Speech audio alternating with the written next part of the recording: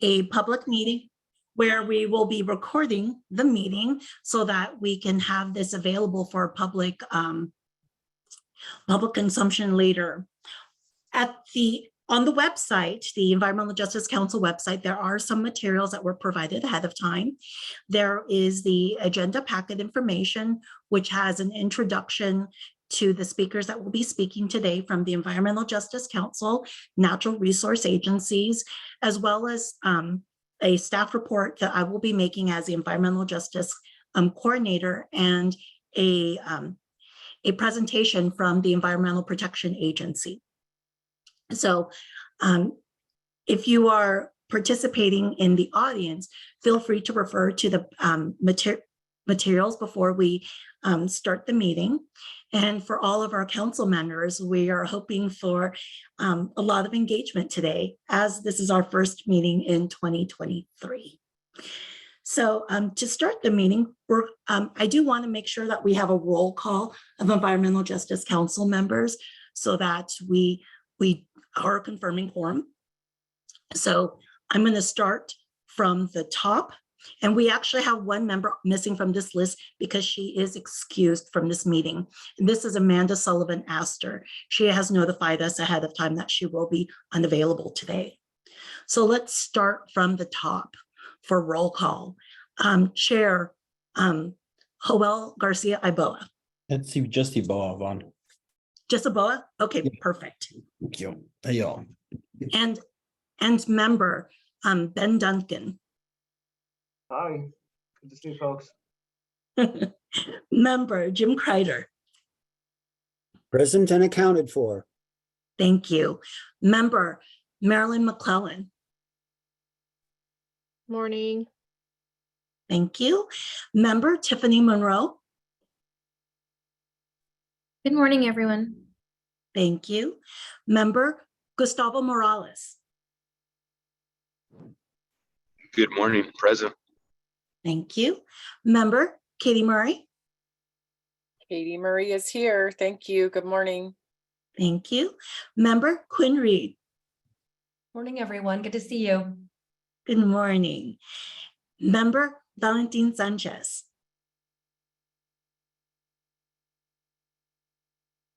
Good morning, present. Good to see y'all. Thank you so much. It is a beautiful Friday morning, and we're going to be starting our meeting with more detailed Environmental Justice Council introductions. For this portion of the meeting, we're going to be timing it at approximately 3 minutes per person. And so that everyone can see our faces, I'm actually going to stop sharing so that we can have our council introductions. So shall we start with Chair Iboa? I actually would love to start with you, Vaughn, but there's a lot of folks that haven't seen you yet. But first, I want to give you a round of applause, everyone, for our new EJ coordinator, our first and founding EJ coordinator for the EJ Council. Thank you so much. Sure, I would love to introduce myself. My name is Huang Van Nguyen, and I am the Environmental Justice Coordinator working with our wonderful Environmental Justice Council, our natural resource agencies, and our governor's office. I started in this role in March of 2023, so I have been here for a little bit over 2 months, and I come from service from California State Service, and I moved to Oregon for this role. I have been passionate about environmental justice for a really long time. I have involvement in organized labor in California, where I worked with various constituencies, environmental justice issues. And I also have a lot of experience in public administration and board administration from my roles as an officer in my previous union, as well as my role as a management consultant for the California Public Employees Retirement System. I've been on boards, I've led boards, I've also professionally have provided performance metrics and help perform service level analysis for various programs within our pension system here in California. So what I hope to do in my role is I hope to create a community in which we can all work in the same direction for environmental justice. I'm hoping that we can collaborate as one large team, but also smaller team focusing on key issues such as community outreach and engagement, governance, to make sure that we understand how we can work within statute. And also just a community so that we can discuss different issues and learn how we can work collaboratively, because there is so much overlap within environmental justice. I've had the pleasure of working again with our Environmental Justice Council and our natural resource agencies and the governor's office, and I'm so excited that everyone is here today. All right, so going on to council introductions. Chair Oboa, would you mind starting? Sure. Hey, y'all. Jolie Bois, he, him, his. My day job, I'm executive director of the Oregon Just Transition Alliance, do racial, economic, and climate justice. But I've been with the EJ task force for feels like a long time now. 2017, I think I came on. But yeah, now we're the EJ Council, so really excited to be here with y'all. I live in Eugene, Oregon, and I've been doing work for environmental justice for quite some time now. Thank you so much. Member Duncan. Good morning. I guess long time is relative. Hello. I was a founding appointee in 2008 to the Environmental Justice Task Force. So I feel like I was kind of born into this position at this point, but really proud to be representing the Oregon Commission on Black Affairs as their liaison. I know they're out in Enterprise, Oregon today. I'll be joining them this evening virtually. Missing some of that fellowship, but really happy to be able to serve that role. Grew up in public health, worked for Multnomah County for about 17 years, served as a Chief Diversity and Equity Officer before my day job at Kearns and West, where I do environmental consulting, facilitation, stakeholder engagement work. But here representing OCBA. So it's great to see everybody. Thank you so much. Member Kreider. Hi there, Member Kreider here. I don't think I've been called that before. Hi, everyone. Jim Kreider. I'm in La Grande, Oregon. And Ben, if you're in Enterprise and you didn't stop by, you're in big trouble. But basically, I came to the council, I believe, in about 2018 or 19. And, I was recommended by a county commissioner here because I was working on an energy issue about trying to stop and or right site a 300-mile, 500 kV transmission line. So that got me involved into 5 counties in Eastern Oregon, became aware of the county commissioners, the processes that are involved in siting, and they recommended that I apply to the EJ Council. Before that, I started out cutting my teeth when I graduated school, working in, I was going to change the world in the correction system. And I started out in Attica Prison running a literacy program. Then I realized adults are incarcerated. You're not going to really make a big difference because in New York, it is not the Department of Corrections, it's the Department of Detention. And they did not teach life skills. And I saw too many guys come back in after serving 10, 15 years because they weren't able to deal with society. So I thought I'd get a degree in youth counseling. And then as I got involved in that, I found the courts can't do much about the dysfunctional parents. And unless the courts can kind of train the parents to be better parents, the kid's going to be a mess. And as you see kids coming back from after 6 weeks on a home visit and their heads totally screwed on backwards again, I decided to take an easier job and work in universities, in student activities, and working with adults that have potential to change society. And so that's where I was for about 23 years.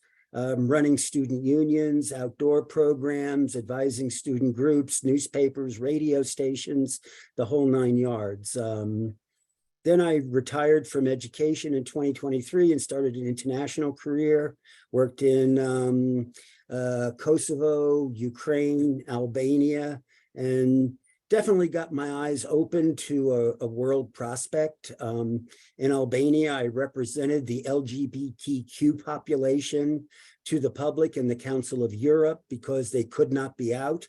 Being out was basically a death warrant. And so I was kind of it was weird being an American and a non-gay person representing Albanians that are LGBTQ, but that's how it turned out. The whole irony was I was working for the Dutch at the time. I was working out of the Dutch embassy. So from there, I came back to the States, ran a consulting business, doing organizational development work and the such, got involved in universal healthcare with Healthcare for All Oregon. I'm involved in Oregon Rural Action, where we deal with coal trains, hazardous waste, a whole variety of issues. And now I'm with this group, hoping to look at kind of statewide, kind of inserting a filter into people's decision makings where environmental justice criteria is an essential part of every decision state agencies make. So that's my background. That's kind of why I'm here. And I'm looking forward to having a coordinator and us really rolling up our sleeves and reinventing ourselves. So there Thank you you go. so much, Member Carter. That was great. For our next introduction, Member McClellan. Right. That's kind of hard to follow.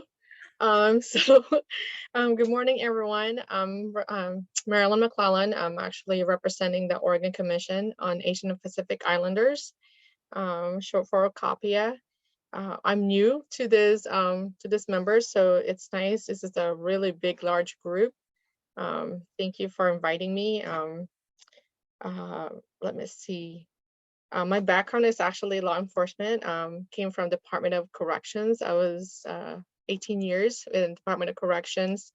And one of my proud moment of that department is I was part of the Healing Garden at our state prison. It was nice being part of the Asian Garden. That was really nice to be part of. But after COVID, decided to transfer to Department of Human Services, working with long-term care. I decided to work from home full-time. Decided to put my upcoming career on hold for the corrections. I decided to just put my family first. So my mom got sick with cancer, and it was nice working for DHS. I was able to work from home while she went through her radiation. Anyways, I'm here in Salem, so thank you. Thank you so much, Member McClellan. Member Monroe. Good morning, everyone. Tiffany Monroe, she, her pronouns. I am a farmer in Lane and Benton counties. My family's been farming in the area for many generations. My mom also was a farmer in Kenya. My parents met in Lane County because of Eugene and track and Nike. So it's wonderful to come from a background of agriculture and natural resources. I'm really passionate about those industries. I noticed, especially growing up in Lane County, a lot of tension between perspectives on natural resources management, as well as challenges being a person of color and the experiences that a lot of families and individuals who live in the area faced, especially, my family and those that we have worked with over the years also on the farm. And so my passion and trajectory, whether it's education or work, has been in agriculture, forestry, as well as racial justice. and food justice as well. So I got my degrees from Oregon State University in crop and soil science and horticulture, and then at the University of Kentucky in a program that was focused in agriculture, but community leadership and development, and really allowed me to explore and conduct research in communities in the South pertaining to both food justice, racial justice, and exposing folks to the amazing opportunities within the natural resources industries and exposing them to STEM and different things. So a lot of different work in different communities in both cities and rural areas in the South. Worked in extension as an agriculture agent, was the first Black female ag agent in Southern Kentucky, which is a wonderful experience. And then worked for the Department of Agriculture there. Before moving home, I also had a family member who got sick. I lost my mom during graduate school. And then my father had cancer. So I did come home to Oregon, and so glad I was able to come home and bring some of those skill sets to our communities here. Have been involved in different organizations such as the Farm Bureau and Lane Families for Farms and Forests, and was fortunate to be brought on the team at Oregonians for Food and Shelter. And we advocate for agriculture and forestry, and also do community development and help people connect to local leaders, whether they're in elected positions or those that are in unofficial positions, and also bringing the perspective of community in those spaces. Really pleased to be able to bring all of my interests into a space. And I'm hoping that all of you are doing that in the work that you do as well, and glad to see what we're going to do here. I guess I've been a part of the council since 2022, I believe. And prior to that was appointed to the Racial Justice Council and serve as the co-chair of the Environmental Equity Committee. Thanks, everyone. Thank you so much, Member Monroe. Member Morales.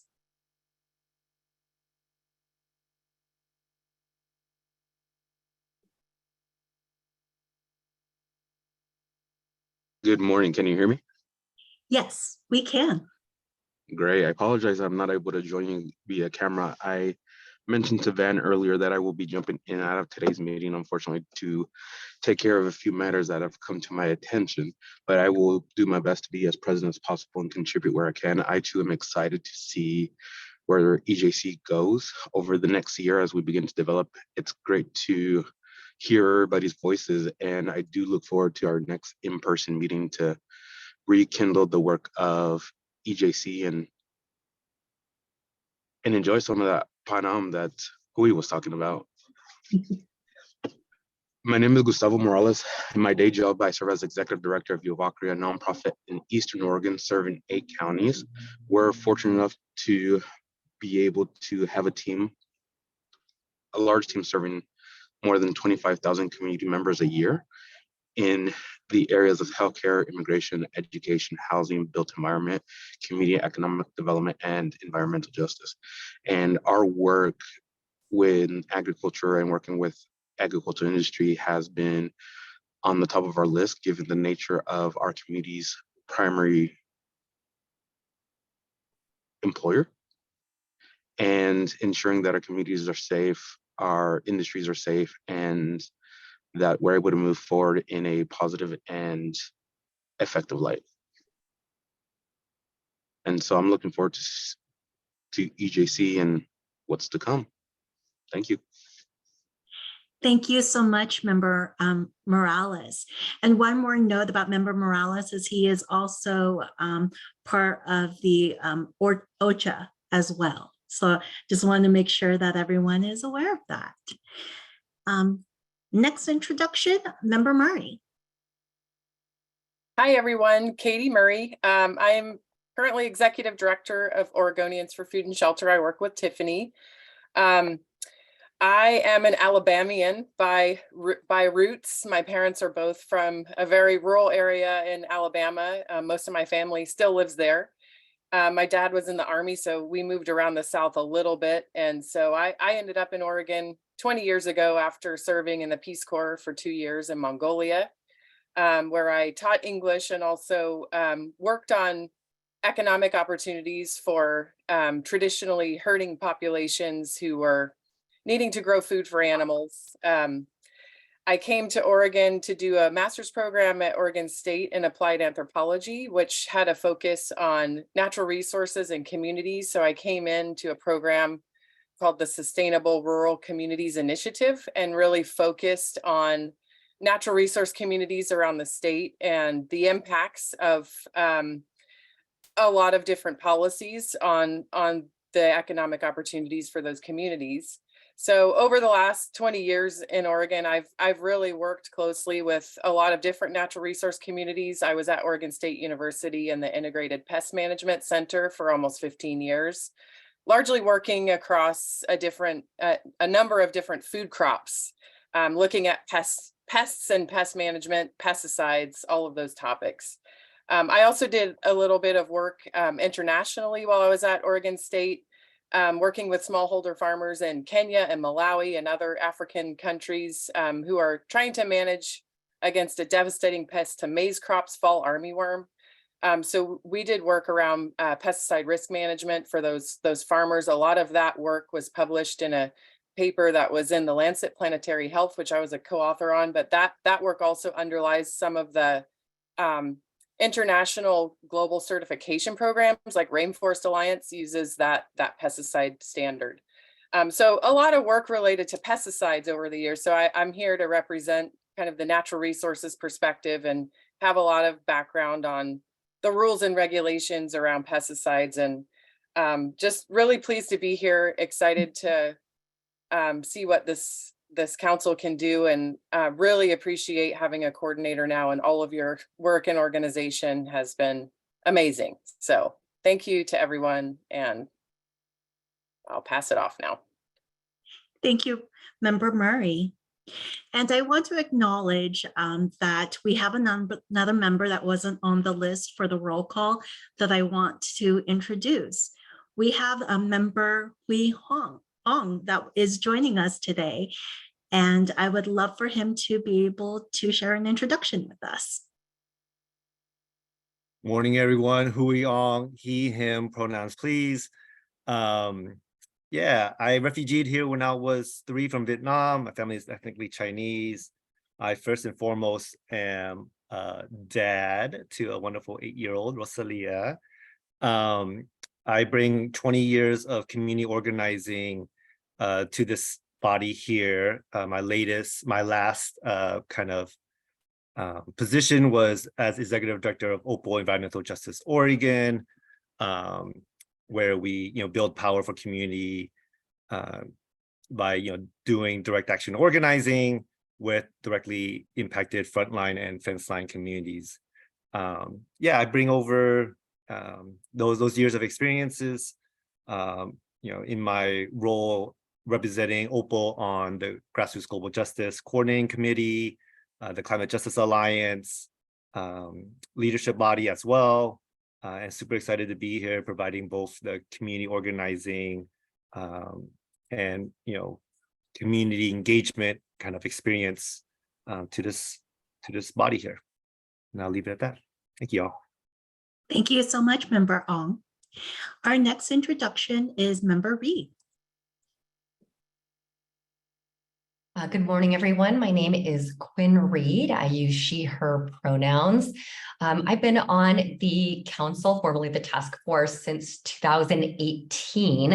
And I'm really excited about what's coming next. Vaughn, I'm so happy that you're with us, and just excited to see you for this first official meeting with you on board. It's fantastic. But in terms of working with this group, I'm really excited about collaborating on the development of this mapping tool. It's something really concrete and useful that's going to benefit agencies and communities and decision making. I'm super excited about that. I'm also really excited about reinvigorating our listening sessions and getting out more into the communities we're serving. So just a couple of things I think have got me feeling excited about the years to come on the council. In terms of my background, I am an attorney. For the last 10 years, I've been working in Oregon for a couple of different organizations, but on biodiversity conservation. Before that, I worked for both the University of Washington and Portland State University, working with students and faculty members to bring clean tech, or green tech, sometimes it's called, to market, basically. So doing business development, which was, it's been more relevant to my current work than I would have expected, just working with people who are so solutions oriented and innovative, I think was a great way to get my foundation. And before that, I feel like people have shared some fun stuff about their backgrounds. Before I went to law school, I worked at the FBI. I worked for a caramel corn stand, and I had a dog walking business in that order, by the way, just in case you want any clue about the way my brain works. So that's me. I'll leave it at that. Good to see everyone today. Thank you so much, Member Reed. Member Sanchez. Buenos dias, good morning, Queni. My name is Valentin Sanchez, and pronouns he, him, él. I was appointed, I think, just a few months before Queen, back in 2018. And my background, I work as a senior paralegal with the Oregon Law Center's Farmer Program, which is a statewide nonprofit private law firm that provides free civil legal services to low-income Oregonians. And for the last 20 years, I have been doing community engagement with farm workers, including Indigenous farm workers. So aside from providing information and assisting attorneys on employment-related matters, I also have worked on many different issues, including language access, pesticide, agricultural labor, housing, stress, and many other issues that impact our farm worker community throughout the state. The one thing I am really looking forward to, I would say that it's connecting with CBOs around the state, in particular CBOs working with EJ communities. And one thing I also wanted to add is when I'm not working, I serve as the board chair for Unidos Reaching Community in Yamhill County. It's a nonprofit organization that started back in 2011, I believe, and eventually became a 501c3 organization in 2015. As most of you know, Yamhill County, it's perhaps the 5th or 6th biggest, largest county with large farm worker population. So I think the organization has been doing critical work in the county.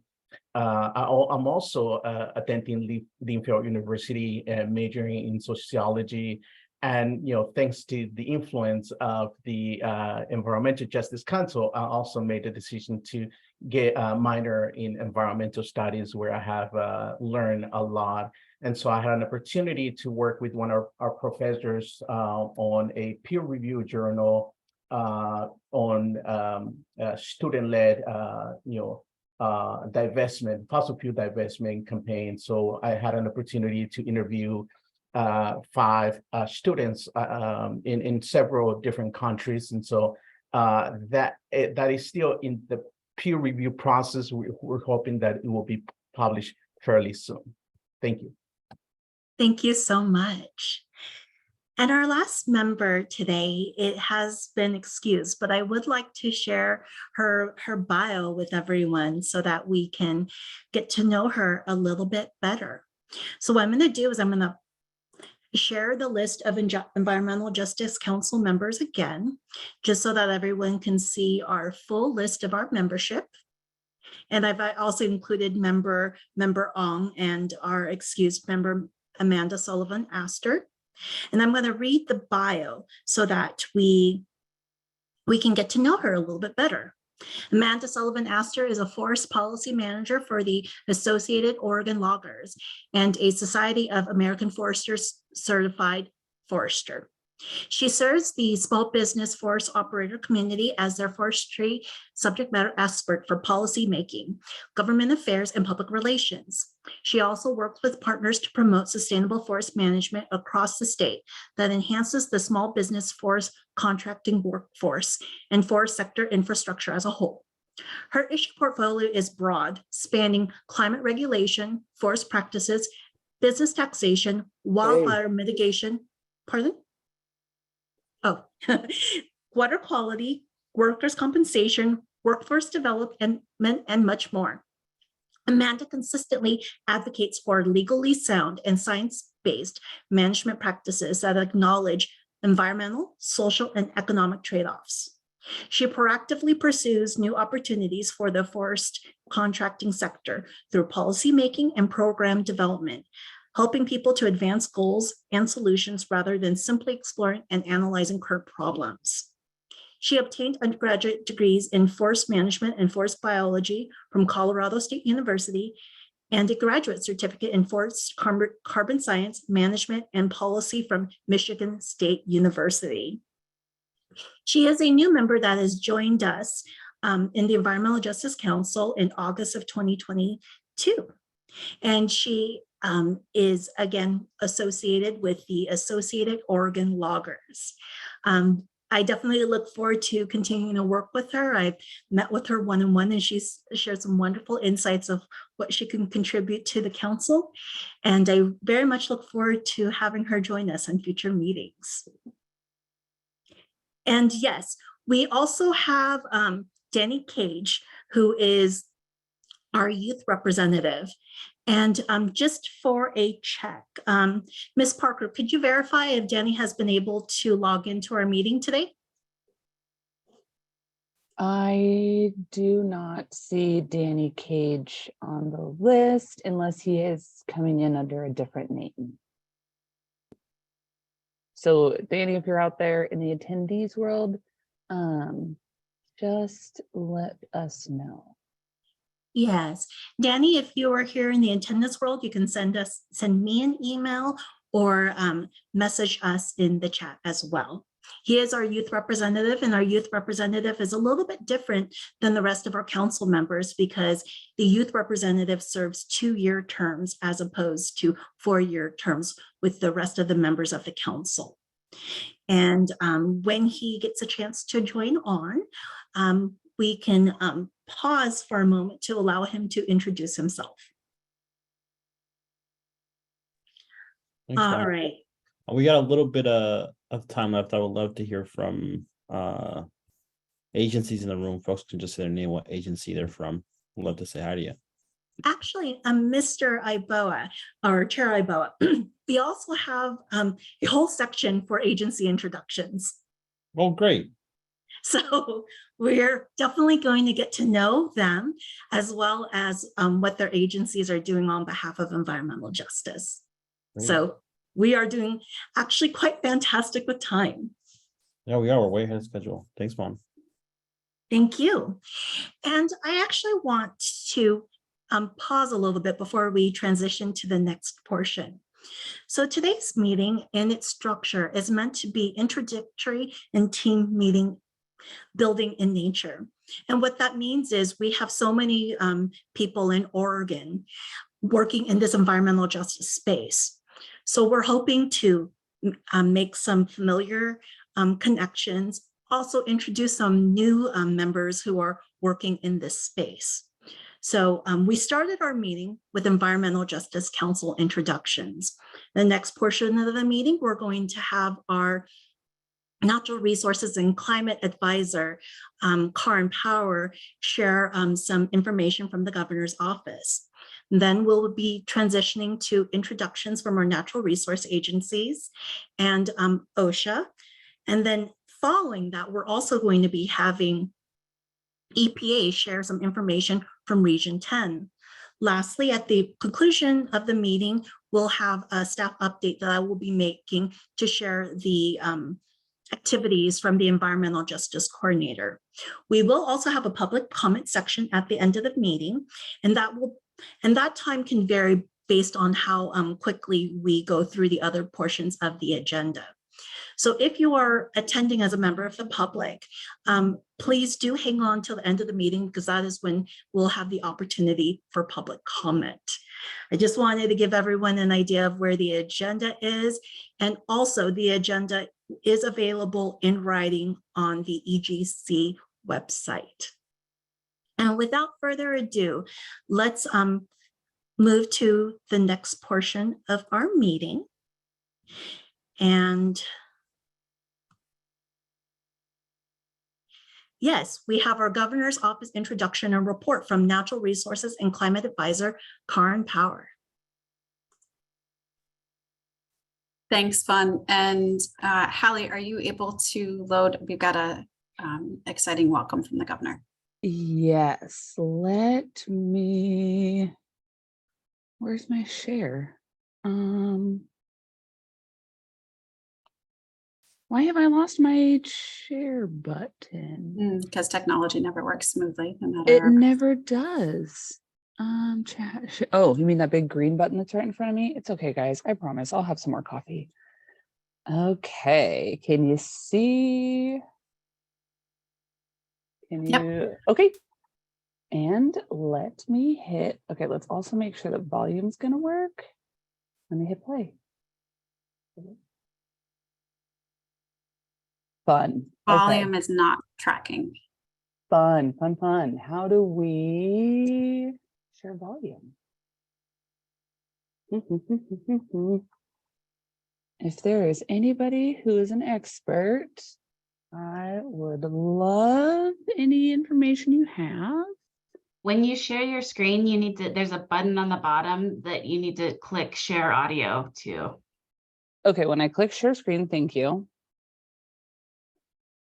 Let's click, share sound. Thank you so much. I truly appreciate it. Okay, take two. Hi, everyone. A big welcome and thank you to you, the members of the Environmental Justice Council. Thank you for serving in this important role.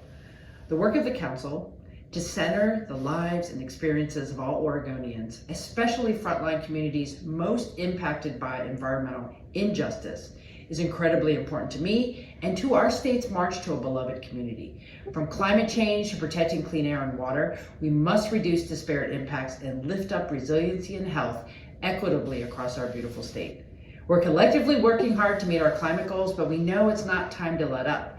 We have an opportunity to set the next phase of work into motion and center equity in our efforts. In fact, the mapping tool by the council that you're developing is essential to that work. So thank you for your work, for your time, and I look forward to working with you together to forward our shared goals.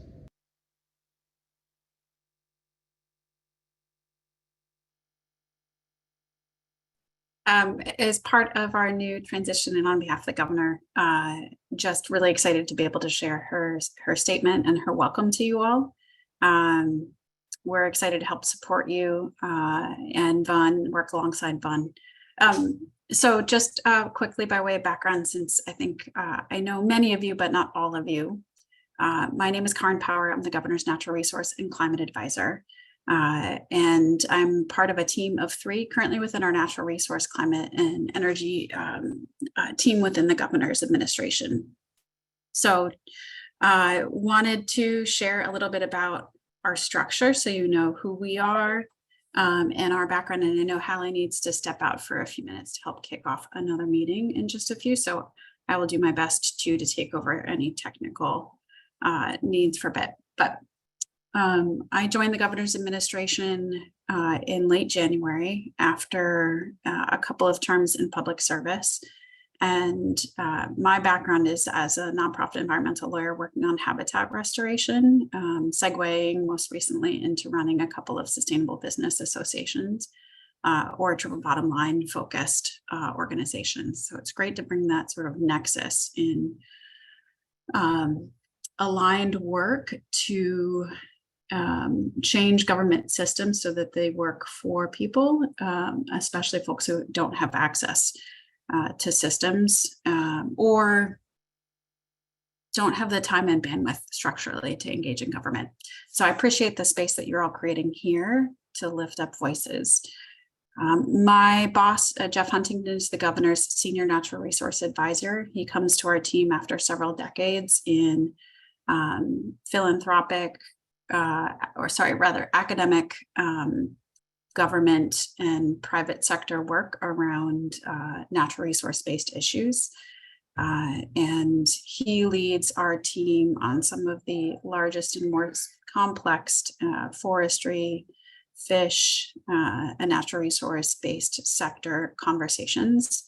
Convenes our natural resource directors cabinet, and is just an all-around great resource if you haven't had a chance to meet him yet.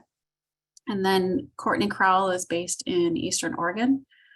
She's on our regional solutions team, but she shares time with us, helping to support our team on water issues around the state. And so that leaves me with our climate and energy portfolio.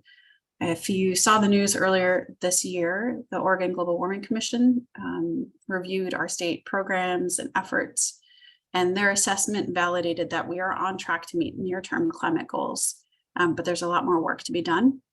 And within our team too, I'm lead and a point of contact on our federal funding coordination efforts across our state agencies. And so the work over the next 5 to 10 years around that, especially as it intersects with the Biden administration's Justice 40 initiatives, is going to create a lot of really great cross linkages with the EJ mapping tool and other efforts to help assess where we need to be focusing these resources and making them available to communities. So there's a lot of exciting work ahead.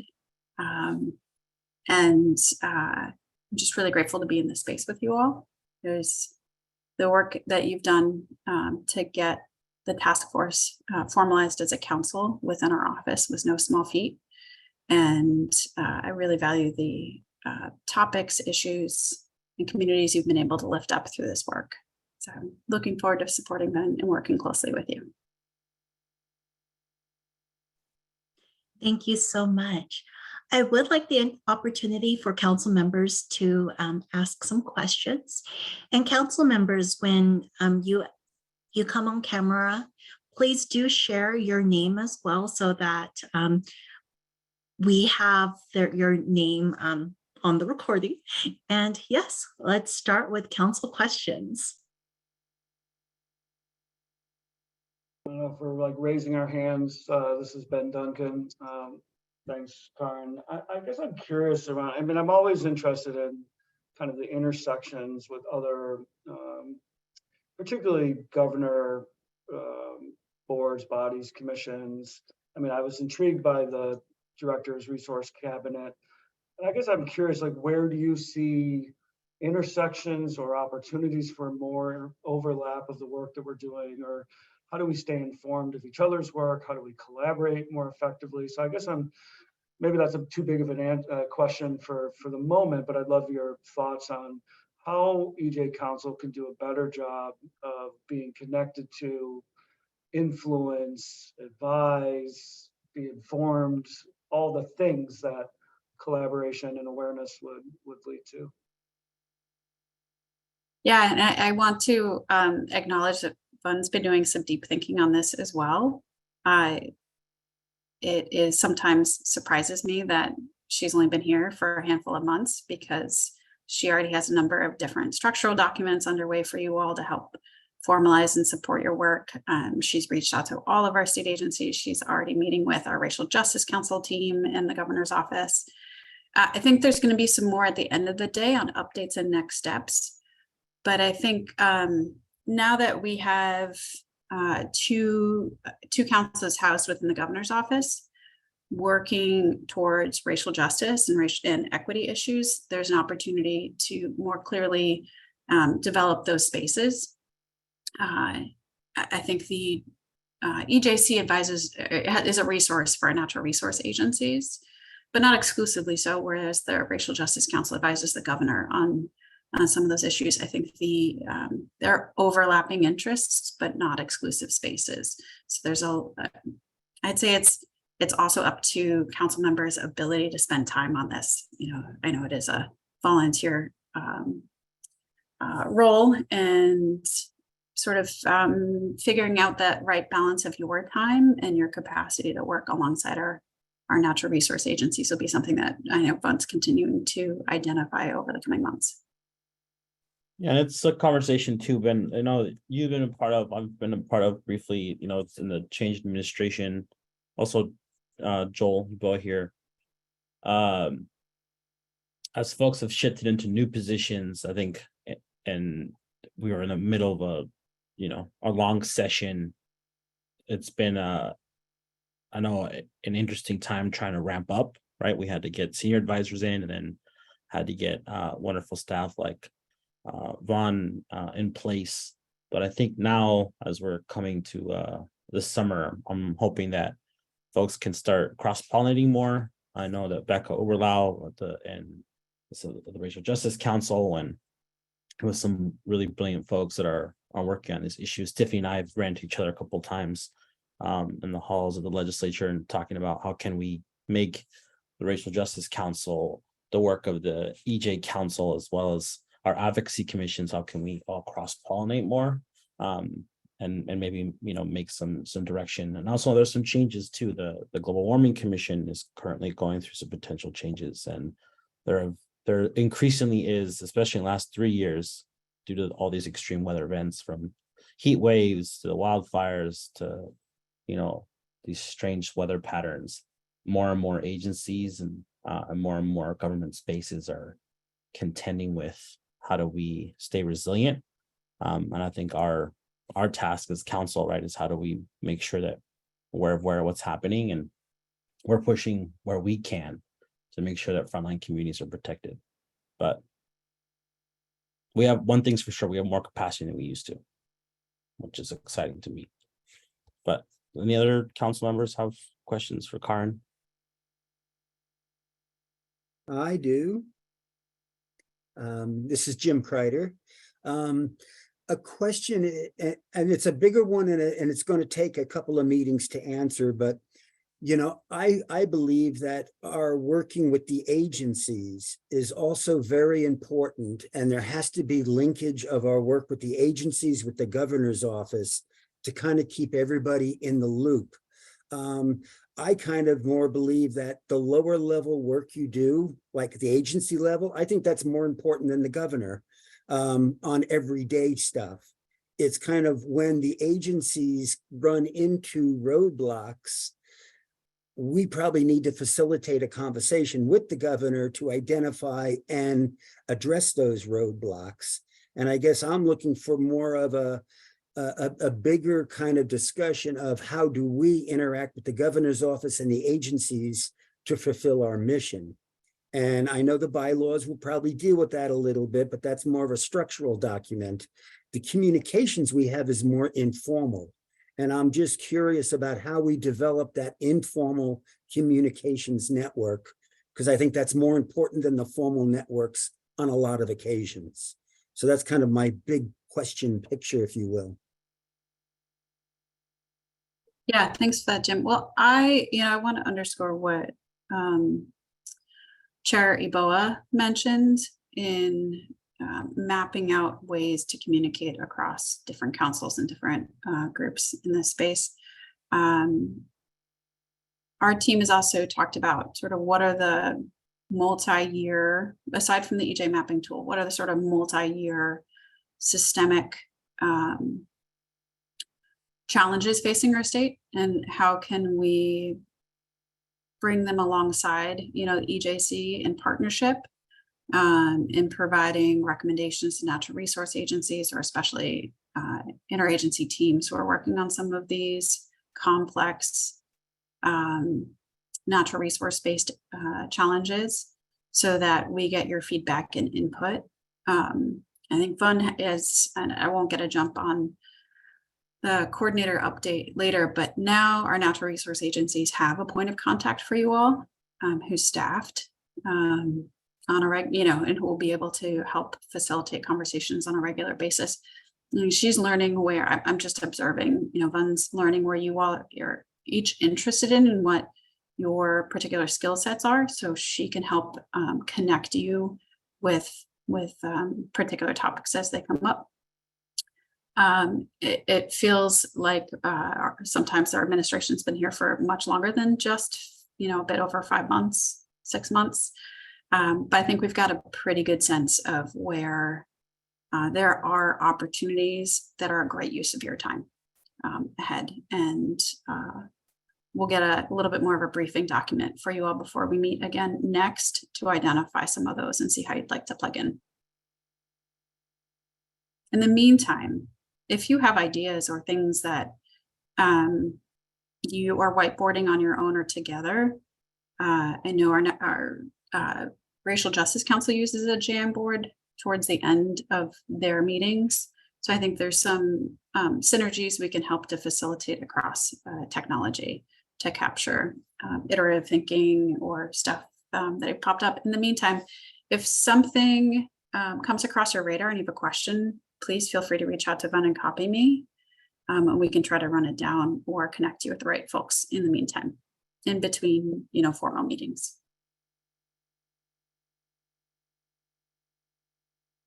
Thank you. Anyone And else? I'll pop my email in the chat so you have it handy too.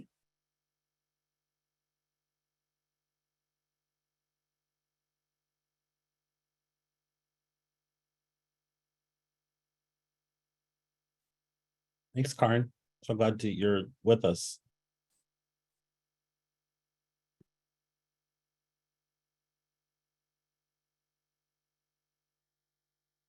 The last thing I'll say before we move on to the agency updates and introductions is that I think the transition that we're experiencing here on the EJ Council, both as a body, but in terms of the staff who support us, Vaughn, Karen, other folks in the governor's office, is also in our agencies themselves in terms of senior leadership. I know that a ton of folks in senior leadership positions, agency heads across the 14, 15 natural resource agencies that report to us have also changed and shifted. I recognize many names of the staff who've been representing their agencies present today, which I'm excited about to see that the continuity and support, making sure that their agency knows what's going on. And I also see a lot of new names. So as we move forward in the next, 6 months of 2023, there's been a lot of new faces, a lot of familiar faces, but my hope is that, after this meeting, that Vaughn and I get a chance to get together and the other task force members who have capacity to meet as well. We'd love to start to do some brainstorming and figuring out how we can structure our quarterly meetings and the meetings in between.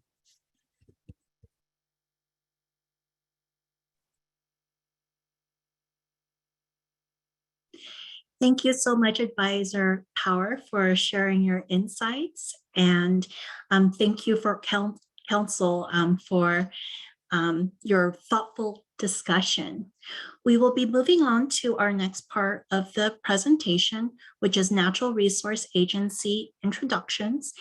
We have a lot of natural resource agencies, so we will be splitting this one portion of the introductions before lunch and the second portion after lunch.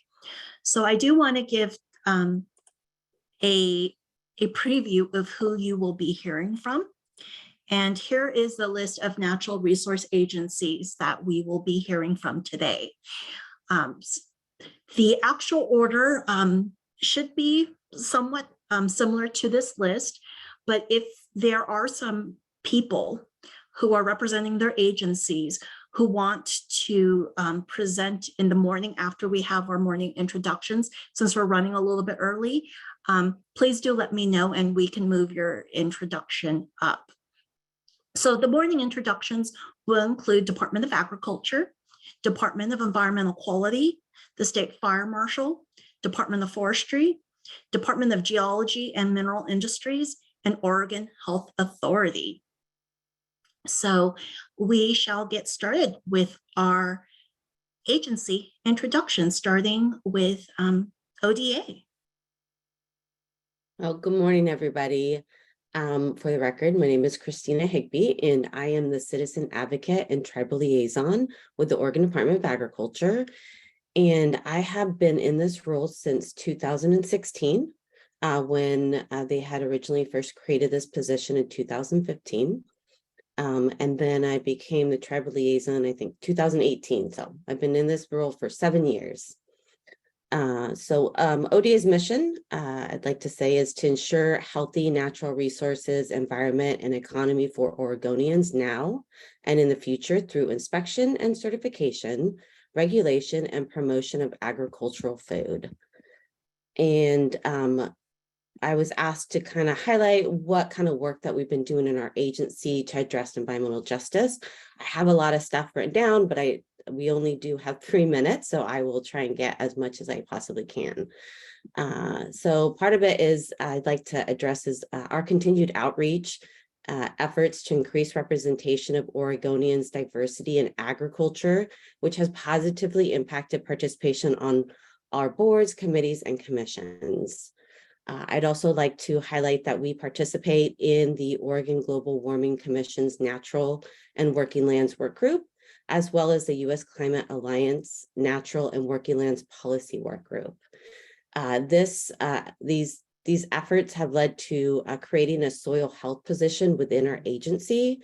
And the purpose of this position is to serve as the in-house expert to improve soil health in Oregon and support implementation of ODA's climate change plan.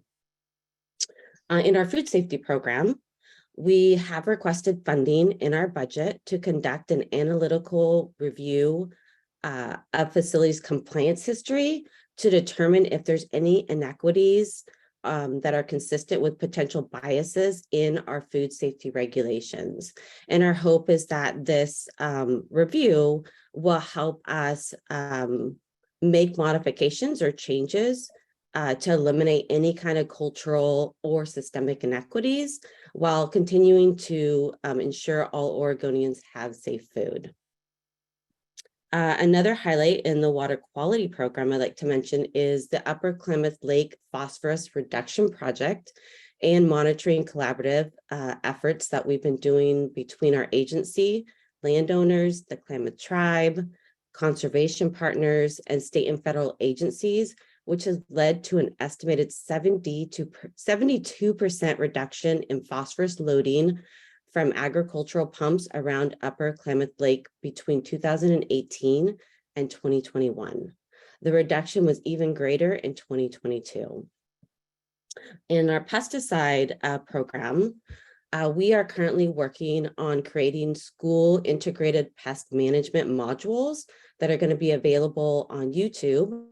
And they're going to be videos that we're hoping to create a space for IPM coordinators and IPM school coordinators throughout Oregon to help improve understanding of the rules and regulations around IPM or integrated pest management in schools.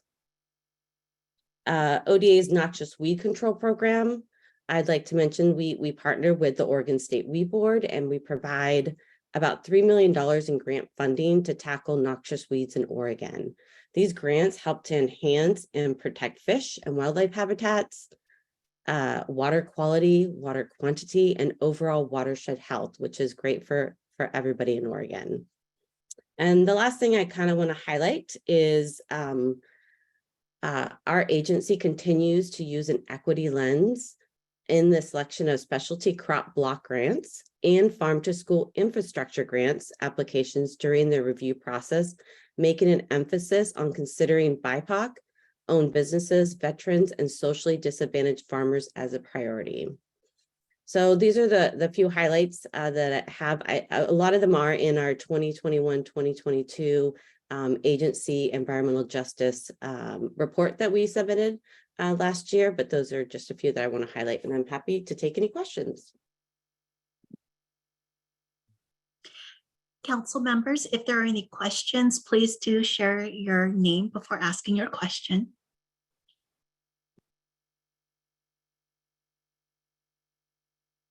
None, not even one? Go ahead, Ben. Okay. I do have one. I was trying to be patient and not be the first one to ask questions. I think there's two, and one maybe you don't have to answer, Christina.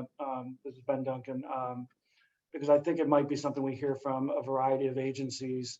So I'll just name it across the board. But I was curious about the IPM program and any kind of outcomes from that, particularly like, are you seeing, like, I don't know what the desired outcomes are. Are you seeing like a measurable reduction in pesticide use because of the IPM work? So that's kind of a very specific question. And then I guess I don't necessarily know, although you use some examples around what an equity lens means. And I think that's an opportunity for Natural Resource Agency relationship with EJ Council around like, how do you and what does an equity lens look like, particularly considering environmental justice. So it's not maybe a question for you specifically, Christina, but I think one that is a future topic for us to have as agencies are trying to think about how to embed equity or embed environmental justice into practice and policy and approach. Yeah, so I will try my best to start that conversation, particularly around the IPM. And so integrated pest management, we focus particularly around schools and IPM that we particularly regulate at our agency. And that's really to really protect, our most vulnerable children that go to school every day. There's a list of pesticides that low risk pesticides that are allowed to be used in schools. There is a challenge where IPM coordinators don't even know what some of them don't even know what they're supposed to be doing. And so what our agency has been trying to do is really go out and work with schools to help guide the IPM coordinators about what the requirements are, so that they can incorporate the rules that they're supposed to be doing. And so part of it was creating these modules that we think will be super helpful in giving access to those IPM coordinators or school IPM coordinators throughout Oregon and help them better understand the requirements that they're supposed to do under the law. So I hope that kind of helps answer your questions. I don't know if we have statistics. I do know that we have found that there is a lack in knowledge from IPM schools, and this is our way to help address them. And it's not necessarily that it's going to, that they've done anything wrong in the sense that there's been exposure, but just that the rules are not being followed. And so, Katie, I don't know if you want to help, because I know you're very familiar with this. Yes, thank you, Katie Marie here. I just wanted to provide a little bit more context. The school IPM program through Oregon State University is responsible for the outreach and education to all the school IPM coordinators. That program has been ongoing for over a decade, and they do have a lot of statistics. They have recorded, this is off the top of my head, but I think a 60% reduction in pesticides used on school grounds since their training has started. So there are statistics available related to the school IPM program and its impact and improvements that have been made. I'm not aware that, I feel like the ODA, the idea of ODA doing these specific modules were really related to a couple of incidents, not a general feeling that overall the coordinators don't know what they're doing, because the school IPM program does train well over 90% of the coordinators every year.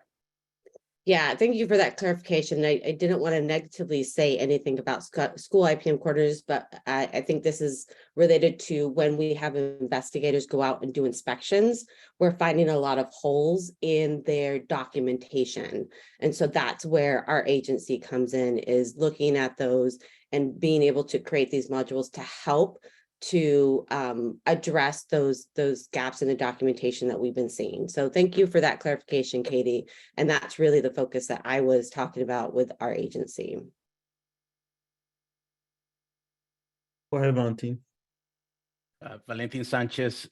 Thank you, Christina. So just based on my experience visiting agricultural labor housing throughout the state, I've also have seen schools that are located really close to, in proximity, to farm operations. And so I think that IPM, modules are great.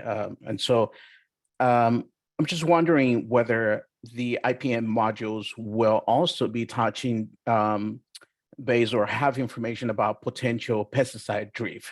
Not necessarily from pesticides that are being applied on school ground. And the reason why I'm asking this is because, as I mentioned, we have encountered some schools that are really close to proximity.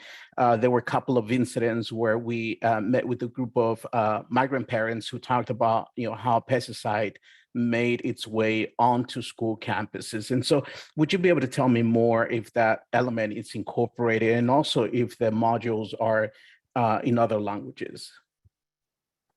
So thank you for that question. I know we're currently working on those modules, so they have not been completed yet. And it's my understanding that we are focusing on schools, but I could get clarification on that. I know that there is, we do have pamphlets and documents available regarding, you know, to make sure that people are really considering, you know, how to minimize drift when they do apply. There are labels that talk about the requirement under that. And I can recall that I know that some schools, especially in rural areas, I do work with the local landowner when they do plan on doing any kind of application, or the landowner will maybe do it in a time and a place where there will be minimal to no impact when the kids are at school. That's not a rule or requirement, but that is something that I know that some landowners do work and are very close with the school in making those considerations.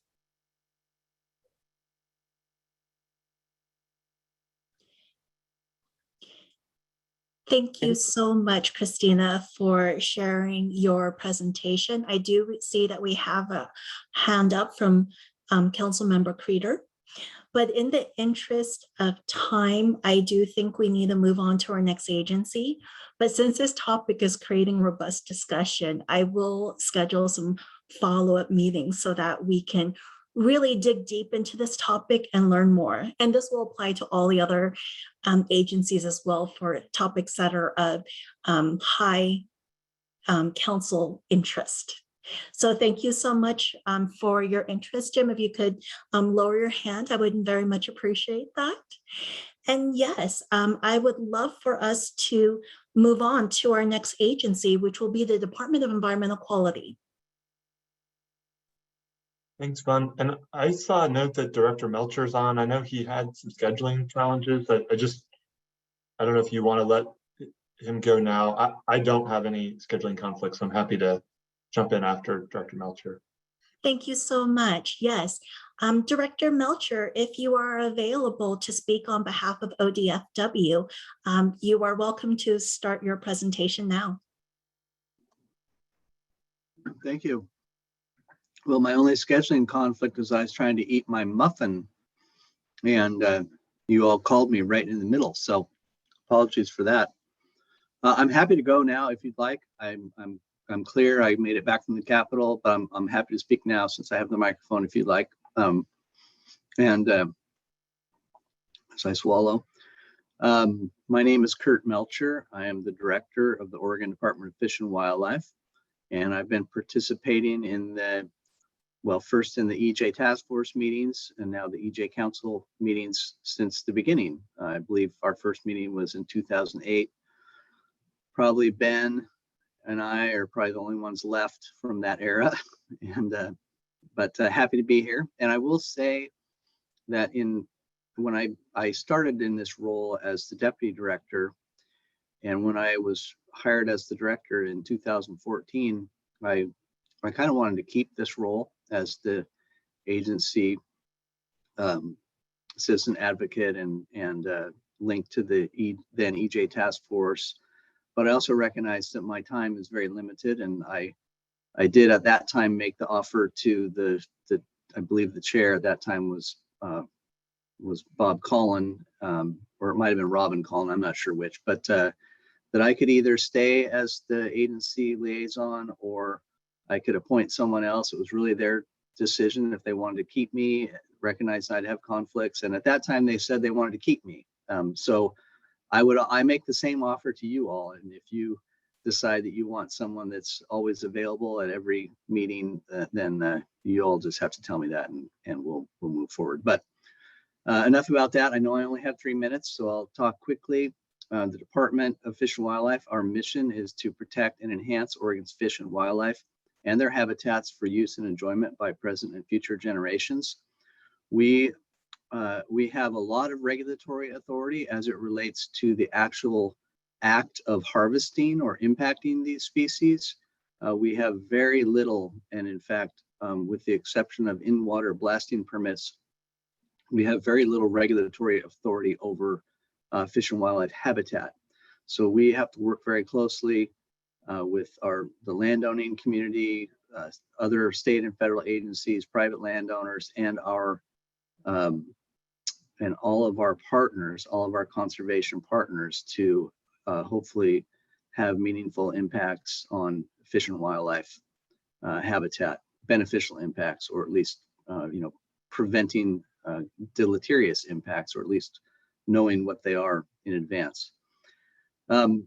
We work very closely, and I'm very proud of the fact how closely we work with Oregon's 9 federally recognized tribes. And there's really been, over the course of my career, and I started with the department in 1985, there's really been a complete shift in our relationship with tribes in Oregon to one now where we have a very positive and working relationship with the 9 federally recognized tribes. And in fact, over the last year, maybe some of you have been following, but we've been developing memorandums of agreement with 5 Western Oregon tribes. The first was approved and signed in June of 2022 with the Coquel Indian tribe, that really promotes tribal self-determination and gives them, under our administrative authority, the ability to license and regulate their own fish and wildlife harvest related activities. So I would just say, and I'm happy to answer any questions that the council members may have, that I would just say that we value that relationship, and we really look to them in the future to help us with all the challenges that sustainable fish and wildlife populations are going to face. And that was probably about 3 minutes, but I'm happy to answer any questions or prolong this as long as you'd like. Thank you so much. I know we're really going to try to make sure we get through all agencies today. So we're going to try to keep it to 1 or 2 questions. But if folks have other questions, please put them in the chat. And that way Ron can follow up with agencies, and they can provide us with a written update, or we can schedule a follow-up meeting for them to give an update via Zoom or in person. Very good. And thanks to you all for your volunteer efforts in this. Thank you. In this space. Does anyone have any questions?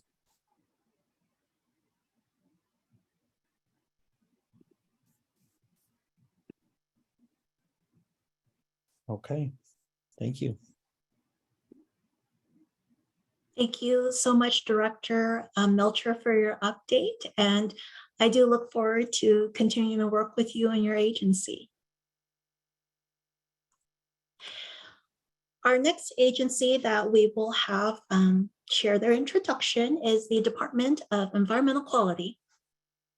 Hey, thanks, Vaughn. Good morning, everyone. My name is Matt Davis. I'm the Policy and External Affairs Manager with the Department of Environmental Quality. It's nice to see some familiar faces and meet new folks today as well. DEQ, as many of you know, is the state's primary environmental protection authority. We implement a wide variety of state and federal standards that are designed to protect human health and the environment from pollution in our air, water, and land. We're overseen by a 5-member volunteer commission that's appointed by the governor and confirmed by the state Senate. And I just note that our current commission is chaired by Kathleen George, a tribal member from the Confederated Tribes of the Grand Ronde, and vice chaired by Sam Barrasso, whose day job is to manage the Portland Clean Energy Fund. And those 2 folks together have, over the last 6 years, really provided pretty powerful EJ leadership at the department that is really kind of shown in particular in our policy work in recent years. So we carry out our work through regulating sources of pollution, providing incentives to people, businesses, and communities to adopt cleaner technologies, and through partnerships with communities across the state. We're one of the larger natural resource agencies. We have about 800 employees who live and work in communities throughout Oregon. And as a regulatory agency, a big part of our work that has traditionally been of interest to the task force and probably to the council is our rulemaking. We spend a lot of time adopting and maintaining rules to implement state legislation and also certain federal programs. And I'll just, you know, at any given time, we're working with interested parties on 6 to 10 different rulemakings that we bring to our commission. And a couple that I would just note now, and I can follow up, you know, with any of you if these pique your interest, are updates to the Climate Protection Program. That's the state's regulatory program to cap and reduce greenhouse gas emissions from fossil fuel combustion. We are in the process of writing rules to require owners of large fuel distribution terminals to prepare for large Cascadia subduction zone earthquakes. Those rules are open for public comment right now. We have a whole suite of rulemakings to update clean water plans in basins throughout the state, Western and Eastern Oregon. We're working on rules to implement Oregon's Plastic Pollution and Recycling Modernization Act. And we're also updating the state's rules that control air pollution from retail gas stations. You know, specific also to the department's environmental justice work, I really want to acknowledge and mention that staff from across the agency have over the last 2 years formed a grassroots environmental justice working group. It's a real honor to kind of speak to that work today, but I hope there's opportunities in the future for them to really share their work directly with you. They're organized around 3 subgroups, one that's focused on better incorporating environmental justice principles into our policies and procedures, rulemaking being one of them. A group that's focused on improving the quality and intention behind our community engagement activities. And then a team that's really focused on inventorying environmental data to be used in the statewide EJ mapping tool that DEQ will support this body in developing over the coming years. Finally, I also want to recognize Vaughn, who is an employee of DEQ. It's been a real pleasure to welcome Vaughn to the agency. And like Karen, I'm just so impressed, Vaughn, with your ability to jump in and the amount of work you've been able to accomplish and relationships you've started to build just over 3 short months. It's I feel really lucky to be working with you. We also have a research analyst position that the department is in the final stages of recruiting that will in part support the development of the mapping tool. And then we have 2 more positions that are under consideration by the legislature this session to further resource DEQ's environmental justice work. And you know, I mentioned that because this is kind of a game changer for DEQ, who historically has not had dedicated environmental justice staffing. To go from nothing to 4 dedicated FTE is it's a really big deal for us, and we're hopeful that those positions are authorized by the legislature. So I'll stop there. Happy to answer questions, and also happy to connect with any of you through Vaughn on anything DEQ related. So thanks. Councilmember Kreider, you have your hand up for a question. Thank you. Yes, I do. It's kind of the same question I was going to ask to Christina. So it's kind of more of a generalist question. But the question I wanted to talk of, and specifically I'm talking about the pesticide incidents in Boardman and what's happened to the drinking water there. Kind of a concern that I have, because Oregon Rural Action, of which I'm affiliated with, is kind of the lead organization there dealing with the groundwater situation. And it was very frustrating on my behalf to see we had to get the federal government kind of involved before we could really get the state involved. And then as I look into the state, there's so many MOUs between the different agencies over regulation of groundwater and other types of issues. CALFOs are the same thing. And I'm just wondering, how can the task force kind of get involved in understanding these MOUs as they relate to environmental justice to get coordination across the issues? Because back in 2018, we had a presentation on the Easterday Farms and looking at DEQ and Department of Water and their interrelationship in managing CALFOs. And at the time, the folks from the water basin told us how the water was perfectly fine and how nitrates weren't getting into it all. The commission, our group, raised a lot of questions as to sampling water as it came out of the CALFOs. And as it is, we totally overlooked the chemicals coming out from the food processing plants that were being put on agricultural land and being applied at 4 to 6 times the permitted amounts. So I'm just wondering is how can we, because if we, Environmental Justice Commission Council had existed, we could have been a vehicle to bring that forward, but we didn't because we were in this reformulation stage. So my broader question is to everyone is, how can we as a council, when we see issues like this, involve the various agencies involved to come together and kind of get beyond who's in charge of what segment of the MOU to come out with a comprehensive plan to address the issue?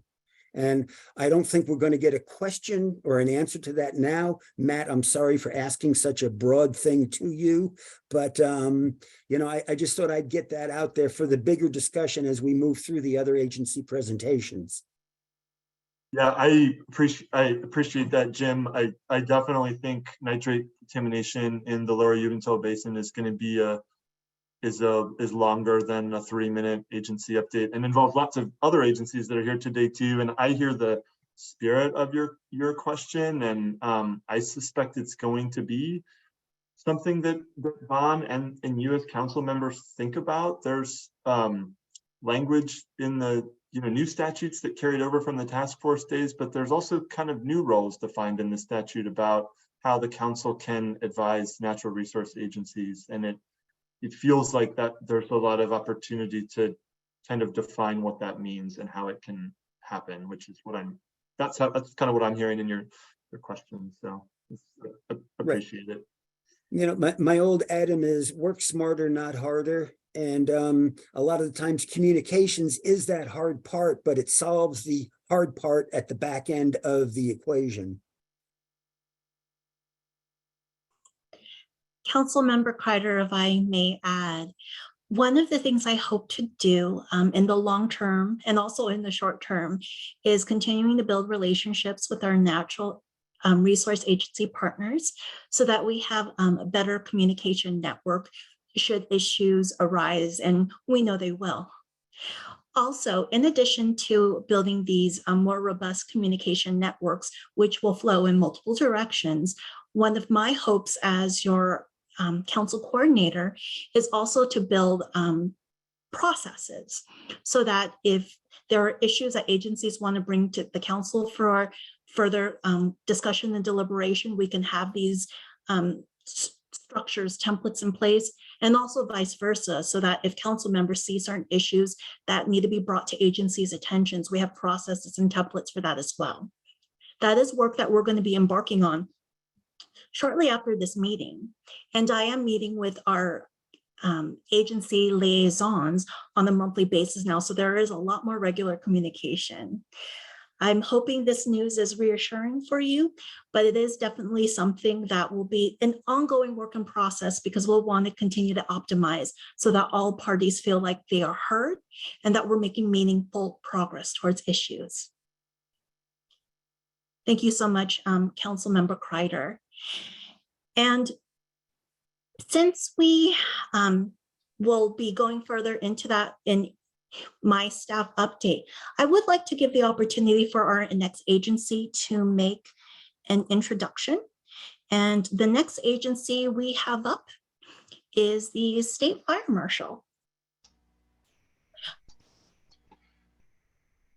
Well, do you want to wait for the hand? I see, I'm sorry. Actually, yes, thank you so much. OHA, Gabrielle Goldfarb, if you could unmute and share your question. Thank you. Actually, I wanted to jump the line if that's okay. I think it would be helpful in light of member, oh my gosh, I'm having a Kreider. Member Kreider's question, just to follow up, to acknowledge that this is an issue, the issue of nitrate contamination in the groundwater in the lower Umatilla Basin groundwater management area is going to be something that I think our agencies really anticipate being a focus for the task force. So look forward to the future meeting and being able to come back to you with information. And there has been a lot of coordination among our agencies, 4 key agencies, OHA and Department of Human Services, on the part of the response, which is focused on human health. So people's drinking water, and then DEQ and ODA on the side of what the source of the issue is in terms of the sources that are contributing to elevated nitrates in that groundwater. So I just wanted to acknowledge that we stand ready to come by and talk to you about this in depth.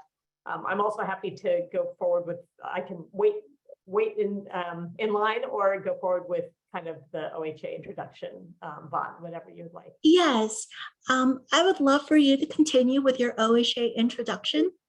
And if you could share a little bit also about the interagency work that is happening, that would be wonderful.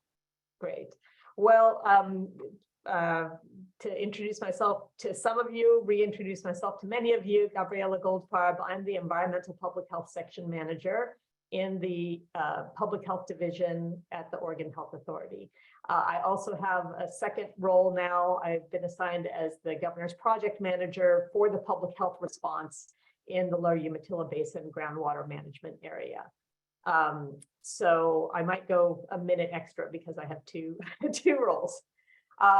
For OHA generally, for some context, we have a strategic goal of eliminating health inequities in Oregon by 2030. This was a goal that was set in with our 2022 State Health Improvement Plan.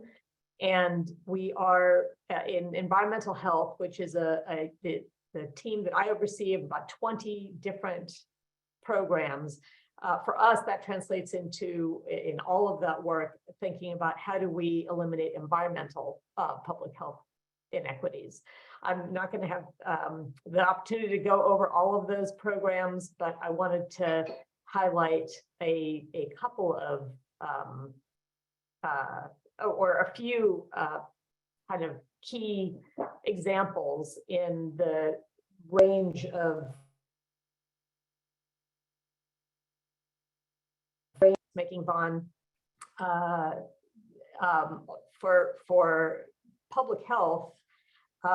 In most cases, we don't have direct regulatory responsibility or programmatic responsibility for many of the areas that result in harmful environmental exposures or creating environments where people can't thrive.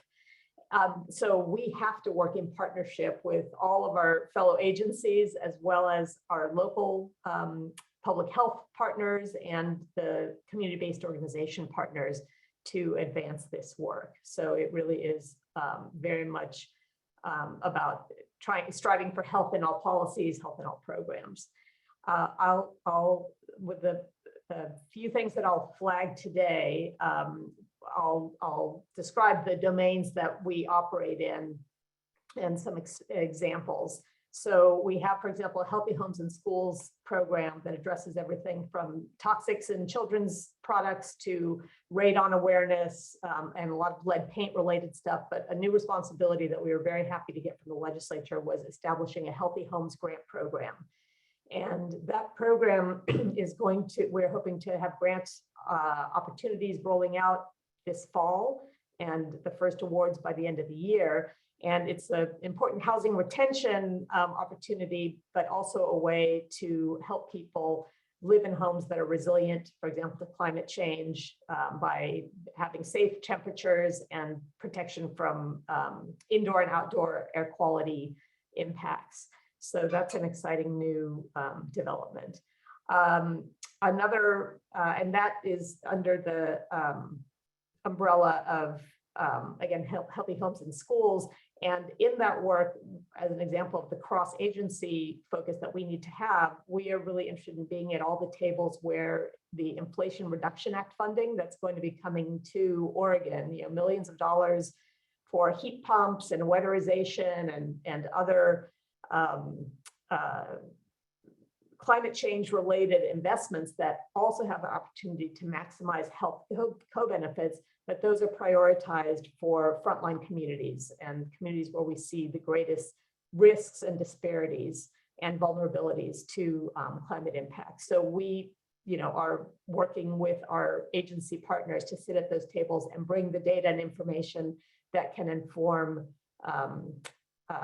priorities and decision making. So that's a big important focus ahead that I imagine we'll be wanting to share with the council in the future. What's called our assessment program has two halves. One is our climate and health program, and there's two exciting components for that. One is that thanks to the legislature's investment, the governor's requests, past and current governor's requests, and the legislature's investments in what's called public health modernization, both at the state level, but especially at the local county, at the tribal level, and at the community-based organization level, we are able to provide funding for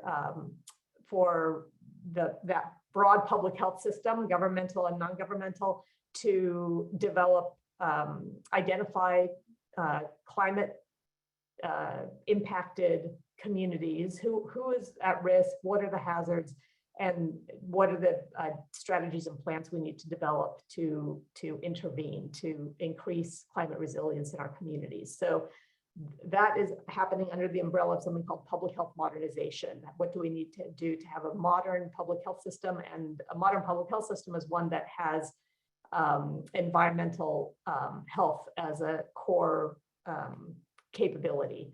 So that, again, is something that I can circle back and talk. We have about 40 community-based organizations, for example, across the state who are grantees. And we are hopeful that we know that funding will continue for those existing grantees. We are hoping to get additional funding, but that depends on what happens in the legislature. The other part of that assessment unit is our toxicology team. And one example of what we're doing there is at the Bradford Island Superfund site in the Columbia River, working with tribes who are the only folks authorized to have access to that area that has been contaminated by PCBs due to federal Corps of Engineer activities for decades. And so we are working with the tribes to document not only direct traditional health impacts, but impacts related to stress and cultural factors. And so we're trying to have a broader look at what it means to have when we're doing our public health assessments in that context. Our surveillance unit, it's a scary name, but it's basically the unit that issues a lot of advisories, whether that's harmful algae blooms, beach, et cetera. But it also is the repository for environmental and health data that helps us understand what are the effects that we're seeing on our population. So one example is we are able to look at data from emergency departments that tell us on September 7th, 2020, which was the peak smoke day from the terrible Labor Day fires, we saw a 22% increase in people walking in the door with respiratory illnesses, complaining of respiratory illnesses. But for people who identified as Hispanic, that number rose to 30%. So that gives you a real picture of how we need to prioritize and who impacts are hitting. And so that's a lot of what this part of OHA does. And we're very excited. We just hired a data equity analyst who is going to be able to really support community and work with the other person, someone who is on with us. If you want to turn on your camera, Eric. Eric Main is our environmental justice mapping lead, thanks to House Bill 4077. And so we'll be working closely with DEQ to staff you all in putting together developing the environmental justice mapping tool. And Eric is part of that team our environmental public health tracking team. And you'll hear from him on another day when we have an opportunity to present to you about that with DEQ. So thank you, Eric, for putting a face to a name. And then finally, we do have a regulatory role, food pool and lodging, health and safety. We do work with our local county partners who license and inspect about 20,000 food service facilities, a few thousand public pools and spas. One thing in the longer term that we would like to develop is the reality is that many of the people who are protecting the public at those facilities are communities of color, communities with low income, immigrant communities. It's an important economic opportunity for those communities. And our program has really focused on the licensees, the restaurant owners, which also many of them do come from many of those priority populations.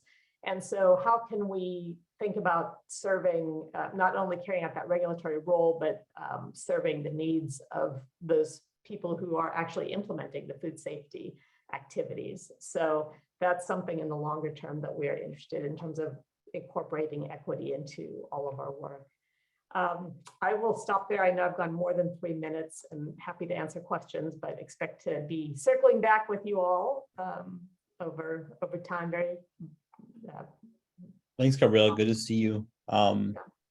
Just quick things from me. Love to see y'all come back and talk to us more about the Healthy Homes program. I know it's been a long time coming, and there's the RAC and the interagency task force. But I would love for us to get like a presentation from y'all about how that's going to look and where it's going to go. Great.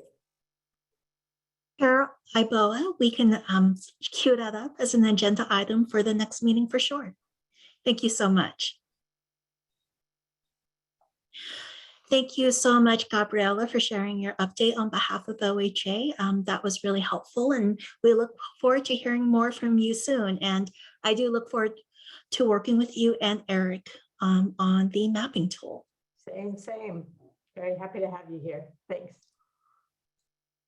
So on our schedule, we were slated to break at 11:45 for lunch, but I wanted to get a temperature from the panelists to see if we would prefer to break at lunch at 11:45 or power through so that we can do as many introductions as we can until noon.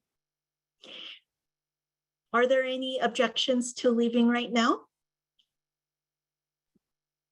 No, we should do it now. I have a phone call I have to take at 11:45. So Understood. We'll stay right on schedule, Chair Iboa. All right, so we are going to be breaking for lunch at this time. We will be resuming at 12:45. And to keep the technical issues at the minimum, my recommendation is that we all stay live, but just turn off the cameras and turn off our microphones.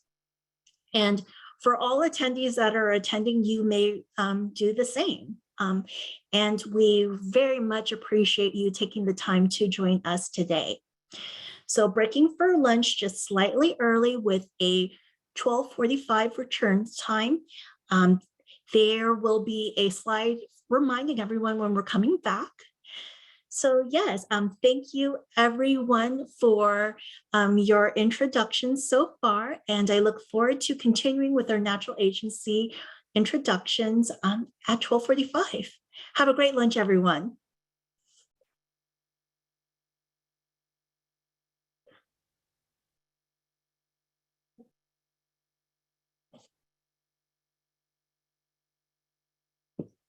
Good afternoon, everyone. We're just waiting for everyone to come back before we resume our meeting.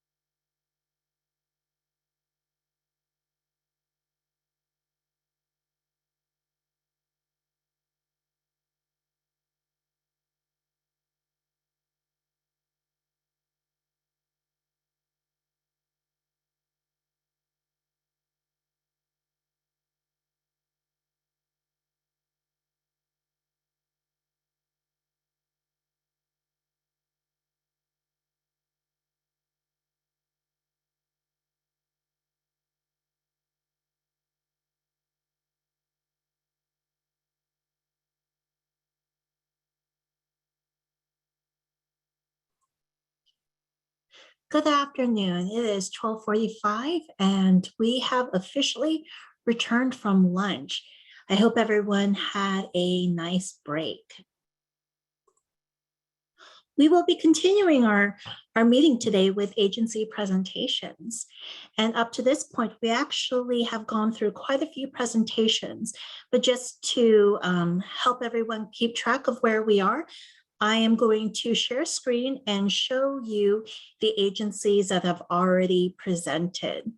So let's just have this quick reminder. If you presented, there's an X next to your agency's name. The remaining agencies will be presenting during this afternoon portion of the meeting. And during lunch, I received notice that we do have some members that will need to be presenting earlier in the afternoon.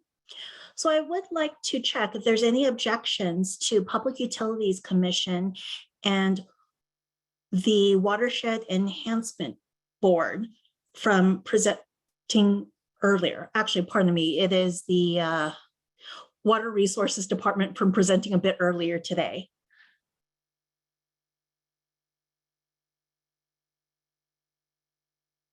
Okay, not hearing any objections, let's move on with having the Public Utilities Commission start their presentation.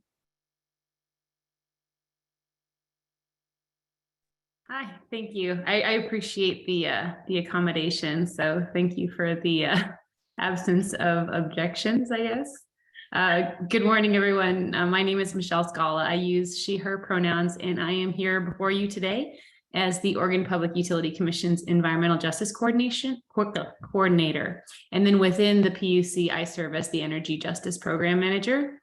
It's really been a privilege to hear all of the different thoughts and presentations, and I'm happy to be able to witness all the passion and commitment to environmental justice in this room. So I hope through the efforts and work of the council and what I can bring back to the PUC, we'll be able to help kind of transform the landscape of Oregon's utility governance to pave the way for like a more equitable and sustainable future. So our mission at the PUC is to ensure that Oregonians have access to safe, reliable, and fairly priced utility services that advance state policy and promote the public interest. We use an inclusive process to evaluate differing viewpoints and visions of the public interest and arrive at balanced, well-reasoned, independent decisions supported by fact and law. And don't feel badly if you're or out of the loop if you're unfamiliar with the PUC. As a smaller regulatory body, the PUC is not an agency that commands the same level of universal recognition as some of our other larger agency or state partners. Nevertheless, we are an organization worth knowing and are actively pursuing ways to enhance public and environmental justice engagement in our work. The PUC holds a crucial role in our state by regulating the rates and services offered by investor-owned utilities, such as Portland General Electric, Pacific Power, Northwest Natural Gas, Avista, and others. There's through the leadership of 3 full-time commissioners that are appointed by the governor, including the commission chair, and along with the executive director, the PUC establishes policies and makes final decisions that shape the utility sector, from the prices we pay for energy to what kinds of clean energy investments are made in the Oregon communities, and so many other things. It's within this framework and these processes that we find the opportunities for collaboration and change. So recognizing the urgency and importance of environmental justice, the PUC has taken significant strides to infuse diversity, equity, and inclusion into its core values. In doing so, one of the things was to appoint DEI director. You guys probably have met him before, Ezell Watson, as well as myself as the Energy Justice Program Manager. These 2 positions are aimed at ensuring a more equitable and inclusive organization. These positions empower us to engage stakeholders, increase awareness, and operationalize DEI within the PUC. So for a little bit more specificity, the DEI director acts as a real advocate for change, spearheading stakeholder outreach, encouraging participation in PUC activities, and fostering relationships with Oregon's federally recognized tribes as the PUC's dedicated tribal liaison. This strengthens our commitment to understanding and addressing the unique needs and perspectives of our tribal communities, as well as amplifying their voices in the decision-making process. Additionally, and dare I say shamelessly, I, the Energy Justice Program Manager, plays a critical role in guiding the PUC's staff analysis and recommendations in proceedings related to energy burden, environmental justice, accessibility representation, and other equity-focused issues. Recently, this work has included advancing COVID assistance programs for utility customers, a rulemaking that enhanced customer protections from disconnection, and working with community stakeholders to get environmental justice interveners in general rate cases before the commission. So by incorporating justice-informed analytical expertise, we ensure that rates, programs, resource planning, and the energy transition not only benefits all Oregonians, but also actively promotes procedural, distributional, structural, and transgenerational equity and mitigates historical and systemic harms. So our commitment to environmental justice extends beyond internal personnel. The PUC also collaborates with stakeholders to implement legislation that has profound implications for environmental justice. I'll highlight a few of those examples that showcase this focus on equity and inclusion. So first, the energy burden and affordability legislation in House Bill 2475 passed in the 2021 legislature has empowered the PUC to consider differential energy burdens across low-income and environmental justice factors when making decisions about customer classifications, rates, bill credits, and utility programs. This legislation emphasizes our commitment to addressing affordability and ensuring that no one is disproportionately burdened by the cost of energy.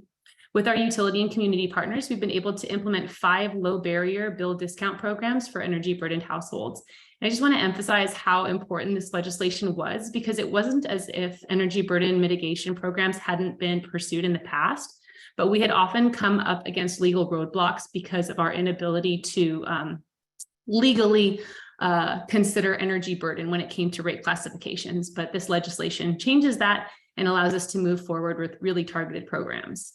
So second, the clean energy legislation in HB 2021 compels electric utilities to establish utility community benefits and impacts advisory groups. These groups serve as platforms for addressing community benefits, including the reduction of energy burden, the promotion of environmental justice, and investments in underserved communities. With these groups, we're going to have opportunities for community perspectives to come into utility planning, not only with the clean energy plans, but also in the integrated resource plans and just business in general. HB 2165 is the transportation electrification legislation. This is another remarkable effort that demands utility investment in infrastructure to support the electrification of the transportation fleet and center community benefits, particularly those in underserved communities. So this legislation stipulates that at least 50% of the investments must benefit communities currently underserved by electric vehicle infrastructure, including rural areas. So what our hope is that by bridging the transportation gap and promoting equitable access to clean transportation, we're fostering that just transition into clean energy goals. And last but not least, the public purpose charge. It kind of works mostly with the Energy Trust of Oregon, HB 3141. This has helped pave the way for equity metrics in the expenditure of energy conservation funds. So it's not just about getting energy efficiency out there, but also about closing equity gaps and getting energy efficiency where it's needed most. So these metrics, developed through a collaborative and inclusive process involving EJ communities, helps to ensure accountability, transparency in the allocation of funds. So we recognize that there's still much to do, and we have to continue to push these boundaries and challenge norms, but I am available for questions if you have any. Thank you very much for allowing me to speak. Thank you so much. In the interest of time, I believe we have an opportunity to ask one question from the council. If there are further questions, you can of course have them in the chat so that we can address them as a follow-up matter. Thanks, Juan. Does anyone have any pressing questions? I have one. I think you're up, Chair. Great. Thank you. Hey, Michelle, good to see you. Excited you're here. Just was hoping as a follow-up after this meeting, if you could share with us maybe some follow-up documents about some of these processes that I'm familiar with, the clean energy package we passed back in 2021. But I know there's a number of things that have transpired since then, rulemaking groups, right? A bunch of different dockets, all sorts of things. So just to catch some of our newer members up, I would love to get like a little write-up from y'all, if possible, after the meeting. So thank you. Absolutely. I'll send some resources over to Ben. Thanks. Thank you so much. Next up, we have Water Resources Department.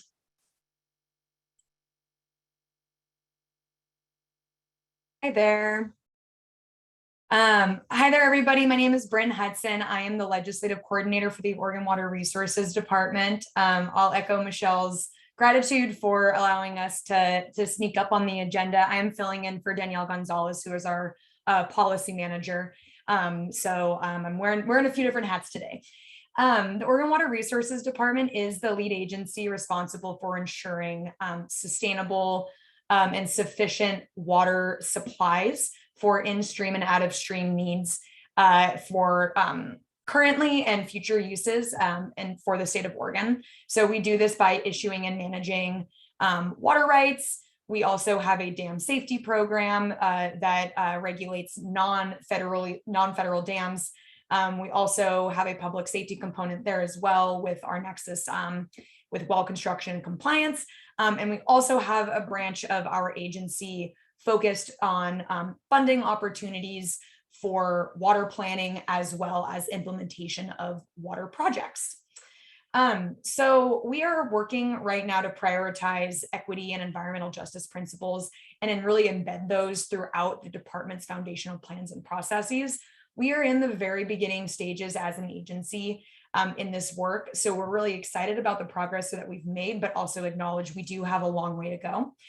So this is not really a comprehensive list, but rather a snippet of some of the efforts that we're engaging in. Thus far, we have hired 3 temporary employees to review past practices and make informed recommendations on a variety of different actions that we're undertaking at the agency. One is related to the implementation of House Bill 3293, which passed back in the 2021 legislative session and requires a variety of provisions around community engagement for water project funding opportunities. So we're working to kind of lead implementation across several agencies to develop things like community engagement guides that we can share across agencies to focus on meaningful public engagement for disproportionately impacted communities. The goal for this guide is to really lay out the why and how to meaningfully engage groups and individuals, and also provide some actionable steps for putting together a community engagement plan when it comes to water project funding opportunities. We're also looking to these new temporary staff to provide recommendations on our internal diversity, equity, inclusion, and justice plan, as well as our continuity of operations plans. We're also working on getting some recommendations for further integration of these concepts into our integrated water resources strategy, as well as our agency strategic plan. So we're really trying to look at our foundational guiding documents that we use on a day-to-day and look at how we can start integrating these DEIJ principles in our everyday work. These staff members are actively engaging others both inside and outside the agency to identify key actions in a variety of key areas that we're working on. Some of those areas are things like I've mentioned: community engagement, communications, data accessibility, decision-making and budget development, workforce diversification, as well as focusing on our internal culture. We are also responsible as the WRD, we're the lead agency for drafting Oregon's integrated water resources strategy. As I previously mentioned, this is an interagency plan that lays out what Oregon's water future is going to look like. We have one of these temporary employees that's been hired, that's brought a massive amount of on-the-ground environmental justice experience and has reviewed some of our past practices and outcomes related to the integrated water resources strategy, and is helping us identify opportunities to proactively and meaningfully bring forward some of those DEIJ principles among multiple agencies, and looking as to how we can really integrate those concepts into the foundation of the IWRS. We have also contracted with Oregon's Kitchen Table to engage with individuals and communities across the state in culturally specific conversations regarding their water needs and concerns. Right now, they are hosting individualized and public in-person meetings, which are currently underway. And then the last thing I'll mention, I know I kind of hit a couple things really quickly, but the last thing I'll mention is that we are in the very beginning stages of developing our agency strategic plan, which is really what we use on a 5-year cycle to guide specific agency specific work over the next 5 years. And so we're really looking in this update to wrap environmental justice and equity principles into each of our actions that we are going to be moving forward with on our strategic plan, and to also ensure that we are being methodical in terms of integrating this work throughout the agency now, and then building that into existing processes so it can be carried forward into the future. So again, I know I mentioned we're really excited about the work that we have embarked on, but we know we've got a lot of work to do. So thank you for letting me fill in, and thank you for letting me nudge forward on the agenda. Thank you so much. Council members, do we have a question for Water Resources Department?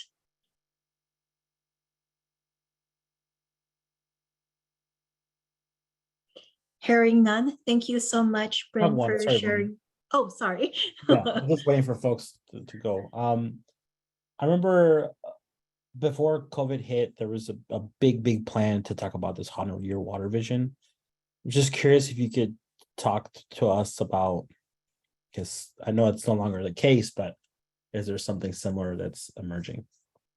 Yeah, that's a great question. And I think, with the transition in leadership in terms of who's the governor, I think that if the name of the 100-year water vision is something that still exists is, I don't 100% know, but I will say that as we are moving forward to update the integrated water resources strategy, we are looking to, there was a significant amount of outreach and engagement that went into that process.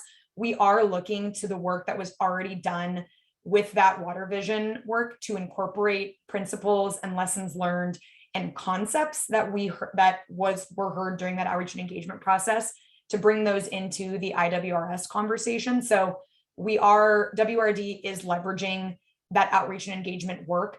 I will also say there are a variety of other kind of ongoing efforts that are loosely connected to that 100-year water vision work. First, this is they're integrated in nature, but the Department of Environmental Quality is working on an integrated data portal to really kind of provide a platform where folks can go and access all the different types of water data, water quality, water quantity, watershed information that might live at other agencies, but they're trying to bring them into being one space. That was kind of an offshoot of the water vision work. Place-based planning is also a program that was kind of a cornerstone of the water vision work. That's a planning program that we hold at the Water Resources Department. So there's lots of different kind of offshoots of that big, broader conversation. And if it's unclear to me at this point if the formal 100-year water vision will actually move forward in its initial form, but I will say that the Water Resources Department in our update of the IWRS are relying heavily on that past effort to inform concepts that we are integrating right now. Thank you. Yeah. Thank you so much. Moving on from the Water Resources Department, is the State Fire Marshal ready to present? Sure, happy to do that. If my audio sounds okay and if this is a good time, then yes. You sound great. Thank you. Good afternoon, Chair Boa, members, Ms. Nguyen, and my colleagues as EJC liaisons. I appreciate everybody's work to get us here today. My name is Eric Rao, and I am a strategic planner and tribal liaison for the Oregon State Fire Marshal. And our mission at OSFM is to protect people, property, and the environment from fire and hazardous materials. I'll also say that this might be a good place to mention that while our mission is not changing, we are undergoing a major transition from being a Bureau of Oregon State Police for more than 30 years to being our own standalone cabinet level state agency. That legislation has come in a couple of parts. It's come over several legislative sessions, the bulk of it in the 21 session. So that change will take effect officially on July 1 of this year, just about a month from now. And we're doing some pretty intricate and dynamic work on that within our agency and with a lot of our partners. So I don't know that it should affect anything that you see or hear from us. Hopefully it will not. But folks may have questions about why things are changing, including our email addresses, websites, and all those sorts of things. Those will all be changing as we will be moving our headquarters building later this month. So I guess how hard it is to get hold of me after that may tell how well that effort has gone. In any case, I want to say that this work, environmental justice work, is a strong priority for our agency leadership, from Chief Ruiz Temple through other senior leaders in the agency. Everybody recognizes the importance of this stuff, and so I believe that thanks to Ms. Nguyen, you should have a memo in your packet that has some detailed information on our programs. But I did want to cover a couple of those just at least by name, to sort of introduce them and allow folks a chance to ask questions. I'll also say that while our name contains the word fire, and there is a strong focus on that work, and our work in that hazard does have a lot of environmental justice aspects, we have several other programs related to hazardous materials that I think are relevant to this group and what we've reported on before for this group. I will also briefly say that our prior reports have been delivered by Allison Green, our public affairs director, who's a much more practiced speaker than I am. So I hope you don't fault me for that, but I'll go on as best I can. So programs that we have previously reported on start with the Oregon Community Right to Know program. And that's the Oregon Community Right to Know and Protection Act, which is ORS 543. Requires Oregon employers to report hazardous substances to the OSFM, including where they're stored and the associated hazards. The State Emergency Response Commission is a second program that we have. ORS 453-520 identifies the state fire marshal as the State Emergency Response Commissioner, and an executive committee is established to provide input and recommendations on that work. And that relates to the Emergency Preparedness and Community Right to Know Act. That's federal legislation, often referred to as EPCRA. And I imagine we'll hear more about that from our EPA partners this afternoon. So I don't want to belabor that point too much. Another important program at OSFM is the local emergency planning committees, the local emergency planning committees. There are 17 of those across the state. They coordinate projects focused on enhanced response to hazardous materials releases. And that work includes developing emergency response plans, hosting hazardous waste operations and emergency response trainings, conducting exercises to test responses to various kinds of releases, developing plans for alert, warning, and mass notification during incidents. That's all done by LEPCs. Another of our programs is the Regional Hazardous Materials Emergency Response Team program.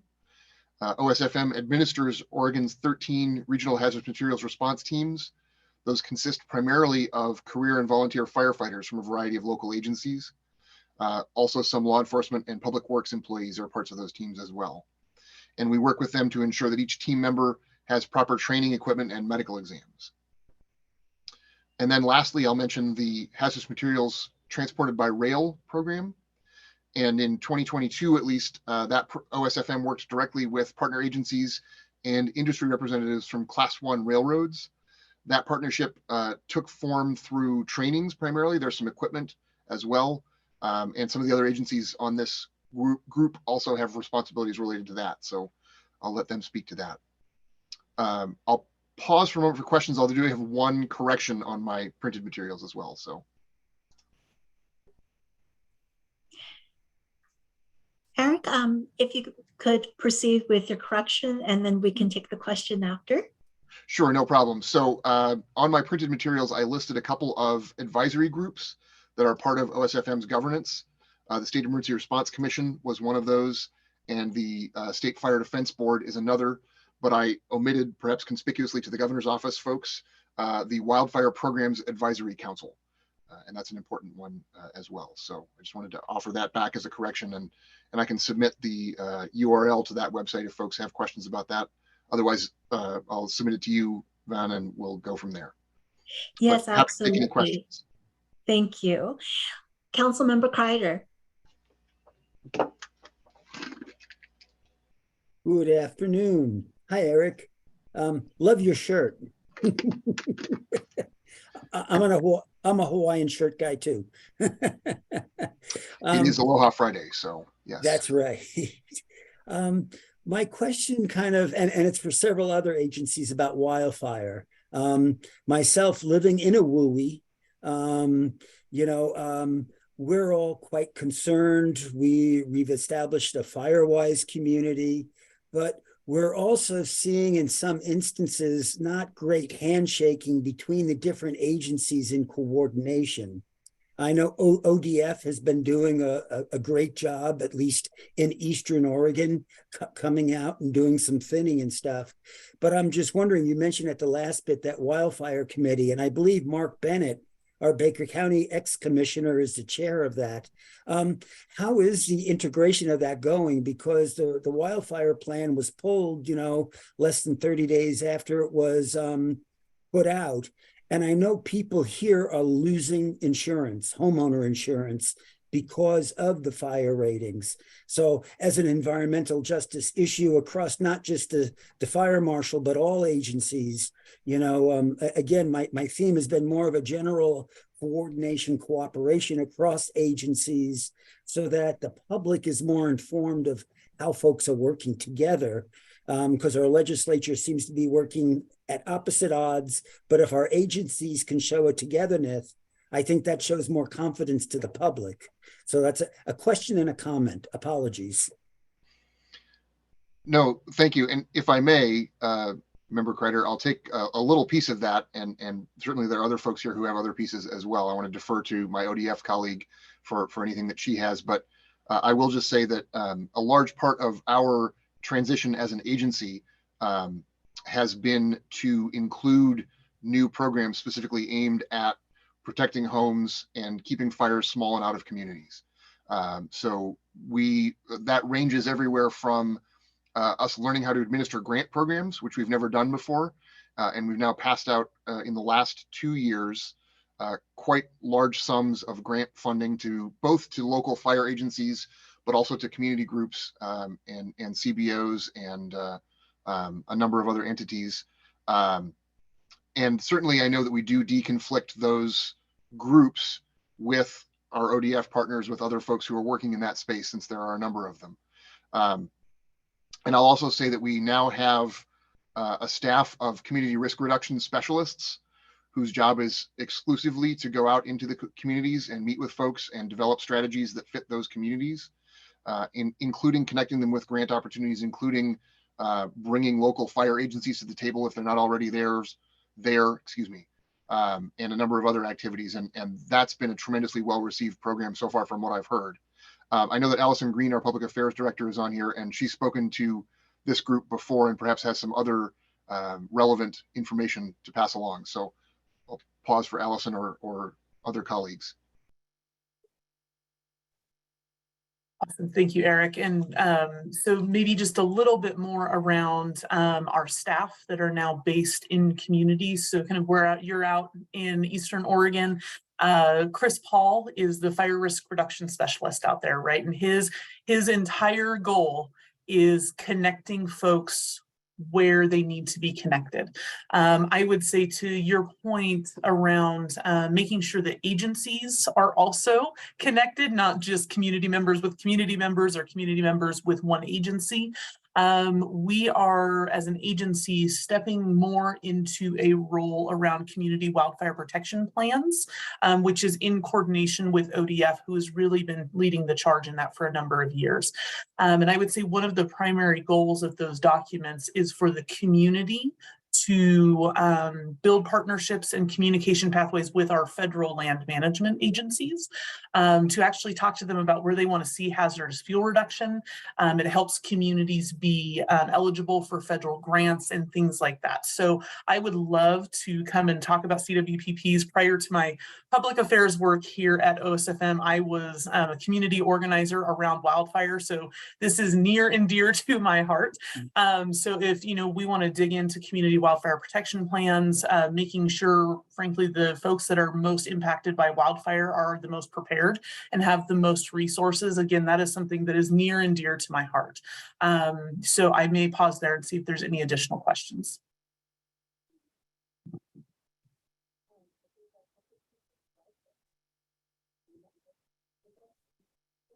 it's helpful, I can jump in a little bit on the ODF side as well, if you would like. Yes, Ryan, please do. Okay, thank you. Yeah, so Ryan Gordon, I serve as the planning branch director here with the Department of Forestry. And so apologies, I didn't quite catch all of the conversation. I was not a panelist and was in the process of getting transferred in here. I believe I heard some conversation up front about the WUI risk map that was part of SB 762. And then some of the concerns around insurance coverage. So without going into a lot of detail, I think many of us may be familiar with some of the challenges around the production and rollout of that map. And we did take a pause and are reevaluating it, as well as the process for rolling it out. And I think more importantly, there's pending legislation right now in the current legislative session that may provide some additional direction and refinement around the development of the map. I think there is maybe already in the works as well some legislation to help address some of the concerns around potential impact on homeowners insurance. So we are waiting for some of that to play out in the current legislative session. Connecting then to some of the other conversation here, we were also directed and provided some resources in SB 762 to develop a 20-year landscape resiliency strategy. And that really gets to how we as a state work collectively with our other state agency partners and federal agency partners, as well as the tribes, to, as the discussion went earlier, to build landscape scale projects that connect with each other across boundaries. And so over this last biennium, we've put a fair amount of effort into beginning to build the foundation for that strategy and develop some structure around shared stewardship in Oregon. So building the partnerships and the mechanisms for that level of coordination. So hopefully that addressed some of the topics, and I will pause there, not take too much more time. Thank you. Thank you so much. And that actually dovetails to the next agency we were going to have introduced. And I would like Department of Forestry to start the presentation whenever you're ready, Megan. Awesome. Thank you so much. Yeah, this was great timing. So my name is Megan Donaker. I am with the Oregon Department of Forestry, and I am the Diversity, Equity, and Inclusion Strategy Officer for the department. It's a relatively new position. I've been in it for almost a year. It'll be a year in, I think, like a week and a half or so. And then additionally, we have Ryan Gordon here, who is our planning branch director, who is here for kind of backup to make sure that if there were any technical questions that we had an expert here to answer those. So our agency mission is to serve the people of Oregon by protecting, managing, and promoting stewardship of Oregon's forests to enhance environmental, economic, and community sustainability. So I am just going to hit on a couple of our key areas that our agency is currently has going on that's addressing environmental justice, and I'm going to really try to keep it to that 3 minutes. So currently, we are working on several projects that kind of fall under that EJ umbrella. We have our climate change and carbon plan, which was approved November 3rd of 2021. And it has positioned Oregon Forestry as a regional leader in climate smart forestry, including both climate change mitigation and adaptation. The goals are to reduce greenhouse gas emissions, increase carbon sequestration, which is the storage of carbon in trees, and positively benefit climate impacted and resource dependent communities. Under the plan, ODF will become a leader in promoting climate smart forest policies and actions. We also have our urban forests, which are working alongside our federal partners to implement funding opportunities through the Inflation Reduction Act. These will target specifically under-resourced and disadvantaged communities. And then it is the policy of the department to promote and enhance government-to-government relations with our 9 federally recognized tribes. We have a couple positions specifically kind of geared towards that work. And we are developing and implementing programs that affect the tribes and making sure that we're getting the tribes' input. It is our intent to promote and strengthen intergovernment relations, resolve potential concerns, and enhance the exchange of information, ideas, and resources for the greater good of all Oregonians. And then we have our forest management plan, which is to implement the social, economic, and environmental values required of state forests. And that is a plan that is currently underway and being worked on and is, I think, getting into those last stages of review. So yeah, those were the main things that I wanted to highlight, and I was trying to keep it short. So I'll pause here. Thank you so much, Megan. Council members, do you have a question for either Megan or Ryan at this time?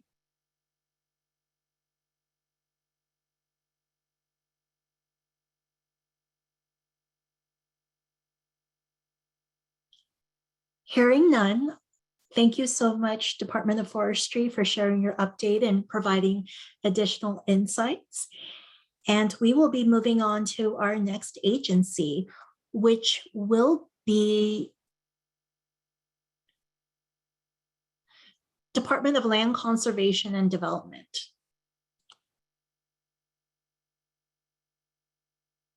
Thank you, Van. Good afternoon, everybody. For the record, Sadie Carney, I use she, her pronouns, and I am the DLCD communications manager and a policy analyst. I'm also our staff liaison to our commission's statutorily required standing advisory committee on equitable community engagement. And as such, I have the opportunity to be involved in almost all of DLCD's policy development efforts because I help our staff members and teams develop our community engagement and communications plans, which they then present to our standing advisory committee, which by the way is an amazing group. And I just have to give them a shout out for all of their awesome contributions. So DLCD's mission is to help communities plan for, protect, and improve the built and natural systems that provide a high quality of life. In partnership with Oregonians and local governments, we foster sustainable and vibrant communities and protect our natural resources legacy. So we're a small agency. DLCD has 66 FTE. That was in 21-23, including about a dozen regional staff around the state. So we're a small agency, but we cast a big shadow. Our budget is likewise small, $21.5 million in 21-23, and 100% general fund.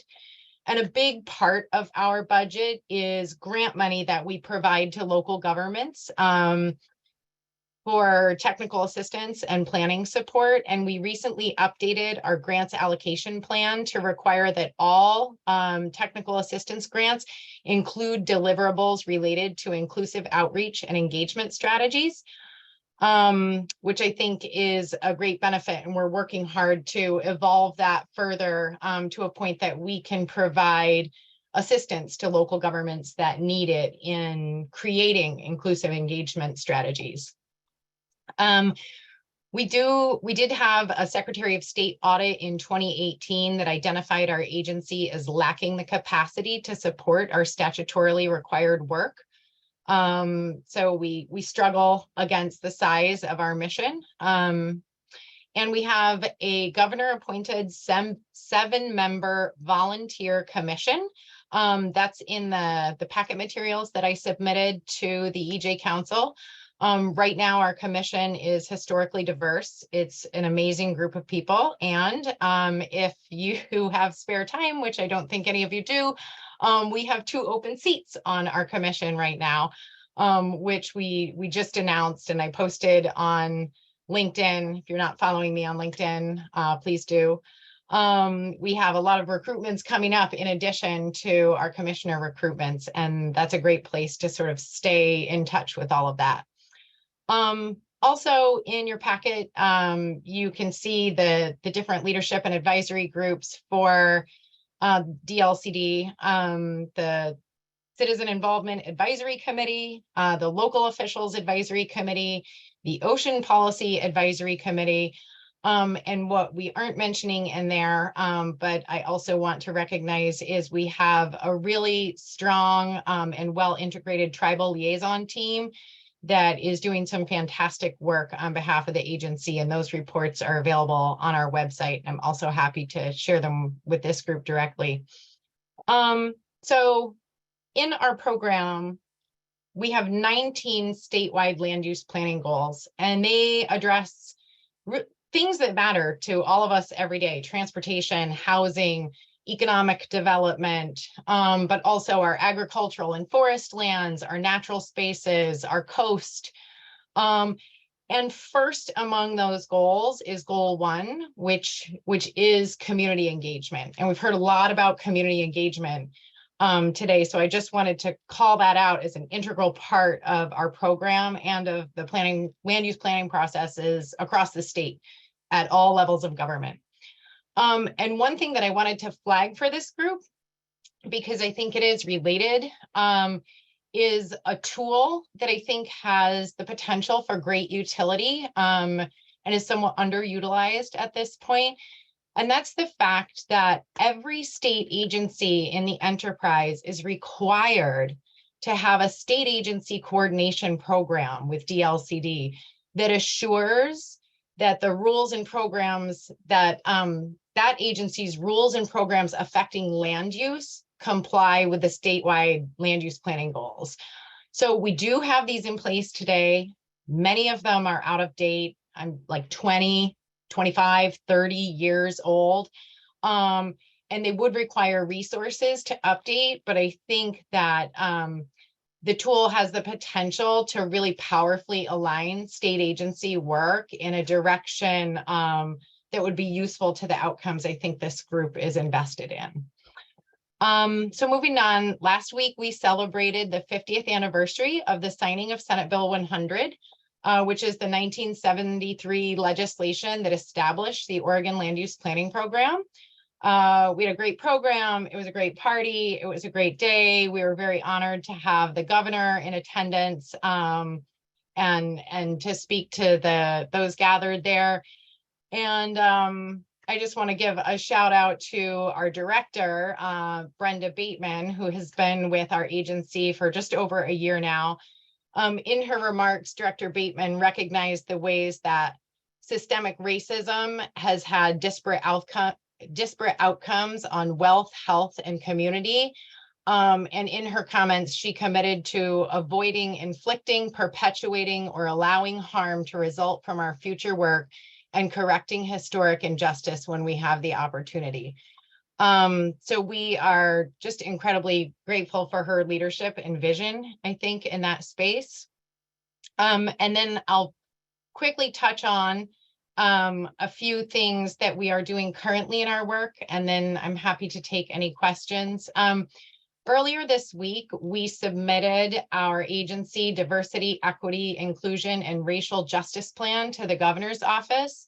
It's part of our strategic plan, which has been staff-driven, but with the help of a consultant from the Multicultural Collaborative. And I wanted to just call out focus areas 1 and 2. We have 5 focus areas, and focus area 1 is ensuring equitable planning and engagement.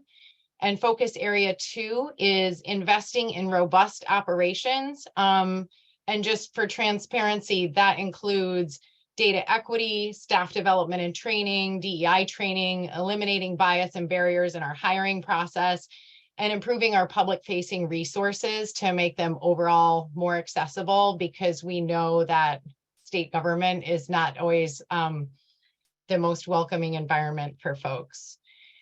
We have a lot of work coming up related to housing and creating more housing production, affordable housing, and choices in housing that'll take place over the next several years with investments from the legislature this earlier in the session.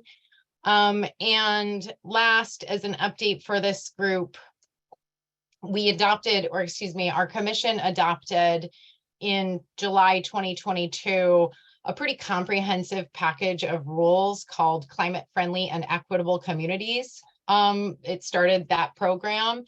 And these rules changed the way that our 8 largest metropolitan areas in the state of Oregon plan for transportation and housing.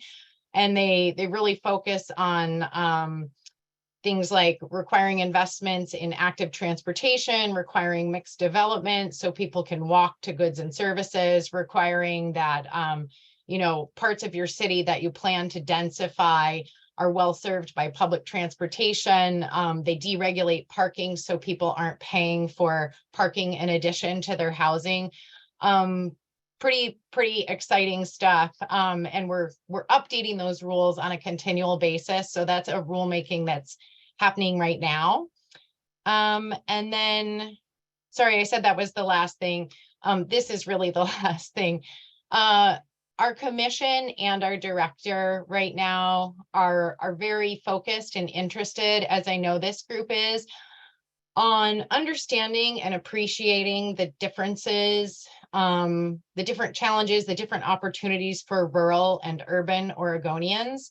And our commission has been very intentional about listening around the state. We had a great listening session in John Day, and then we had one in Lincoln City talking to coastal communities about the challenges they face, and trying to come up with strategies that can help us lift up and support our rural Oregonians in ways that help embrace what they have to bring to the table, what they have to offer, and to really make those thriving communities. We have a survey up online celebrating our 50th anniversary. If you haven't taken it, I encourage you to. It's got close to 500 responses. I would like to tip it over that line. But hearing about what people appreciate and the challenges and opportunities about the land use system. So I will close with that. Thank you for your time, and I'm happy to answer any questions. Thank you so much. Council members, do you have any questions for land conservation and development? Yes, Beth. Thank you. Thanks, Sadie. So this might be a little bit repetitive. So one, I'm super excited about the housing work that came out already. I am curious about, and I had the great privilege to be a part of some of that. I am curious about kind of the impacts of kind of the current status of our legislature, but maybe that's for, an offline conversation around what we might lose in terms of other housing legislation that's been kind of stalled. But I'm actually more curious, because I think this is probably a recurring theme. When I think about the outreach events that you all are doing and other agencies are doing, and Vaughn, this is maybe just, a continual kind of seed to plant. It's just how do we do a better job of overlapping, right? And that's not just for EJ Council. I think for the Commission on Black Affairs and other advocacy commissions, having representatives come out with agencies as you're having these rural conversations or other conversations around the state would be really valuable. And, we meet, several times a year. That's not a lot. And there's a large geography here, but there are a number of us who I think would really benefit from hearing and being part of those conversations and continuing to put, EJ Council and our advocacy commissions on the map. So it's not really a comment for you, Sadie. I don't think specifically, but I think as natural resource agencies are thinking about and doing the good work of expanding your infrastructure to do outreach and engagement, and meaningful involvement as it relates to racial equity or environmental justice, that we seize on those opportunities to partner in more meaningful ways, for us to be present in those spaces, hearing at the same time that you are some of the issues and concerns that are expressed by our residents across the state. Thanks. Thank you. That is such a fantastic idea. I can't wait to bring it back to our leadership and commission. Thank you so much, Councilmember Duncan. And Councilmember Reed, you have a question. I do, thank you. This is Quinn Reed. Thank you so much for that presentation. I have a question that's actually probably applicable to most of the agencies here, but since you brought it up in reference to specific vacancies on your commission, I'm just curious about your recruitment process. What does that look like? And I know that process, you know, for some agencies can feel really opaque. It's hard for, I think, the average Oregonian to even know that these opportunities exist, let alone how to get their name in front of the governor and the Senate. So I'm curious about your process, and again, this is for you, but also for any other agencies who, you know, are looking to fill vacancies. Are there things that the council can be doing to help that process? I'm just trying to think of ways to make it more accessible to folks and to raise awareness about these opportunities, because they're such important positions.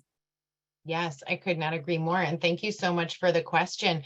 You know, and it's such a good one. I really have watched in the time that I have been with DLCD, the process evolve quite markedly. We are far more, I think, transparent and welcoming today now than we were when I started. And I'm really grateful to see that shift. So what we have done so far in these, we just announced these vacancies yesterday. So we're at the beginning part of this process, but we have, we sent out a Gov delivery notice to our subscribers to all of our public meetings, which just don't come down on me too hard. It was technically spam because it was not announcing a public meeting, but I did, it's a large subscriber list, and it is people that are interested in knowing about the commission's work. And so I felt comfortable informing them. So we sent it out to our several thousand subscribers there. I think it's in the neighborhood of 10,000 subscribers for that. We posted it on LinkedIn, and we sent the opportunity over email to our different standing advisory committees. So the SEAC, the LOAC, the OPAC, all the ACs. But involving this group is, I think, a great opportunity. And we do have a staff contact listed to try to help, but I think we could be more forthcoming in our communications, that like, if you have questions, if you have concerns, if this feels like a barrier, like, please reach out to us and let us know what, you know, maybe we can help you address those barriers. Maybe we can help eliminate or reduce those barriers to get more people to apply, because you're absolutely right. It is a very closed and kind of mysterious process to many people. From the timing to where does the information go once I submit it, to will I ever hear back? Will I definitely hear, you know what I mean? All of that. I mean, I'm a governor appointed member to my transit board, and this is my second term and it's still mysterious. So, you know, and I'm in here living state agency land. So I think it's you bring up a valuable point. So we will definitely share the vacancies with this group. Would love your help in recruiting some people or getting applications for those. And thank you for kind of encouraging me to be thoughtful, albeit out loud, about how we can reduce barriers for people that might be interested. Thank you so much. Thank you so much, Sadie, for your presentation.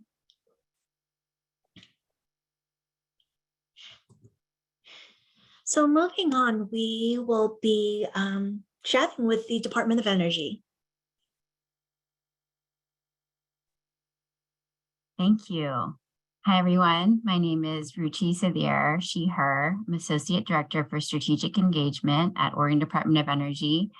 Our agency mission is to help Oregonians make informed decisions and maintain a resilient and affordable energy system. We advance solutions to shape an equitable clean energy transition, protect the environment and public health, and responsibly balance energy needs and impacts for current and future generations. That mission statement was revised through a process in 2019. Time has no meaning. And our agency's work to achieve that mission ranges quite a few places. So the work ranges from siting of energy facilities like solar plants and transmission lines to providing financial incentives to help bring down the cost of new clean energy, to policy analysis that can help to explain trade-offs and considerations on our path to meet clean energy and climate change targets. Similar to what you just heard, our agency recently submitted our DEI implementation plan, which lifts out specific actions from the strategic plan that I mentioned. And really addressing environmental justice differs depending on which of those program areas. So I've tried to lift out a few examples and would be happy to sort of answer questions at the end if you have others. So one example is that in our most recent biennial energy report, our staff included demographic data in analysis to better understand how energy burden affects different communities. A household is considered to have energy burden when more than 6% of their income is used to pay for home energy. Our staff also provides technical and analytical support to the Oregon Global Warming Commission, which you heard about this morning from Karin and others in terms of recent analysis. Another example is our Community Renewable Energy Grant Program, which is a $50 million fund at Oregon Department of Energy to provide grants for planning and developing community renewable and energy resilience projects. Grants are awarded on a competitive basis and priority is given to projects that support program equity goals, demonstrate community energy resilience, include energy efficiency and demand response, and at least half of the grants have to be awarded to projects that serve environmental justice communities, which include communities of color, lower income communities, rural communities. Similarly, at least half of the grant funds awarded have to support community energy resilience projects. And we just had a press release yesterday on the latest round of $12 million that was awarded to about 39 projects across the state. Happy to share that press release if you're interested. In our siting division, our staff works closely with the Legislative Commission on Indian Services to identify and notify tribes of potential energy projects that developers have proposed, as well as providing a mechanism to reimburse tribal staff for their time in reviewing and evaluating potential impacts from those projects. The developer must demonstrate that they meet statutory standards, including those around cultural resources, natural resources, health and safety, and others. And those are considered for a decision by an independent governor-appointed Senate-confirmed council, which is called the Energy Facility Siting Council. So our staff provides evaluation and recommendations, but those decisions are made by that council. Our siting division staff also recently worked collaboratively with the Department of Land Conservation Development staff, as well as Oregon State University's Institute for Natural Resources to develop the ARESA tool, the Oregon Renewable Energy Siting Assessment Mapping and Reporting Tool, which has so many layers in it, but they include wildlife habitat, where current energy projects are located, where there is energy potential for new projects, where the transmission lines are. And importantly, there's through focus groups, we found strong interest when developing the tool to include community considerations, which draws from EPA's EJ Screen tool and the White House's Climate and Economic Justice Screening tool, which on the federal side is being used to determine how benefits flow to disadvantaged communities for the purposes of federal funding and Justice 40 requirements. So kind of a segue to the federal funding piece, our agency through formula alone is anticipating a large number of dollars coming. I can't even give you the quote, but it's millions and millions and millions. And it's just starting. And our work to apply for and secure federal funding through the Infrastructure Investment and Jobs Act and Inflation Reduction Act, we're working through the US DOE and US EPA and other federal agency guidance to understand how to design federally funded programs in our applications so that there's metrics that demonstrate that at least 40% of the benefits of the funding are flowing to those disadvantaged communities as part of the Justice 40 requirements. So just as an early example, I have a summary slide of the federal grants that we're anticipating, but don't have guidance from the federal agencies yet, but we do have guidance on one that I can speak to a little more specifically. And that is the IIJA grid resilience funding. That is essentially $50 million of federal funds coming to Oregon, which will also require match, 100% match by the large utilities, as well as some state match, slightly smaller match by the smaller utilities, but mostly to say it's not 50 million, it's definitely leveraged further than that. And that's over 5 years. And the purpose of that is to create a more resilient grid and prevent outages. ODO will be subgranting those funds to utilities. So those utilities will need to apply to us, and we will have applications that will help us understand how to competitively score their applications to us. So far, we've put in our draft narrative to US DOE, and we're waiting to find out if US DOE has feedback on what we've submitted. But at a basic level, we are saying that we would like to focus that $50 million over 5 years in 2 buckets, one with a priority on natural hazards. So we had an earlier conversation on wildfire and other issues, as well as another priority around disadvantaged communities.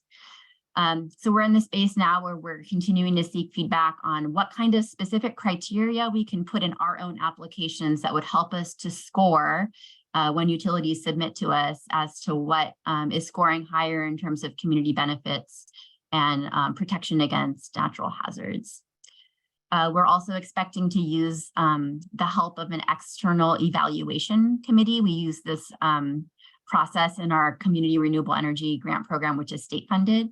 And that is essentially an external committee that has the ability to receive stipends to provide external review and score applications that are coming in, which is how those 39 were selected in the CREP program, and hoping to replicate that if US DOE agrees in the federal program.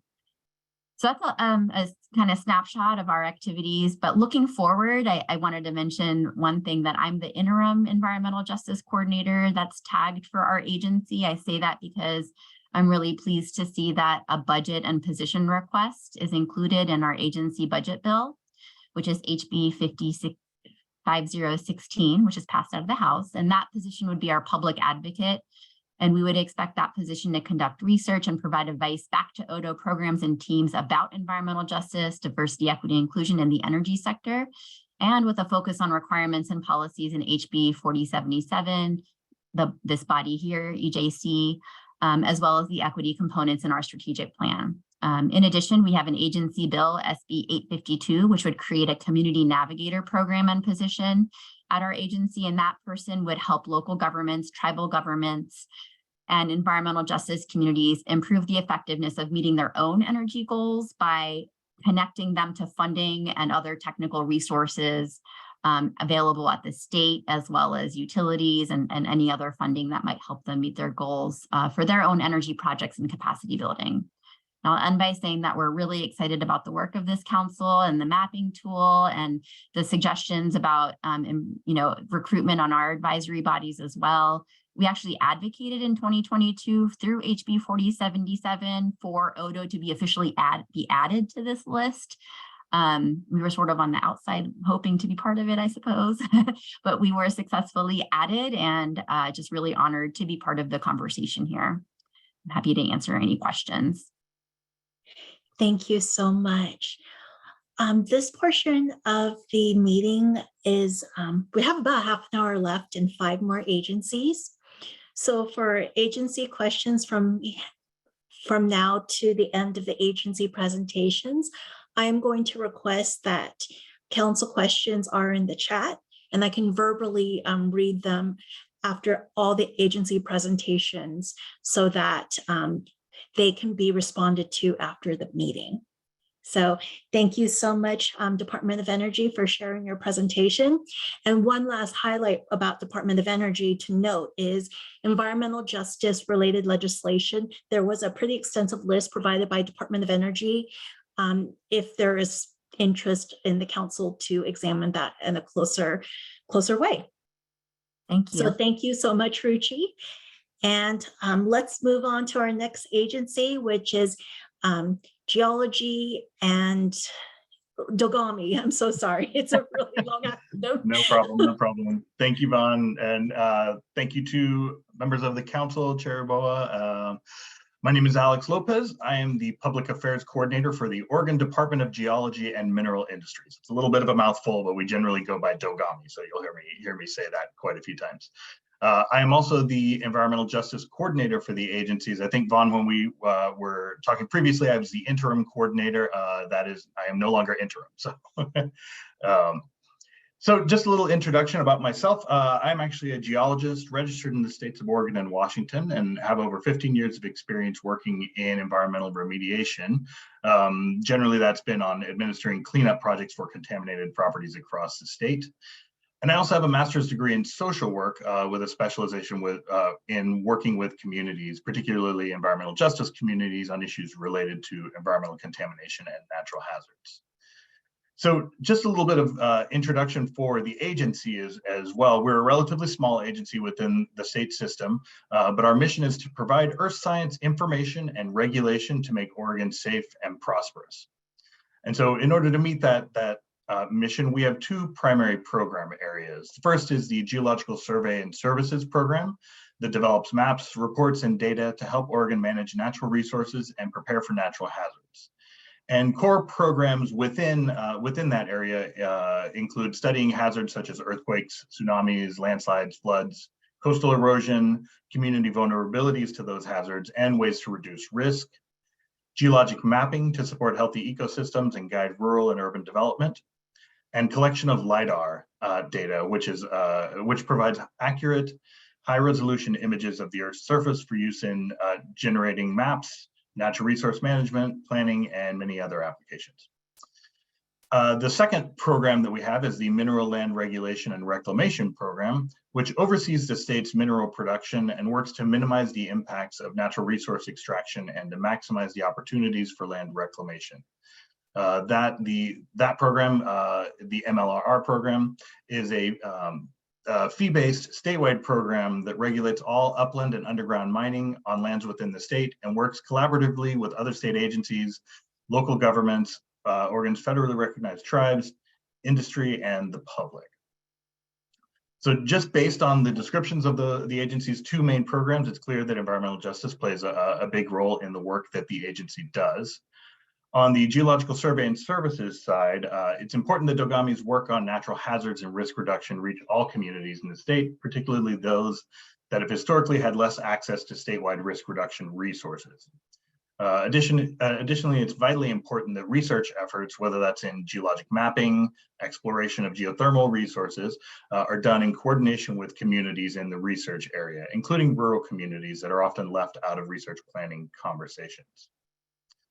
On the mining side, the agency's work issuing and maintaining permits for natural resource extraction, including mining, surface mining, and oil and gas production, directly impacts communities. It's important that Dogami consider the impacts on environmental justice communities during permit development and administration.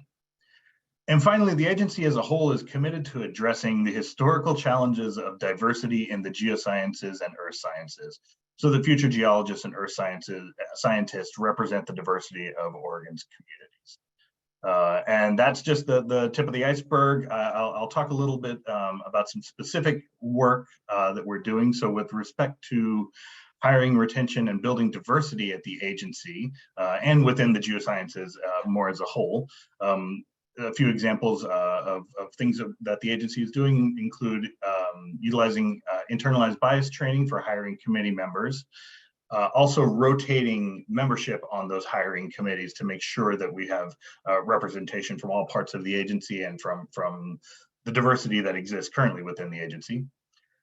Building relationships with educators, and that's particularly with Title I and rural Oregon schools for an annual Earth Week observance that is coming up in October of this year, I believe. So we're going to be working on that again. Working with the Oregon State Board of Geologist Examiners on geoscience licensure presentations at colleges and universities. Inclusive outreach events. We're trying to do more of this. As some of you may know, Dogami has recently come out of some budget challenges and is really building up our outreach program again. So and as the public affairs coordinator, I'm doing a lot of that particular work, excuse me. But for example, just a few months ago, we had a field trip in conjunction with the Oregon School for the Deaf to the Tualatin River National Wildlife Refuge. And it's those types of outreach events that we are looking forward to doing more of. And then building connections with rural communities and organizations. So for example, we're working with a small nonprofit in Fossil, Oregon called the Oregon Paleolands Institute that offers the community the opportunity to dig for fossils and actually take a few of those home, which is something that is not really allowed in some of the other areas where fossils are on display. So we've also done some work in information dissemination, so using social media. At this point, it's primarily LinkedIn, although we've got some discussions about expanding our social media footprint. But that includes getting out information about hiring, governing board recruitment, and new publications. Let's see, also multiple language support for some publications and for some of Dogami's work. This is something that frankly, I've been in the position for a little over a year now, and I will admit that we need to do more work in this respect.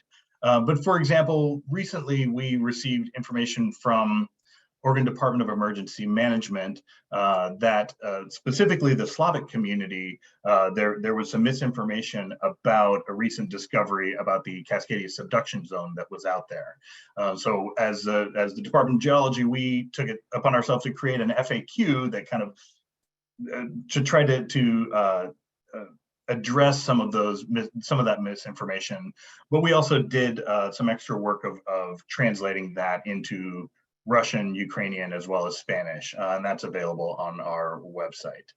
And then finally, building and funding for community outreach and research grants. So particularly our Geological Survey and Services program has quite a bit of grant funding, and we're on the front end of these grants doing some work to make sure that community outreach and environmental justice considerations are included at the front end of those grants. With respect to geoscience research, the Geological Survey and Services Program Geologic Mapping is guided by participating in the Oregon Geologic Mapping Advisory Committee, which has at least one tribal member as a voting member. And the Geological Survey and Services Program also collaborates with the Confederated Tribes of the Umatilla Indian Reservation to map the northern parts of the reservation lands to address groundwater concerns. And then finally, mapping landslides in rural Oregon communities and tribal lands to get information out there about the risks from landslides. On the mine permitting side, our Mineral Lands Regulation and Reclamation Program works with the State Historical Preservation Office and the federally recognized tribes to identify cultural resources in the early phases of the mine permit application process, and also works with permit applicants to engage with all potential tribal entities and members who might be impacted by that natural resource extraction that would result from an issuance of one of those permits. And then finally, just a couple of general points. We do have a member of the Burns Paiute tribe that serves on the Dogami Governing Board presently. And let's see, we are also, the Geological Survey and Services Program is also working with the USGS and tribal partners in an effort to replace offensive names from legacy maps and documents. And Dogami finally also works with the Legislative Commission on Indian Services to maintain connections with tribal stakeholders around Dogami programs. So as I mentioned, Dogami continues to work to improve our environmental justice efforts, to ensure that environmental justice is incorporated into everything that the agency does. So I'm just happy to be here and really looking forward to engaging with the council and other state agencies to continue to advance environmental justice in Oregon. So I'll stop there, and any questions?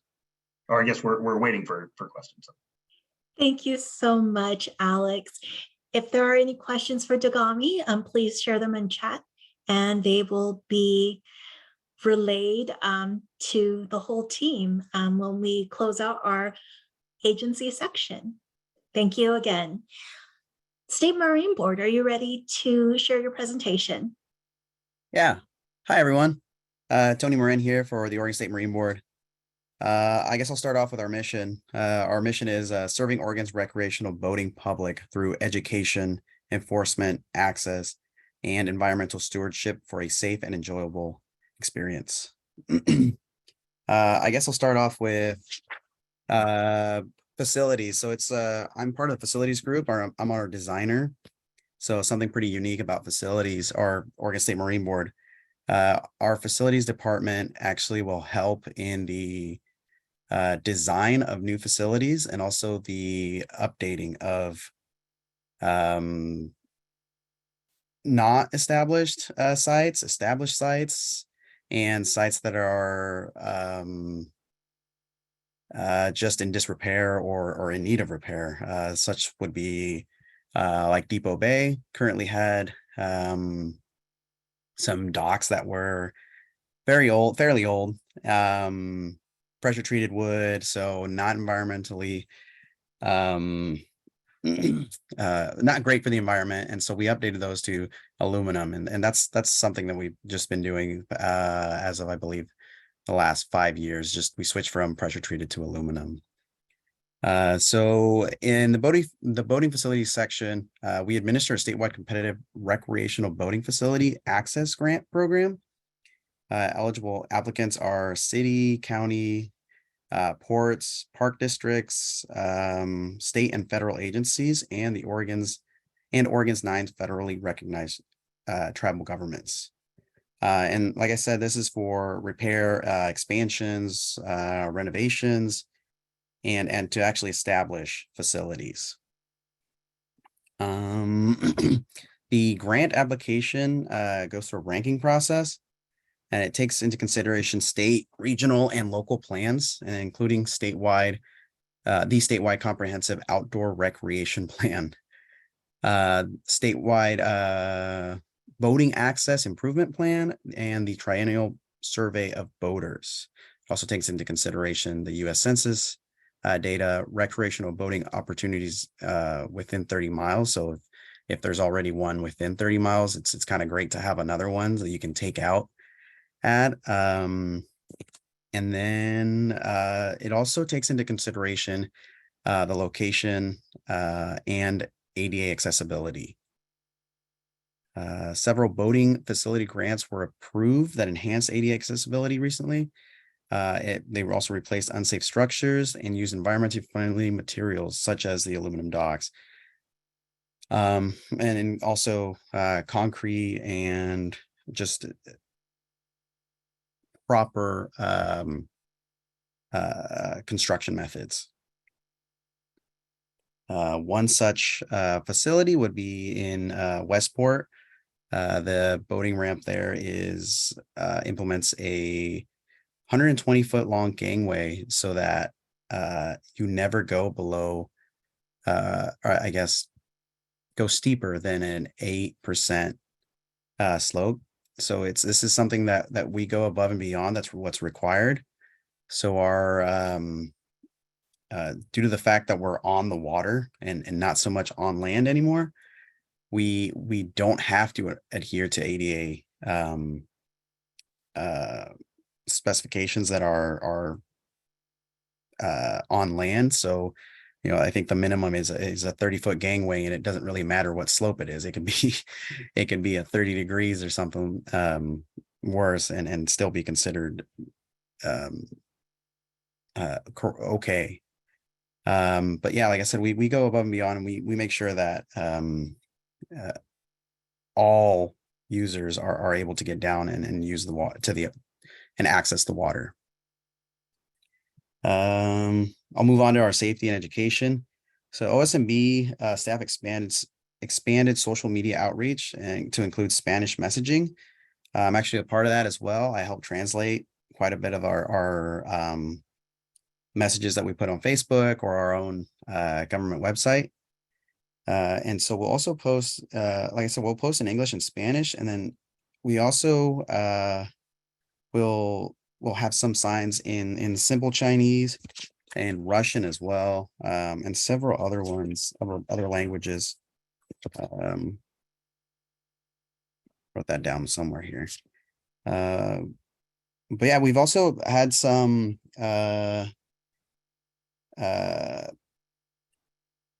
announcements translated by Viva Northwest and also by Univision to promote boating safety.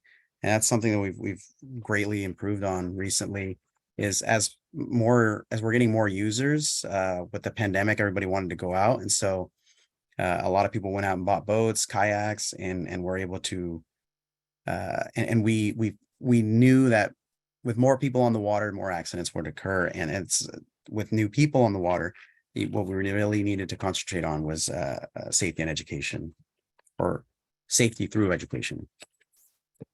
Something that we do that our agency has, we have the derelict vessel program. So Oregon State Marine Board operates the abandoned and derelict vessel program that works to remove sunk or abandoned boats from the waterways all around the state. And the program removes close to about 50 boats from Oregon waters. And that was just the past biennium. That's going to be increasing as the program just received a one-time increase of $1 million through a federal grant back in 2022. We've also held a lot of open house meetings where we actually go to different cities and counties around the state, where we build relationships with local boaters, where they can share information about what their city, what they're looking in facilities, and then also where we can share information about the agency and what we do, so that they can gain a better understanding, and we can also gain a better understanding of the boaters' needs. Oh, right. We're also currently having discussions and consultations with various groups to improve on our pilot design for accessible non-motorized boat dock. So that's also was in Westport, and of course, since that's just our pilot, we created a 3D model that we present to groups so they can better visualize, and then better able to describe what their needs, or maybe some improvements could be done on that design, sorry. And then last, the new Waterway Access Grant, somewhat new, it's back in January 2020. It focuses on developing and repairing, expanding, renovating non-motorized recreational boating access. It's something new. So prior to 2020, we only concentrated on facilities with boat ramps for large boats, and recent, it's been more for this grant was added for non-motorized and paddling. And then something else we're also doing is the new regulatory and safety signs. This is what I wanted to mention. We're producing them in 5 languages. So English, Spanish, Simple Chinese, Vietnamese, and Russian. And these have been implemented in the Portland metro area, and with plans to expand all across the state. And that's it. Thank you so much, Tony, for sharing your update on behalf of State Marine Board. Council members, if you have any questions, do share them in the chat, and I will share these questions at the end of the agency update presentation. Our next agency coming up is Departments of Parks and Recreation, and we actually have a PowerPoint that we're going to be sharing for that. So Katie, I'll get that up for you so that you can do your part of the presentation. If you want to skip that, I can just do with time. I'm fine without it. Okay, sure.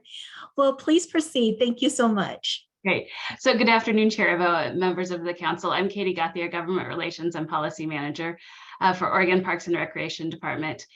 We are excited to be a recent addition to the Natural Resource Agency's partnering with the EJC. I thought I would start with the mission and then share some of the current activities that we're engaged in around environmental justice.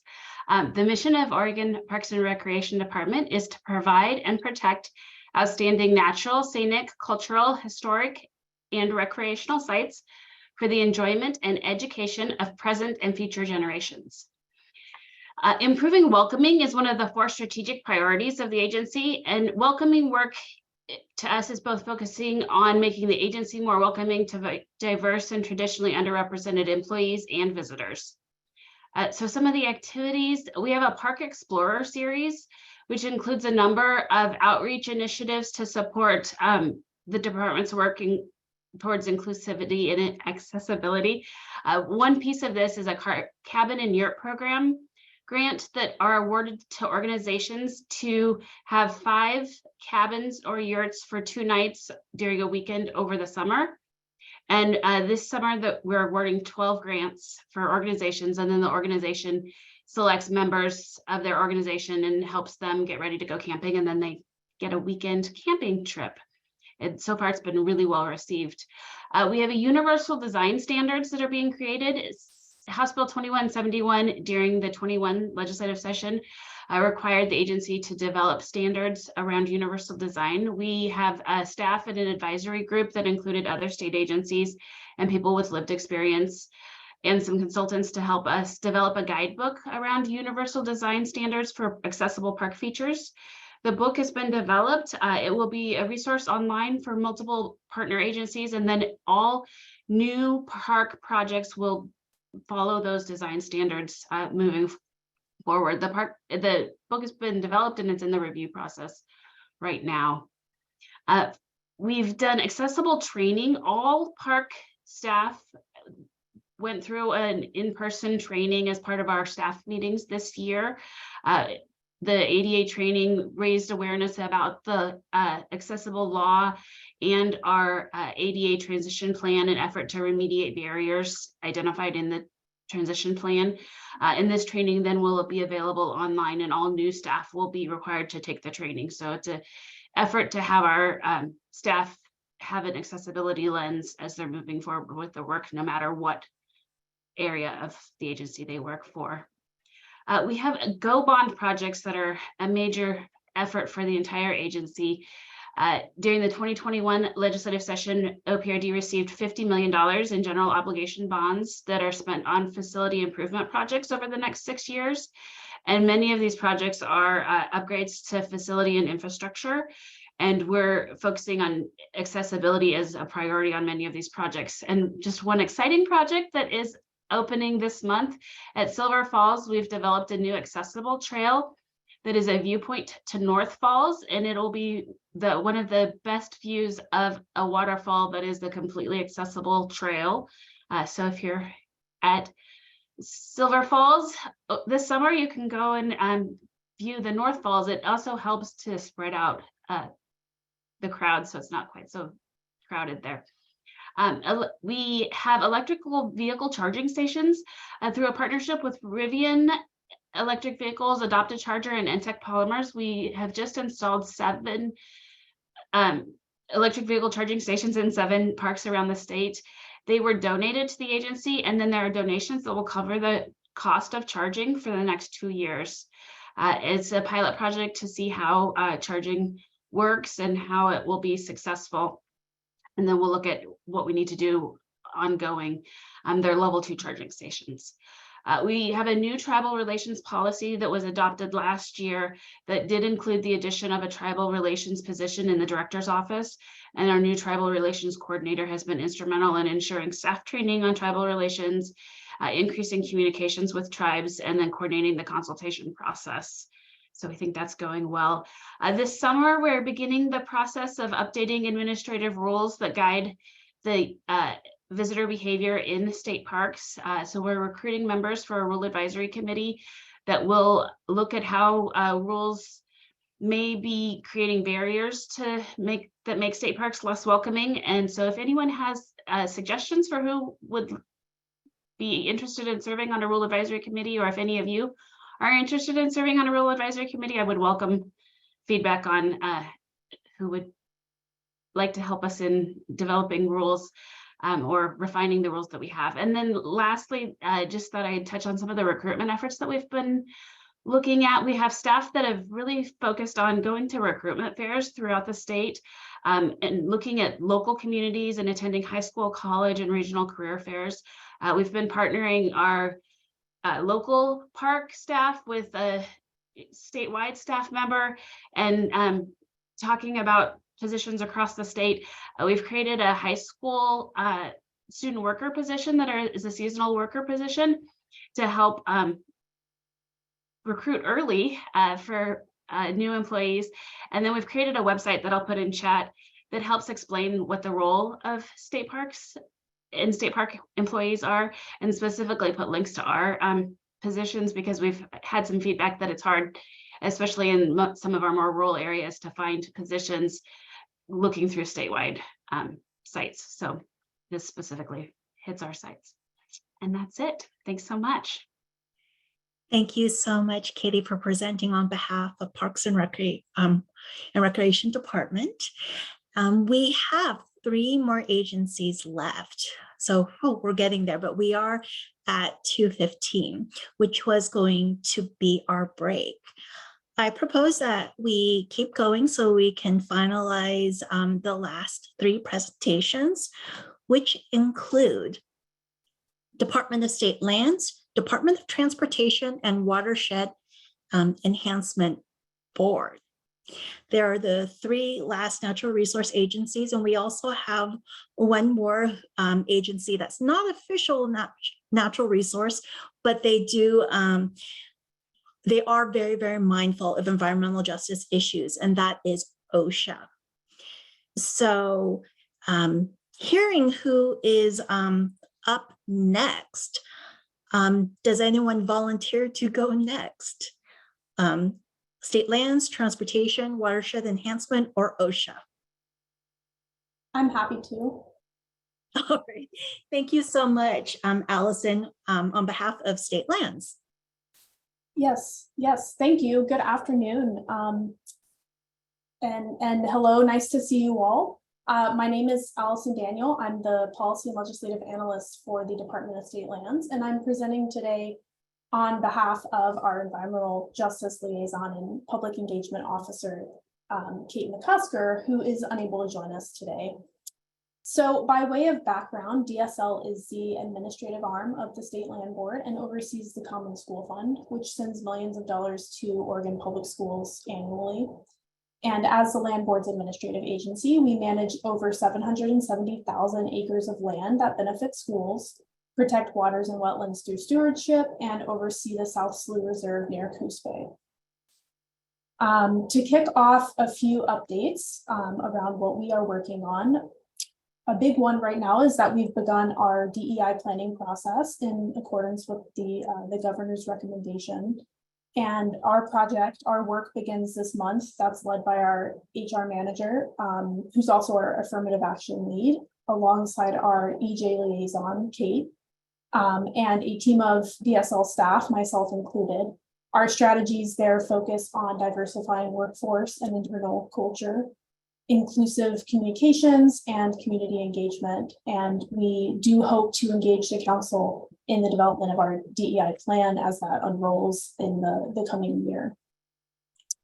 In addition to that, we are actively working on other equity-centered strategic plan projects. One being that this spring, we took an initial step in examining our current policy on government-to-government relationships with the 9 federally recognized tribes that reside in Oregon. And we're piloting a new process internally that centers collaborative efforts across all of our programs. And we do look forward to sharing updates on that, hopefully later this year. And then regarding our strategic plan, a project focused on stewardship, the Land Board has directed us to develop a statewide program proposal to address abandoned and derelict vessels, or ADVs in our waterways. And community outreach around this begins this month with stakeholder interviews, followed by the convening of an advisory work group. So we're hoping to reach communities who have not traditionally had a voice in how ADVs impact their access to safe recreation. This year, we also received funding for several projects that address environmental justice issues. One being that the South Slough Reserve secured $3.5 million for the Wasson Creek Restoration Project. That's a ridgetop to estuary restoration effort. And the primary funding source is the National Estuarine Research Reserve's Bipartisan Infrastructure Law Fund. So we will be collaborating with tribal members from the Coquel Indian tribe, Siti Klusi, and the Confederated Tribe of Siletz Indians on this because their partnership is vital.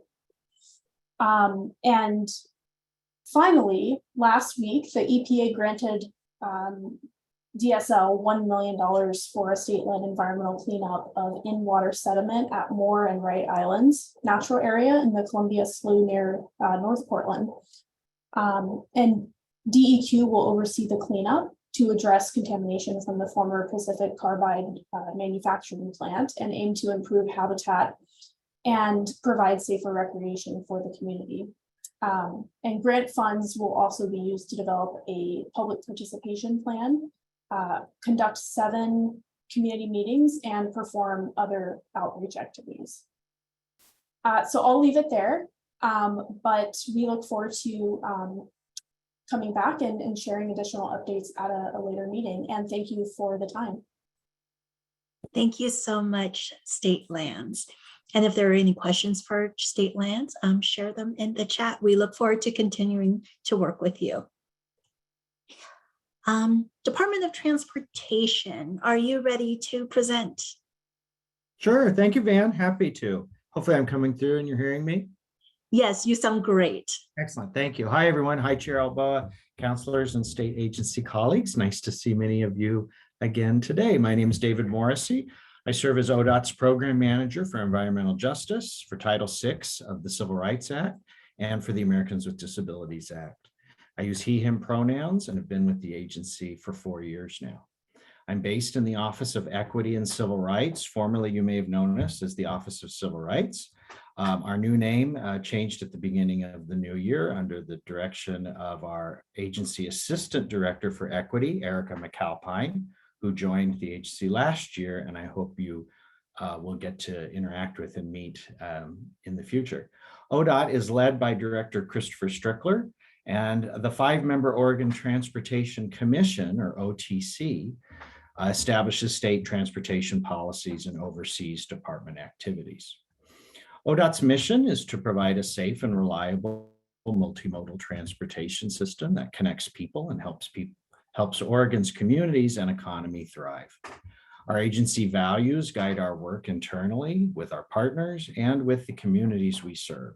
These values are integrity, safety, unity, excellence, and equity. As the state transportation agency, ODOT plays a critical role in decisions and actions that have potential impacts on the environment. This requires ODOT to implement environmental justice into its operations through identifying disproportionately affected communities, creating opportunities for meaningful public participation from these communities, and advancing the community's interests. Our environmental justice monitoring and reporting is coordinated through my role in the Office of Equity and Civil Rights.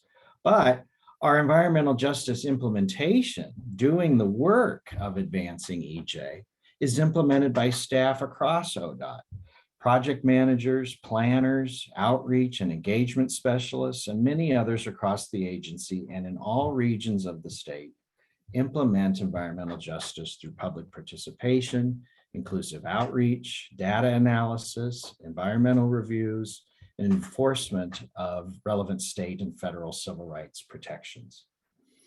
As a federal aid recipient, ODOT has been engaged in EJ implementation as a component of our US DOT regulatory compliance, going back to Executive Order 12898 from 1994, issued by President Clinton at the time. And in many ways, even before that, with implementation of the Civil Rights Act of 1964 and Title VI specifically, and our operation following the Title VI regulatory framework of the Federal Highway Administration. Our federal nexus also includes NEPA, Disadvantaged Business Enterprises or DBEs, tribal employment, language access to ODOT programs and documents, and accessibility under the Americans with Disabilities Act.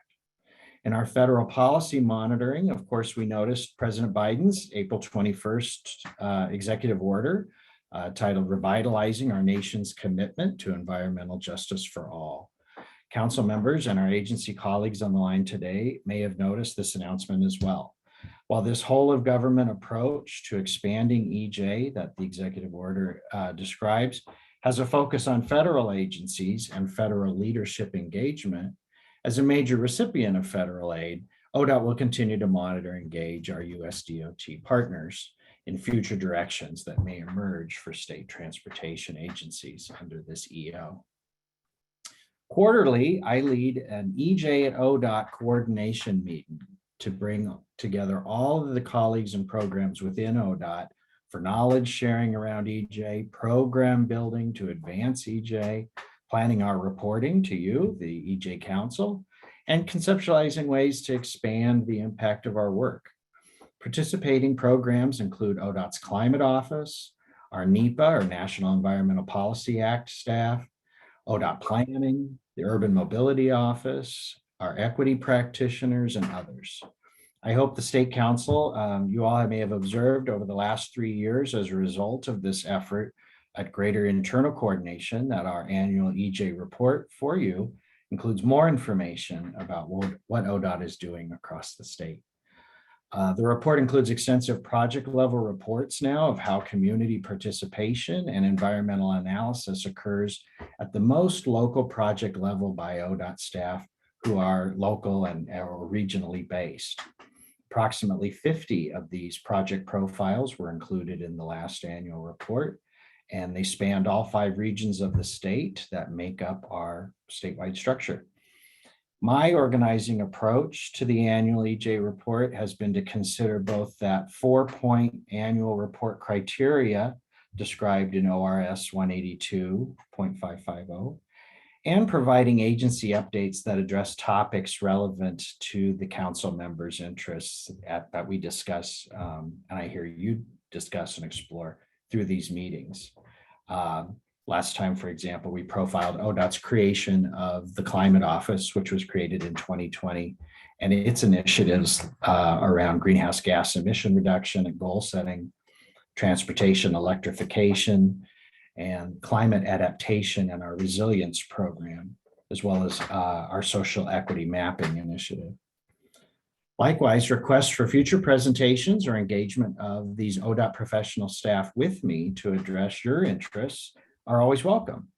Coming to a close here in this short overview and introduction today, though ODOT may be a large and complex organization with almost 5,000 employees, we are an agency committed to environmental justice, and I'm committed to serving you as a point of contact to all the council members and staff, and to our partner agencies and community members to ensure that the right technical expert is engaged to provide the right answers to questions and the right information and connectivity that you need in your work as our EJ Council. On that note, referencing Sadie's reference around a survey for DLCD's 50th anniversary, last year, I led our effort to survey Oregonians with disabilities in order for us to develop a new revision to our ADA transition plan. And we also had over 500 responses representing all disability identity categories, and every county across the state participated in that. Along with our ADA Community Advisory Committee of representatives who helped us interpret those survey findings, I'm really thrilled that we're moving forward at ODOT in a deeper, more meaningful engagement strategy of disability community perspectives. And hopefully that's in harmony with our larger participation through equity priority as a part of our environmental justice program. I thanks you for having me, and I'll be happy to answer any questions today. Thank you so much. If there are any questions for Department of Transportation, please share in the chat. We have 2 agencies left. We have Watershed Enhancement Board and OSHA. So next up is the Watershed Enhancement Board. Thank you. So good afternoon, Chair Boa and council members. My name is Jessie Kirshner. I'm the Water and Climate Programs Coordinator at the Oregon Watershed Enhancement Board. We are a state grant-making agency. Our grant programs fund watershed restoration and fish and wildlife habitat restoration. We help to protect farms and ranch lands, build local partner capacity, and foster post-fire and drought recovery and resiliency. We award grants to local partners who work with landowners and land managers to develop projects to conserve and improve rivers and natural habitats in the places where they live. Our agency is led by an 18-member citizen board that's drawn from the public at large, tribes, and federal and state natural resource agency boards and commissions.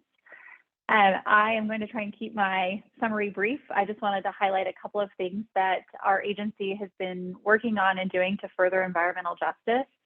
The first is that our board in 2021 adopted a climate resolution, which commits our agency to integrating climate change into our budgeting, investing, and policy-making decisions, to learning and applying DEI and environmental justice principles when making funding decisions to address challenges arising from climate change to traditionally underrepresented and impacted communities, and engaging traditionally underrepresented and impacted communities in our processes to craft meaningful solutions that are integrated into our funding decisions. So our agency has gone through rulemaking to add climate mitigation, adaptation, and environmental justice criteria into its grant-making rules. Those rules are now out for public comment, and we're anticipating that the rules will be adopted by our board in July.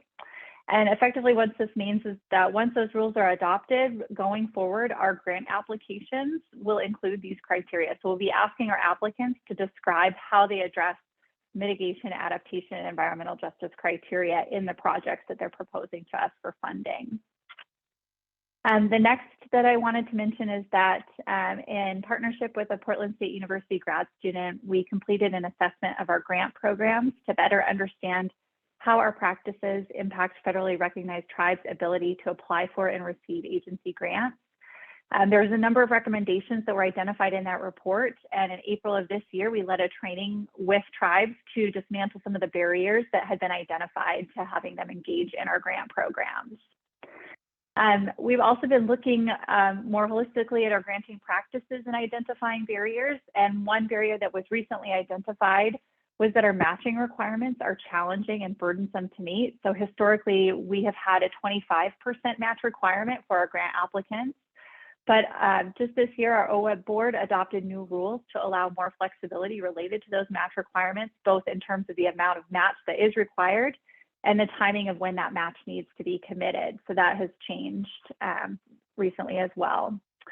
And then lastly, I just want to say that we recently, our OWEB board realigned its committee structure. So it now includes a committee that's focused on diversity, equity, and inclusion and environmental justice. And the committee is now working on the development of an agency equity statement. We also have an internal staff diversity, equity, inclusion, and environmental justice team, which includes representatives from all sections of the agency, including our tribal liaison, as well as a representative of our executive team. And we have a charter and we meet monthly. And so I just, in the respect of time, I'm trying to rush through, but just wanted to say thank you for letting me present at the end of an afternoon of lots of presentations from natural resource agencies. Thank you so much, Jessie, for sharing your presentation on behalf of OWEB. Council members, if you have questions for OWEB, please share them in the chat. And I will be happy to share them verbally when we finish with our last presenter, which will be Greg from OSHA. Greg, are you ready? I'm ready. Thank you for having me today. I'm Greg Lowell. I'm the policy manager with Oregon OSHA. And as you heard, we're not exactly a natural resource agency, but we certainly have some overlap when it comes to safety in the environment, and issues of equity and inclusion are, of course, very important to workplace safety for all Oregon workers. As you probably know a little bit about OSHA, our mission is to protect the health and safety of Oregon workers. We are a state plan, but we're also kind of under some federal oversight. So anything we do at a state level has to be at least as effective as federal OSHA programs. Our divisions include enforcement. Those are the inspectors who go out and inspect work sites and might issue citations. We have a free consultation program for employers who want to improve their safety and health, and that's a confidential program. Of course, we also have policy, administrative rules, technical experts, and then a lot of education and training, which I'll talk a little bit about. Some of the areas where we might intersect or overlap with environmental justice is regard to our safety programs involving natural resources, such as agriculture safety. We actually do have an agriculture labor housing program, and we're really not a housing agency, but we do have safety rules regarding ag labor housing. And other areas, I guess virtually any kind of work that might be out in the environment is something that we would have regulatory authority over. And just some of the other examples would be, such as issues of pesticides. We're part of the PARC, the Pesticides Analytical and Response Center. Some notable new programs we have, heat illness prevention. We put out a temporary rule in 2021 and permanent rules in 2022. And right now, Oregon has the nation's most strict heat illness prevention rules, and that applies to indoor and outdoor environments. We also did rulemaking on wildfire smoke safety in summer of 2022. Other areas we are involved in: forest activities, logging safety. We have a advisory committee, forest activities, hazardous chemicals, respiratory protection. We have some open rulemaking regarding permissible exposure levels for lead. And then programs involving things like landscaping safety. And the education area is something that we're particularly proud of. We've got a very robust resource center with publications, videos, and things that people can check out. We have a staff that puts out public education programs, including online training, workshops. We're doing those virtually and in person. And all of our education programs we're doing in English and Spanish. We haven't caught up to all of our older programs and converted them all into Spanish translation, but anything we're putting out that's new is going to be in English and Spanish. We also, in conjunction with the Oregon Health Authority, recently put together a whistleblower rights, kind of a workplace rights video in 5 indigenous languages. So we're trying to cover as much territory as we can. And then our YouTube channel, which has various trainings and safety videos, is kind of phenomenally successful. We get frankly, about 500,000 views every 6 months. It's just, the numbers kind of stagger me, but we're getting people from Pakistan and India and other places watching our safety videos. So we're educating people outside of the state of Oregon, which is kind of fun. And then finally, just we have a lot of partnerships and alliances like the one we're on today. A notable one that I'm involved in is a program called Strategic Enforcement with the Bureau of Labor and Industries, to partner up with them, since they're also regulating workplaces. And that group with BOLI and employee advocates is active. And then we have, Construction Advisory Committee and forest activities, fire service activities, advisory committee. So we've got about 40 different partnerships and alliances. And then the final thing I'll mention is that we every year now we are going to be doing a Spanish language safety conference. We did one in 2019 and then we had to pause for COVID, but we did one in 2022. And basically that's a full day program entirely in Spanish. And we did the first 2 in Salem, and we're taking the next one, I think it's in October, down to Southern Oregon. So we're very interested in and reaching out to kind of the underserved communities for workplace safety. And we're happy to participate in this group. And if there are areas that we can help in terms of perhaps our education and training, that, if it's got a connection to workplace safety, we're happy to participate. So feel free to call on us. And thank you so much for having us here today. Thank you so much for presenting for Oregon OSHA. So we have heard a lot of presentations this afternoon, and we could probably all use a little bit of a break.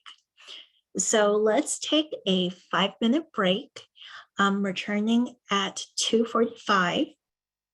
And I will share the questions that are in the chat at that time and transition us to our next presentation.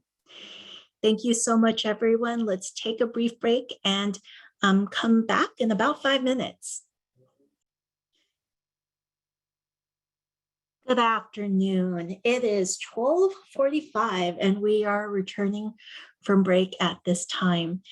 Thank you so much, all of our natural resource agencies and OSHA, for sharing your presentations and giving us some insights about the environmental justice work that all of your agencies are doing. In the chat, the questions were some resources from Department of Energy regarding their 39 projects.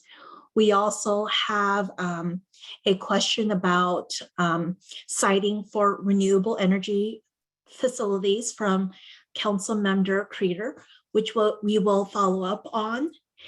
And we also have a link from Parks and Recreation as well, and the link to the state lands survey that was mentioned earlier during the presentation.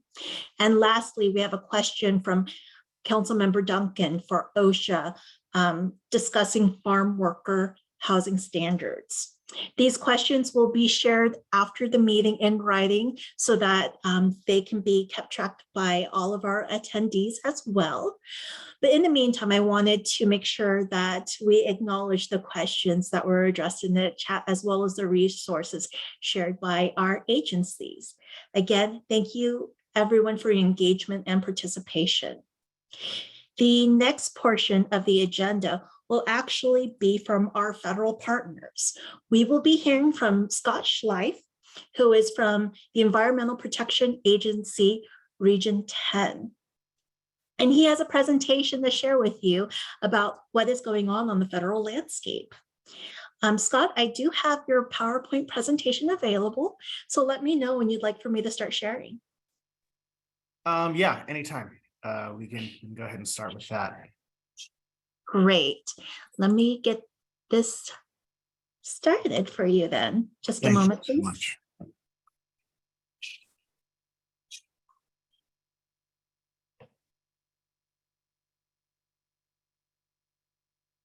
Okay, fantastic. And will I be able to advance the slides myself or? Give me a nod and I can advance for you. Okay. Okay, we can do it that way. Yeah, so welcome everybody. Thank you so much for having me here, giving me the opportunity to come and speak to you today. I'm also joined today by our Region 10 Senior Environmental Justice Advisor, Derek Terada. So Derek, you want to come on and say hello? Hi, my name is Derek Terada. I'm the Senior Environmental Justice Advisor here at EPA Region 10. It's a relatively new role. I started it about 2 months ago. There's a couple of names in the audience that I've worked with in the past. My background has been mostly in enforcement and in the specifics of pesticides enforcement, and I've worked extensively with the Oregon Department of Agriculture and Oregon OSHA in that capacity.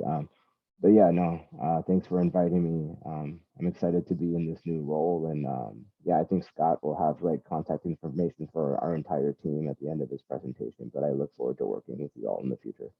Perfect. All right, we'll go to the next slide.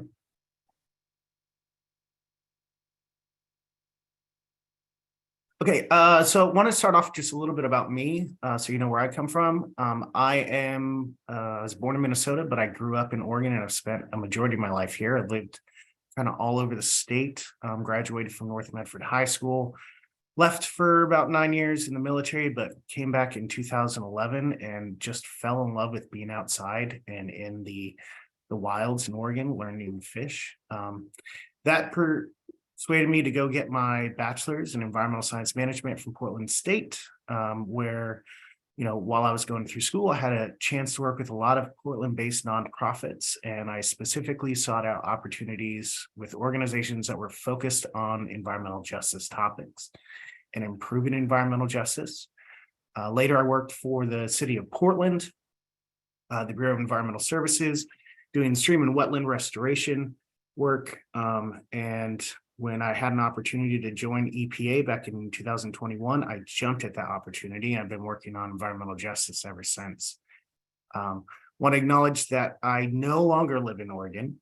I was up until December, but I recently moved out to the Southwest coast in Washington, down in Pacific County.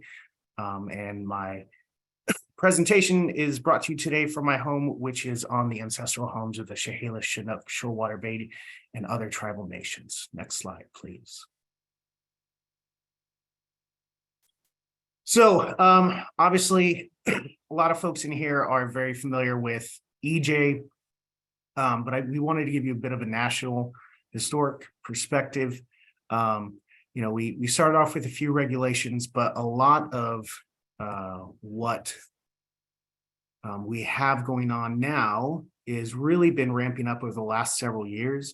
I would say with several executive orders, all of our kind of authorities are basically derived from executive orders, which we'll go into in a moment.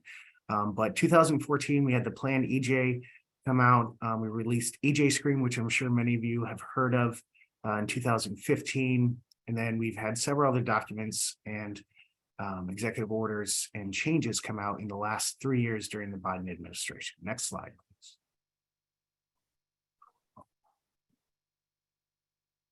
So this is the kind of foundational environmental justice order signed by President Clinton, 12898, which I'm sure many of you are very familiar with. Next slide.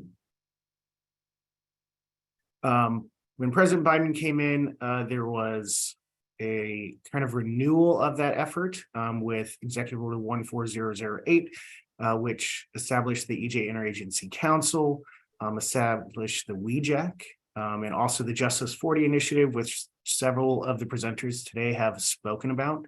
That's where we also got the authority for CEQ to develop the climate and economic justice screening tool, the EJ scorecards, and really working on implementing cumulative impact assessments into all of the work that we do. Next slide. And as was stated earlier, we now have Executive Order 14096. Thank you for the Department of Transportation for pointing that out and highlighting this. Yeah, it does have that focus on that whole of government effort to confront those longstanding environmental injustices and inequities. It is pushing us to make environmental justice a part of everybody's mission within the federal government, and calls for us to meaningfully engage with persons and communities who have environmental justice concerns. In that executive order, there is kind of a revision of the environmental justice definition. And I highlighted there for you specifically that portion about fully protected from disproportionate and adverse human health and environmental effects and hazards that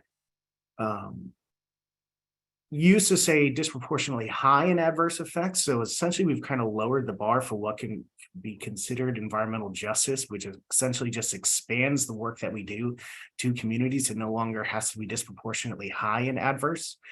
So I think that's a step in the right direction and more inclusive and more holistic look at the problems. Next, please. So this is our current definition of environmental justice here at the EPA. It revolves around the fair treatment and meaningful involvement of all people, regardless of race, color, national origin, or income, with respect to the development, implementation, and enforcement of environmental laws, regulations, and policies. Next. In order to achieve these things, the EPA released our 2022 to 2026 strategic plan. I think there's a couple graphics that pop up if you click next twice. So the focus here is on advancing justice and equity next. And that is really done within goal 2, which we're going to go into right now. And I will post a link to our EPA strategic plan framework after I get done presenting. Next slide. So there's several like points and objectives that we use for this. Our goals and objectives are to promote environmental justice and civil rights at the federal, tribal, state, and local levels. Embed environmental justice and civil rights into our own programs, policies, and activities, and then also help strengthen civil rights enforcement in communities with environmental justice concerns. Next slide.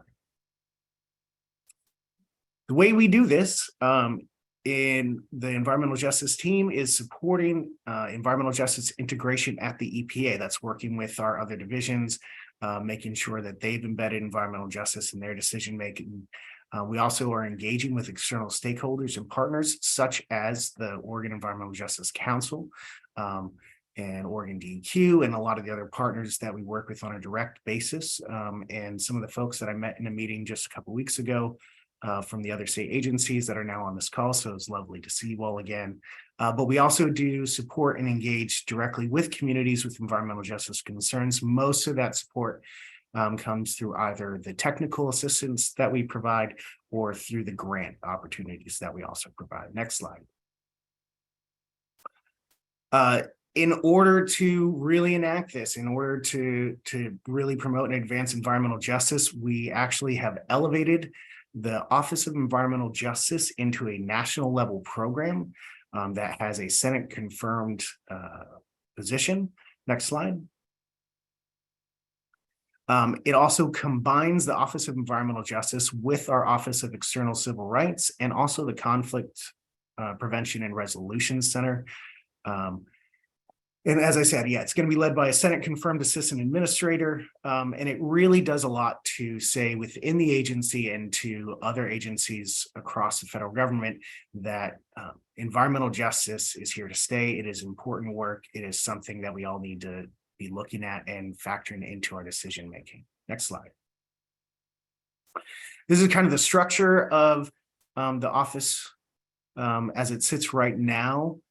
And then we also have a regional breakdown, but you can see it's broken up into the Office of Community Support, Office of Policy, and our External Civil Rights Office. Next slide, please.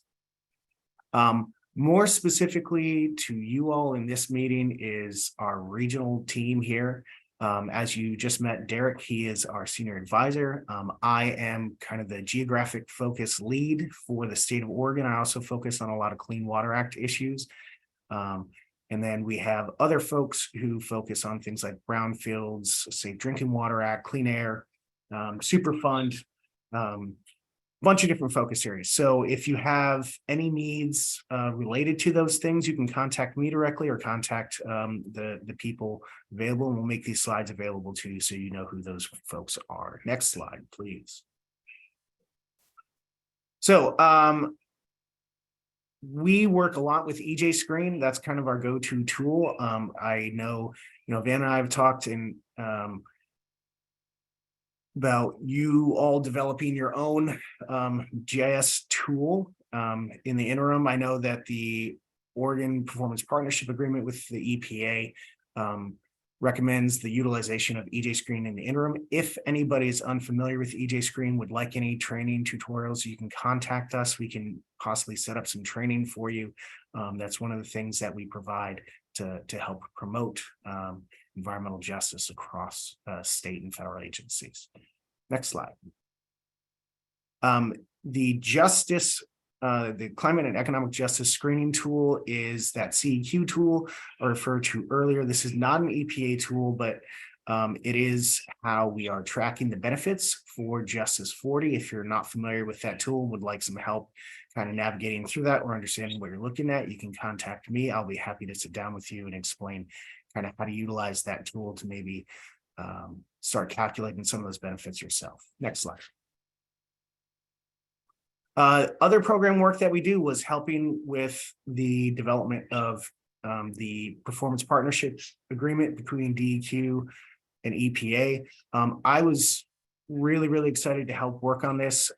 Big shout out to Stephanie Caldera and Morgan Schaefer and everybody over at Oregon DEQ and on our side over at EPA, Tony Barber and everybody who helped in the development of this and really helped expand specifically that Appendix D. If you have not had a chance to go check out Appendix D in that performance partnership agreement, highly recommend you do so. We managed to really integrate a lot of new things in there that I think really will strengthen and advance environmental justice between our agencies. And I know that this is currently being used as kind of a role model for Washington State, who just redid their performance partnership agreement. So this is a document that is going to be growing and living and helping influence not only things going on and improving environmental justice in Oregon, but also other states around the region and possibly across the country as well. So really excited to have been a part of that. Next slide, please. The other thing that we do, as I mentioned, is we do a lot of work related to grants. And specifically, we have our environmental justice grants. And here's kind of a map of where we've done environmental justice grants since 2015 through 2021. There wasn't a whole lot of folks applying to these. And you notice they predominantly came from that Willamette Valley area, the Eugene to Portland area. Next slide, please. So taking a look at that, we decided that we were going to take our grants to the people. And so we put together a roadshow in 2022, and we went out and kind of did a pilot outreach program to teach folks about the sort of grants that we have available, how to apply, kind of walk them through some of the tools and tricks and things that they may want to include to improve their applications and the scoring that they would receive. And we took those directly to the communities. And so we're seeing if that sort of kind of grassroots, on the ground sort of outreach will strengthen the number and the quality of the applications that we receive. If so, we hope to continue to do that and bring that to communities across the state and across the region, just to kind of improve access to those things. Next slide, please. But while we are developing that and kind of trying to strengthen people's ability and access to get to those grants, we also saw the same thing happening over at OEJ-ECR. They were thinking about this too. And so in conjunction with the Department of Transportation's efforts for the Thriving Communities, we've developed these Thriving Communities Technical Assistance Centers. There's going to be 2 here in Region 10, but there's also the national level TICTACs that you can also access if your organizations feel that that's a better fit for you. Can we go to the next slide?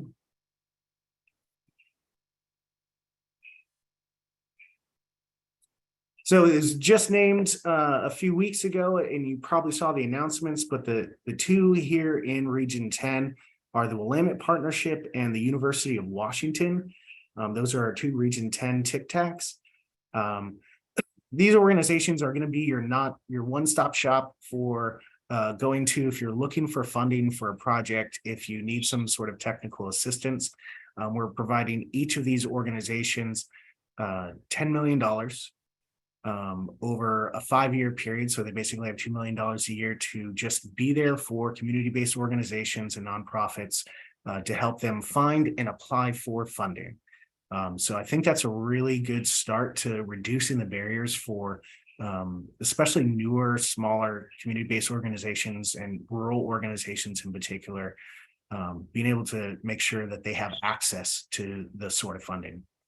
So really excited about that. Next slide, please. To go along with that, we also have our Thriving Communities grant making program. These will work with those TICTACs, and they are going to be receiving $550 million total. $50 million per award are going to somewhere between 5 to 11 pass-through funders that are going to be identified The competition launched in February 2023. We hope to have selections made this August and the awards made by November. So those are going to be very interesting organizations for anybody who wants to start a project. If you have a small organization, you can bring that project to them. And if your application kind of isn't up to snuff, then you can go back to the TICTAC, help improve your application, reapply, that sort of thing. So we're really trying to make this as easy as possible for these organizations to access our funding. Next slide, please. We just closed our competitions for the collaborative problem solving agreements. There was $30 million total in funding for these. 50 awards, $500,000 and 33 awards up to $150,000. We had two different tracks depending on the size of your organization. So if you had 5 or fewer members, you could apply for kind of a less competitive track for that $150,000 as opposed to the larger amount. And we hope to have the smaller awards awarded by November and the larger awards out the door by December 2023. Next slide, please. The other one that maybe some of you are pretty familiar with, working for various agencies across the state, are government to government grants. There were $70 million total in these, $1 million per award. This is an increase on what we've seen in the past. And so we hope to have selections made by August and the awards made by December. Next slide, please. In the future coming up, and I should have made that text bigger, we have up to $2 billion in IRA funding. That's billion with a B coming out. And these are going to be for environmental and climate justice grants. You're going to hear a lot about these going forward. When I say that the EPA is taking environmental justice very seriously, we've put nearly $3 billion into grant funding, specifically within the last couple of years between the bipartisan infrastructure law, the Inflation Reduction Act, and then some of our internal funds as well. We know that like a big part of the good that we can do in these communities is provide communities the tools to make these changes, whether that be through things like our EJ screen or whether it be through grant funding. We want to empower communities to be the change. So next slide, please.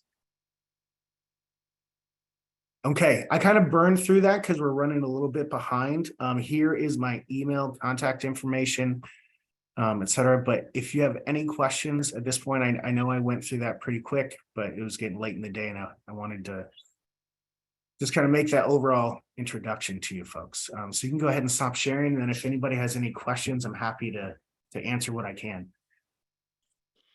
Scott, the first question that we have for you is it possible to share these slides with the public and our council members? Absolutely, 100%. Yeah, and everything here is publicly available information. We strive to be pretty open and transparent. This is just kind of condensed down for you guys. So yeah, happy to share the slides. I can email those out, or Van, if you want to after this. Yes, I can email it to our council and our natural resource agencies and make sure it's on our website as well. Great.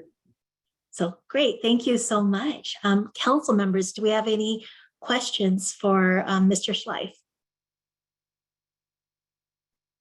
I do have a quick question.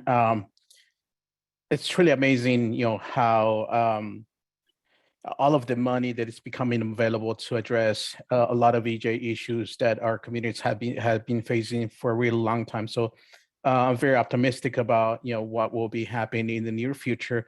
My question is, how will EPA assess how these fundings are being distributed and their effectiveness in reaching EJ communities? I'm sorry, can you one more time? Yes, I'm trying to get a sense of how will EPA, assess how the fundings will be distributed and the effectiveness in reaching EJ communities. Right. So these are competitive grants, so there is a scoring system. And they are ranked. We have panels of folks who kind of have to score things on a variety of metrics. I will say that, like with the look back that we did on our grants from 2015 to 2021, we did kind of a analysis of where we had environmental justice communities, where we'd received applications from, and specifically focus on where we didn't have successful applicants in the past, but we still had these environmental justice issues that were highlighted in EJ Screen. And so we're doing targeted outreach like that. In the future, I think that's going to be something that we do as well. I can't speak to specifically how OEJ ECR is going to do the back end analysis of that, but I can ask up the chain and I can get back to you if you'd like. I think that would be wonderful if we can obtain additional information. Absolutely. Katie, I see a hand. Hi, Scott. Thank you. Katie Murray with Oregonians for Food and Shelter. I just had a question about the funding that goes to those community technical, you called them Tic Tacs. I don't know what that stands for. Yeah.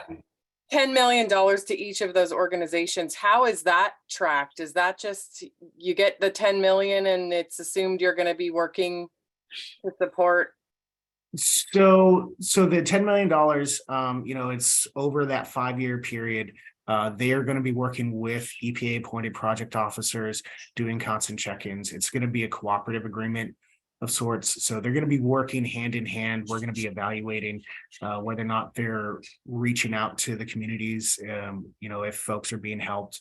But there's also options to go to a different Tic Tac if you find that the one isn't necessarily working out for you, or if you have some sort of conflict. So there's multiple options available to you. And obviously, if people are having issues with the Tic Tacs, you can contact project officer, you can contact me directly. I can raise that issue for you as well. So we'll be watching this really closely. Obviously, this is a pilot project with these Tic Tacs that's going on across the country. There's a lot of eyes on that. And there's a vested interest by the EPA to ensure that this actually does help communities on the ground. So we're going to be watching it really closely.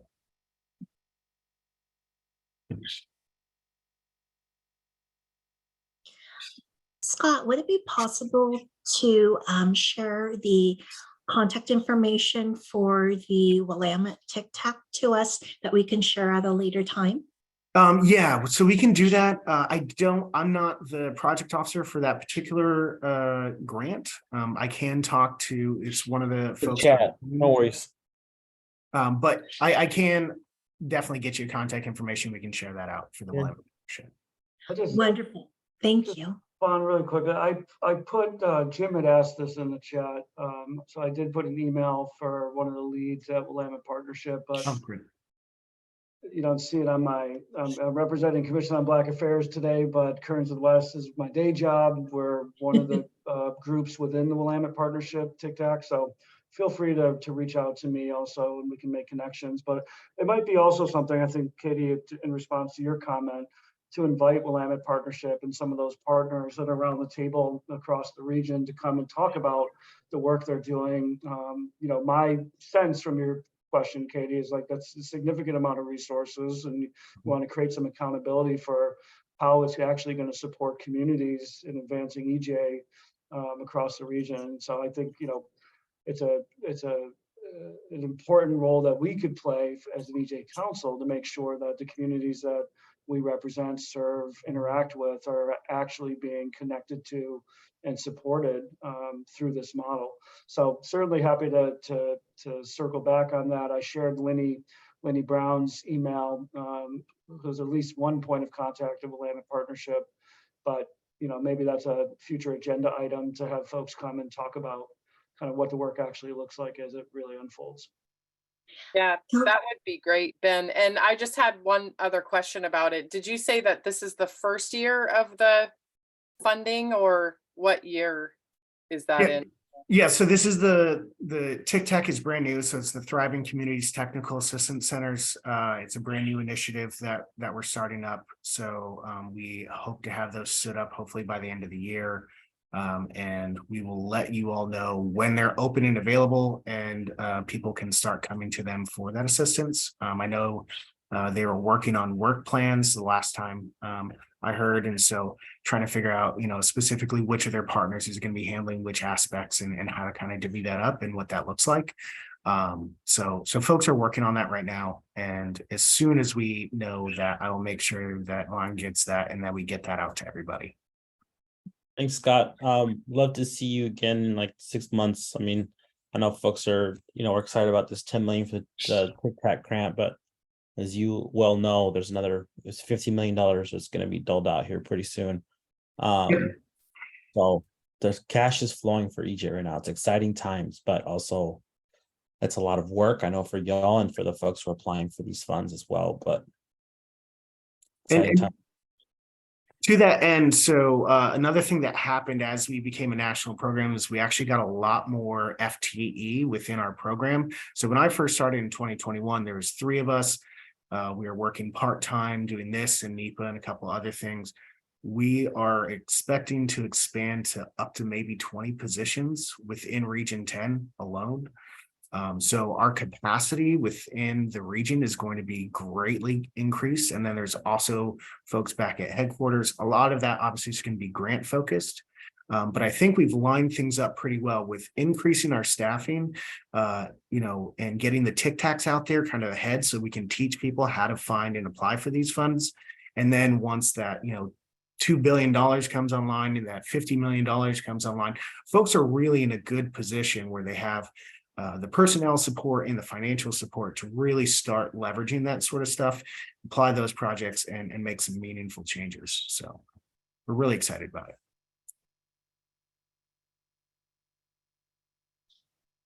Thank you so much for your presentation, Scott. Yeah. You gave us a lot of wonderful information, and the resources you're sharing will certainly help our communities here in Oregon. Perfect. Again, thank you so much. If anybody has any additional questions, I'll be here for the rest of the presentation, or you can email me and call me anytime. Thank you so much. We are moving on to the last part of our formal meeting today, which is the Environmental Justice Council Coordinator Staff Update, which in a nutshell is my staff update working with all of you on this call and some of our community groups. Because there's actually a portion of my staff update where I'm going to be requesting for a vote of the Environmental Justice Council, I will be initiating a roll call just so that we can verify who is here to ensure that we still have quorum. So if you could just give me a quick moment, let's just double check which of our members are still in attendance this afternoon. All right, so let's start from the top. Chair Iboa. Yeah. Councilmember Duncan.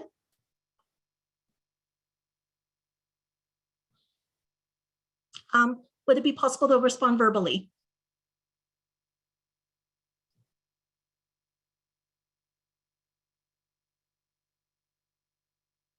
Okay, we will circle back. Councilmember Kreider.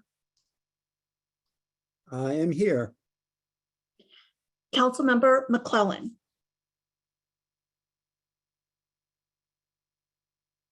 We will circle back. Councilmember Monroe. Present. Councilmember Morales.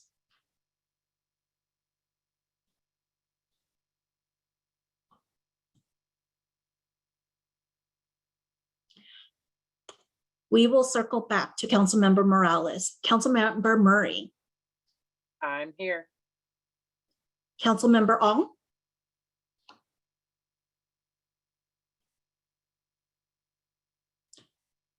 We will circle back. Councilmember Reed. I'm here. Thank you. Councilmember Sanchez. Still here. Thank you. Councilmember Cage. Okay. So I'm going to do one last check for the members that haven't been excused and we haven't verified yet. Councilmember Duncan, could you verify verbally, please, that you are here? I am here, but I was on a phone call. So what's the I'm question? glad that you're back. Thank you so much. Councilmember McClellan.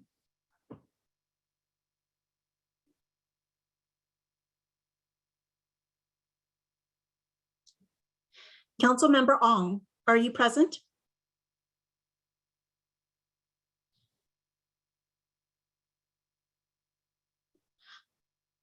I think you may be on mute, Councilmember Ong, if you're trying to share that you are here.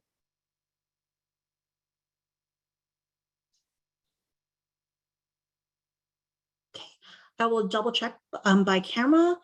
And Councilmember Cage, are you present?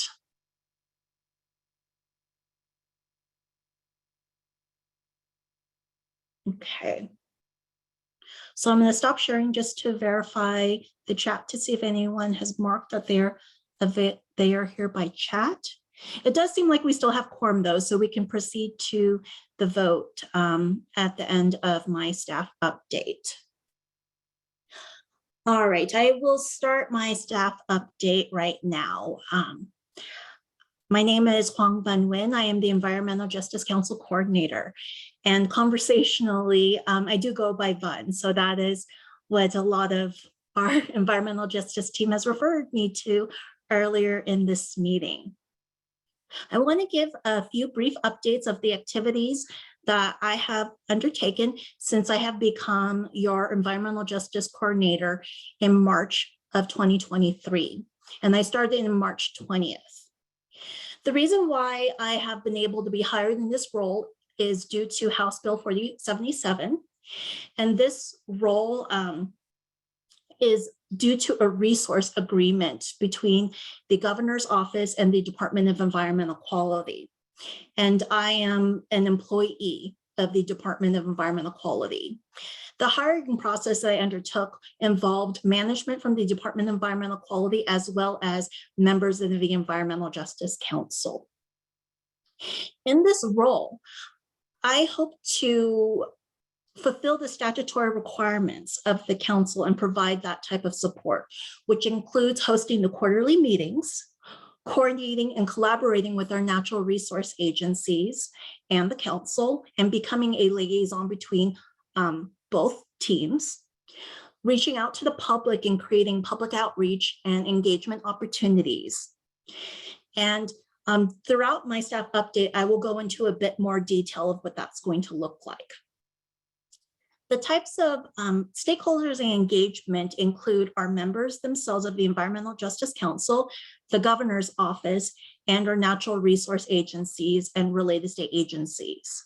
With the council specifically, we are hosting our very first meeting today, and we're at the last portion of the meeting. We've had a lot of really wonderful presentations today, and I'm really excited to work with our overall environmental justice team. As far as governance work, I have done a lot of work behind the scenes. I see the need to create governing documents such as bylaws or a charter so we can clarify roles and responsibilities for all of our officers and members of the council. This helps us understand the types of time commitments and attendance commitments that are needed of the council, what our goals are as a council moving forward. And ultimately, it makes it so that we can be, as a council, we can have one voice when we are expressing opinions or policy positions on various environmental justice issues. Also within the governance realm, I'm looking at timelines so that we can meet our statutory requirements for the biannual report to the governor, as well as some requirements for our natural resource agencies to provide reports to the council on their environmental justice activities. Related to Environmental Justice Council officers, we will need to initiate a new election. The last set of elections occurred because while it was still in a task force form. Since this is a new body, it is appropriate to certainly have an election for environmental justice council officers, which include the chair and the vice chair as stated from HB 4077, which is House Bill 4077. I'm also meeting with our natural resource agencies. These meetings are monthly convenings where our liaisons meet with me so that we can discuss processes, different environmental justice issues that are coming up. And we are also looking at how we can set expectations about how the agencies can communicate with the council and how the council can communicate with the agencies. Since we have such diverse natural resource agencies in this space, it does provide a real benefit to have clear and defined processes, as well as documents that could be used to help us, in a sense, intake more effectively. And I really look forward to partnering with all of our natural resource agencies, liaisons to do that in collaboration, of course, with our Environmental Justice Council. I'm also proud to report that we've developed a very great partnership with the governor's office. Earlier during this meeting, we heard a presentation from Natural Resources and Climate Advisor Karin Power.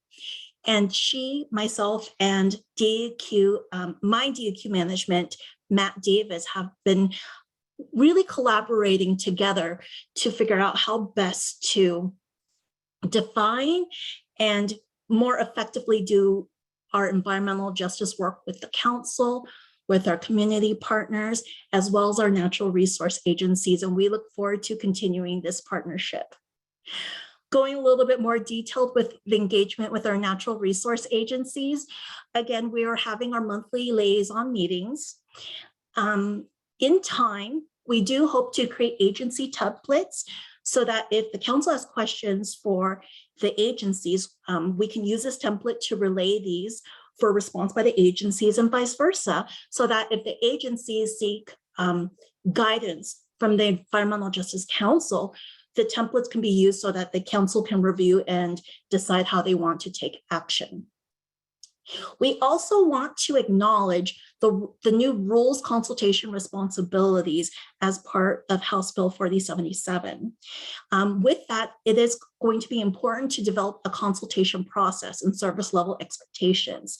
And that is something that I plan to do in concert with our Environmental Justice Council, as well as our natural resource agencies.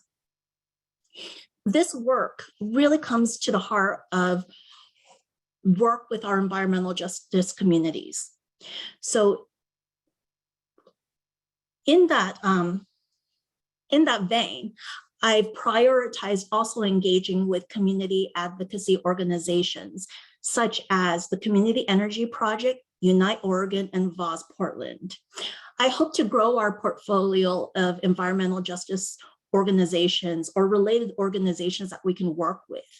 Because when we really think about the environmental justice team, it's really all of us working together towards the same goals. So by building out our team to not only include our natural resource agencies, the governor's office, us as an environmental justice councils, and the last piece, the community, we really can try to find what goals really meet our needs and how we can work together towards all of these complementary goals. And this is a continued priority that I plan to collaborate with our organizations as well as our council to ensure that we continue growing this part of our work.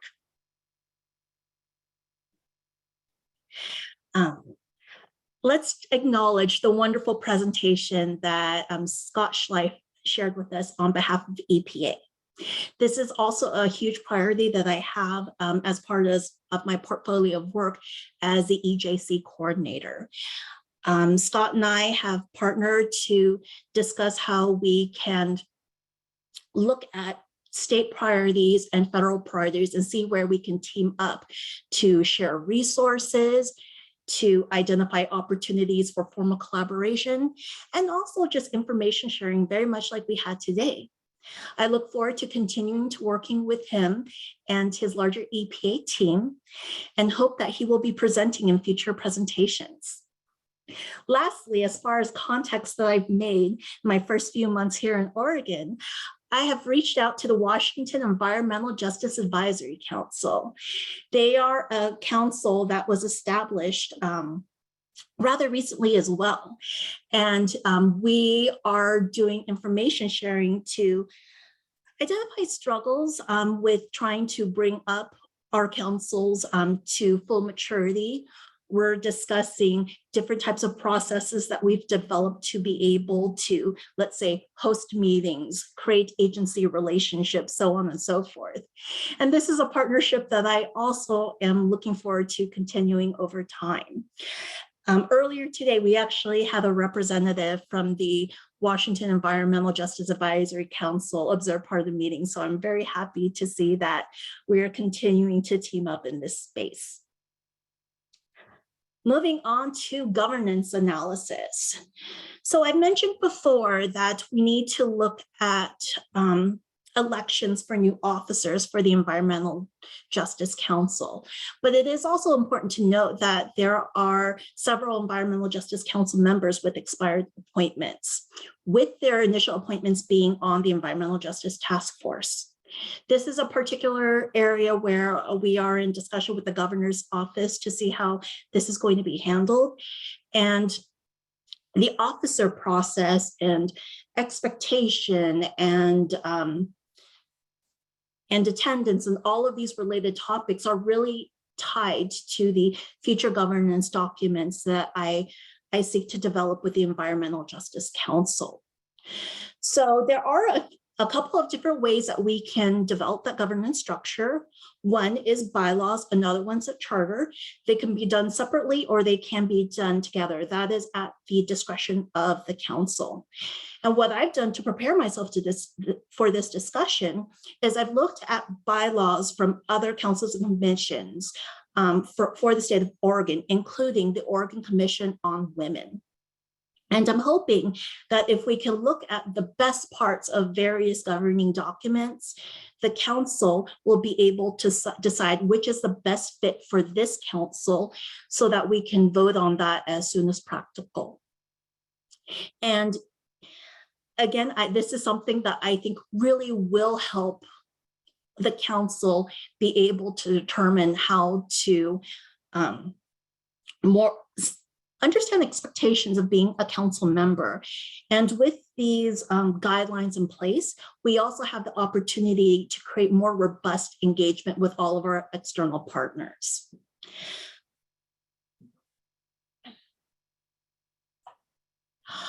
Also, I think it's important to note the necessity of the other requirements of House Bill 4077, including the biannual report to the governor.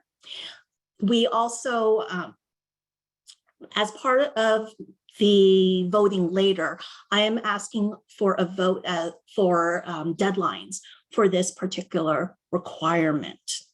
And I also recommend developing a community engagement strategy as a council with our natural resource agencies so that we can really look at best practices for community outreach and engagement. An observation I have with talking to various community outreach teams within many of our natural resource agencies is these processes are so different from program to program, media to media, agency to agency. And in an ideal world, an agency would have an overall vision as far as what environmental justice, community engagement, and outreach will look like. And my hope is the council can take a leadership role in this discussion with our natural resource agencies, of course. And we would be able to, in the long term, be able to optimize how we're engaging with our communities to build trust and to be able to build better and more sound policy so no one is left behind. Lastly, and this is something I mentioned a little bit earlier in the presentation, is the consultation role for rulemaking. This is something that I identified really early on when I took on this role. And this is something that I think really would benefit the council and our natural resource agencies to develop a process with some documentation associated with it, as well as mutually agreed upon service level agreements, and expectations. When we're seeking consultation in both directions, we want to ensure that we have a timely response, and we want to make sure that we have effective communication and actions. And this pre-work of working together and deciding what is an appropriate service level expectation really helps guide us to know, are we working effectively or not? Is the public benefiting from the actions that we're taking? And I believe that we all need to come together to make this a success.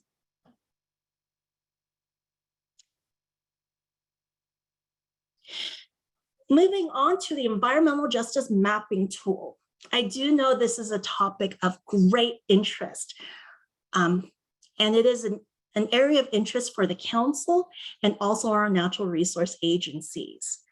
And the update we're going to be providing today is a bit limited, but we do plan on providing a much more robust update come September. So at this point, the Department of Administrative Services is leading an initial data inventory assessment with our Oregon agencies. And this process is related to multiple projects that they're doing with DAS, but it also will be feeding into the environmental justice mapping tool. So again, this process is in collaboration with various state agencies, and we're also including our university partners to determine the types of data that's available. The interagency team includes Department of Administrative Services, which I mentioned before was DAS, the Department of Environmental Quality, which is also known as DEQ, Oregon Health Authority, Oregon State University Institute of Natural Resources, and the Portland State University Population Research Center. These are also the agencies that are identified in House Bill 4077. Important to note that the initial completion of this tool is due on September 2025. So we are anxious to really start the work on this so that we can meet that statutory deadline. Something I want to note with the council is we want to involve the council earlier rather than later. And the real opportunity for council engagement really lies with the listening sessions. House Bill 4077 dictates 6 listening sessions that need to be conducted in development of this environmental justice mapping tool. And I believe if we start early, we can exceed this requirement and host more listening sessions than that. And that is actually something that I'll be asking for a vote for coming up very, very soon. All right, so let's shift to the action items that are going to require a vote. All of these are included in the agenda packet that I provided for the staff update.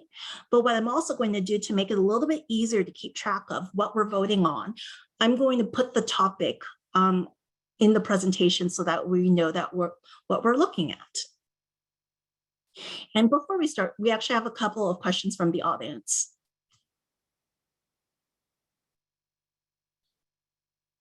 Okay, perfect. It looks like we have a few members are just joining us. So let me just make sure that they are able to come on. Just one moment, please. Okay, perfect. Great news. Council member Astor was able to join us today. Welcome and thank you for joining, Amanda.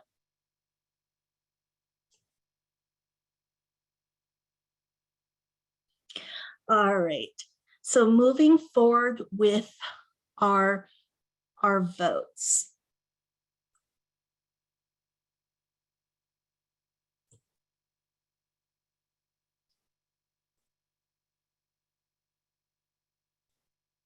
All right, just one second, please. Let me shift to the right screen.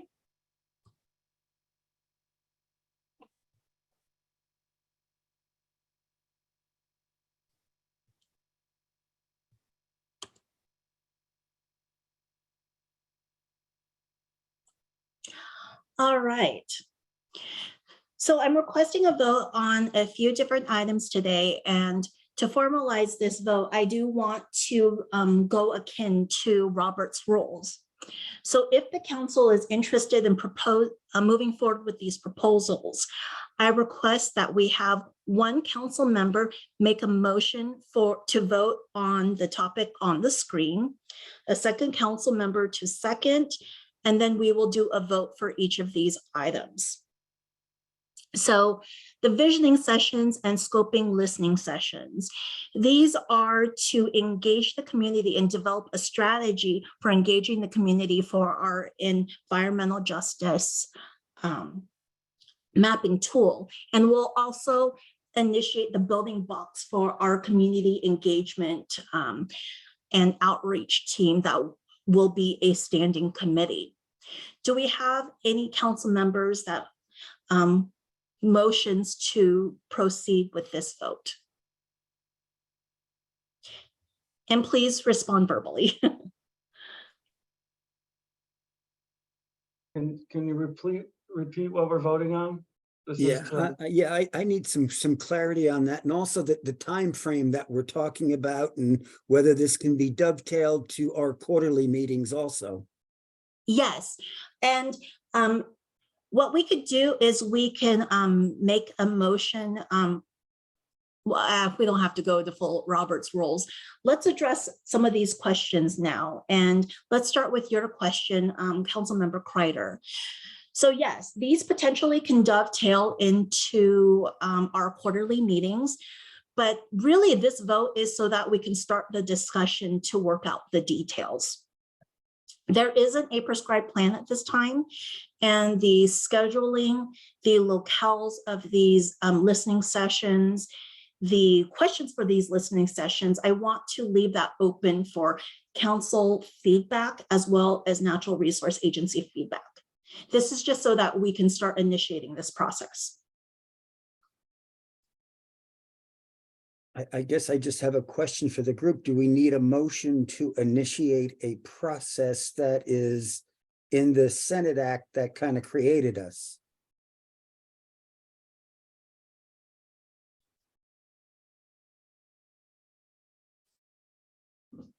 I think this is more of a formality, Jim, since we're all here, you know?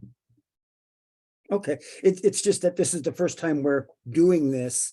So Sure. I'm just feeling like we've got ahead of the process a little bit of how do we vote? How do we do these things? You make a motion, there's discussion, there's a second, you know, it's, I'm okay planning and going along, but I think we need to have more thought in the future on how we bring votes up so that we know we've had adequate discussion of what we're actually voting on. Matt, did you want to jump in? I see your hand. Yes, thank you so much, Councilmember Duncan. Sure, I was just gonna offer, Vaughn, you know, when you, my reflection on kind of your aim here is, this is the first time the council's had a dedicated staff person. And when we talked about kind of how the council will give you direction, Vaughn, I think, you know, what you were feeling and what the purpose of some of these votes are to just really make clear when the council is giving you formal direction or authority to kind of go out and do work on their behalf. Yes. And I agree, my sense is this group isn't used to that formality, and probably some of that could get worked out as you think through a charter or you know, your shared agreements. But in the absence of that for this first meeting, we're kind of, you know, relying on something maybe we're all somewhat familiar with. But Vaughn, is it fair to say, I think what you're really seeking for in all of these votes today is you really want to leave this meeting clearly understanding that the council is comfortable with how you're going to spend your time on these various things in the coming months. Is that? Yes, thank you, Matt, for bringing that up. One of my goals as your coordinator is I want to make sure that the council has a full understanding of the work that I'm doing on behalf of the council. And I want to ensure that it is true to council desires and goals for the future. So this, in the spirit of these votes, aren't to, in a sense, lock everyone in. It's more so that there is a clear understanding for the council and also the public of the priorities the council is going to be undergoing for the next quarter. So these votes are, again, a way to formalize what I'll be working on, but that doesn't limit what the other things that I would be working on, because there's so many things that have some level of overlap. Again, this is really just procedural. It's to practice a new formalized process for us to engage. And if the council feels like there's a better way, we can certainly build that into bylaws and or a charter. But really, I do think it's good to have votes periodically, just so that as a council, there is a full understanding of the high projects that we are going to be moving forward with. And for the listening sessions, this is something that I am really eager to work on with everyone. But this is, again, to make sure that we all have an understanding that this is the work that's going on into the next quarter. Thanks, Matt and Van. I just want to, since I asked a question, thank you both for that clarification. And I'm understanding this is kind of more like goal setting. We don't have a strategic plan yet.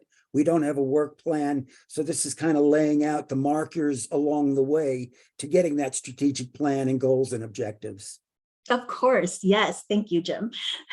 Or Councilmember Kreider. I'm just Jim. Any other questions or concerns before we proceed? I don't think so, but if you can, I mean, I'm happy to make a motion, but I think I need the language to make the motion. So are we really making a motion to kind of approve the EJC coordinator to begin the process of moving forward the visioning and scoping listening sessions? That was perfect. Okay, well then I move to empower the coordinator to begin the process of visioning and scoping listening sessions. Thanks, executing Ben. the work per our statute. So that's so moved. Someone want a second? Thank you. And Sorry, Ben. I was asking if someone want a second. oh yes, I misunderstood. I thought you were saying you were seconding. I saw a hand from Jim the second. I'll Right. second since I asked the first question. So There you go. So there's a second from Jim. All those in favor? Raise your hand. Aye. Aye. Okay, Aye. perfect. Motion passes. But before Actually, we do that, I just sorry, want to make sure, any- do we have any no objections? Any abstentions or no's? Okay. I think we're good. So moved. But before we move forward, I do think we had a question from council member Astor. Do you still have your question, Amanda? No, I didn't have a question. I was just letting you know that I came, so I was just happy to be able to make it for the last part of the meeting here. So hello, everybody. Thank you so much. It's nice to see you, Amanda, virtually. So the second one that I want the council to be aware of and vote on, if you can just, there we go, draft bylaws and charter. At this heart, I want to start the process of working with the council to draft bylaws and or a charter to document our governance structure. This isn't deciding what it's going to look like. I propose having a separate special meeting for the deliberation and the vote on the governance document. And my goal is hopefully to have this completed before our September meeting. So it'll be work that we would be doing this summer. So again, this is, I'm requesting council approval to create an ad hoc team to develop bylaws and or a charter and initiate that special meeting when we are ready to start deliberation and a vote.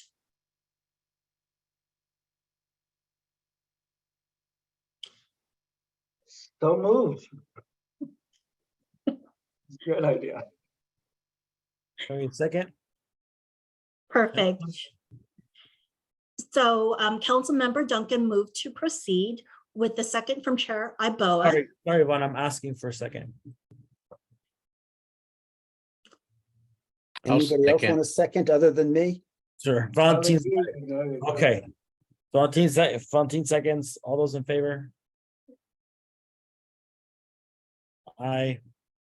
Aye. Great. Aye. Any abstentions? Or noes? Okay. And Passed. before we proceed, Councilmember Reed had her hand up. I think she. I was just indicating my aye vote. Yeah. Oh, perfect. Thank you. Great. We have 2 down. The third one is procedural. I would like to determine a due date for the biannual report for the governor, as well as an annual report due date from our natural resource agencies. I'm recommending that the biannual report have a due date of June 30th, 2024, and the Natural Resource Agency annual report due date to be December 31st of the year. And this particular vote will be really great because it's going to provide clarity to when our key reports by statute are due for not only the council, but also our natural resource agency partners. Thanks, Vaughn. Someone want to make a motion? I have a question. Yes. And this would be a kind of a year or so kind of process or so, but to look at standardizing the reports from the agencies or trying to standardize them more, because they are difficult to kind of compare and contrast, because we do have a loose outline, but it's loosely followed. So just something that as we work on this to try to, I would just, a footnote, encourage a more standardized process if possible and where possible. Of course, And Councilmember Kreider, I completely agree. Part of this process, but not necessarily part of this vote, is for the council and our natural resource agency partners to determine a template that includes specific questions that need to be answered, documents we need to have included, and a general formatting so that council members and the public consume these reports most effectively.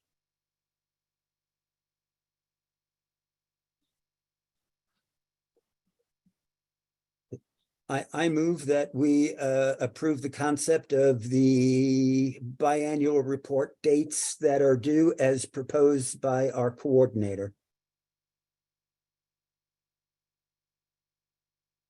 Second. Thank you. All those in favor? Aye. Great.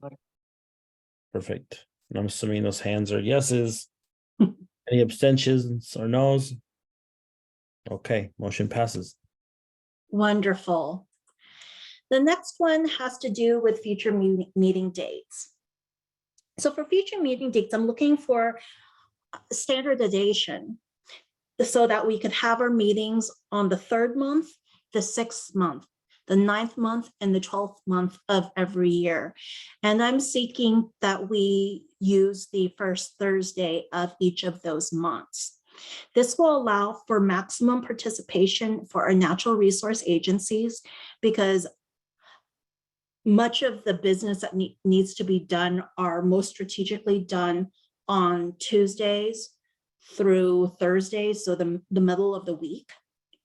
And it also makes it so that when we're looking at future meetings, we don't have to deal with the complication of trying to coordinate 30 plus schedules. So this is something that I'm hoping, if we pursue this vote, is something we can standardize until the end of, well, honestly, into perpetuity, unless we have some council members that think we can try this experimentally for a shorter time frame. We have a question from Councilmember Sanchez. The one question I have, I don't have any issues with, having our quarter meetings on the third, 6th, 9th, and 12th month.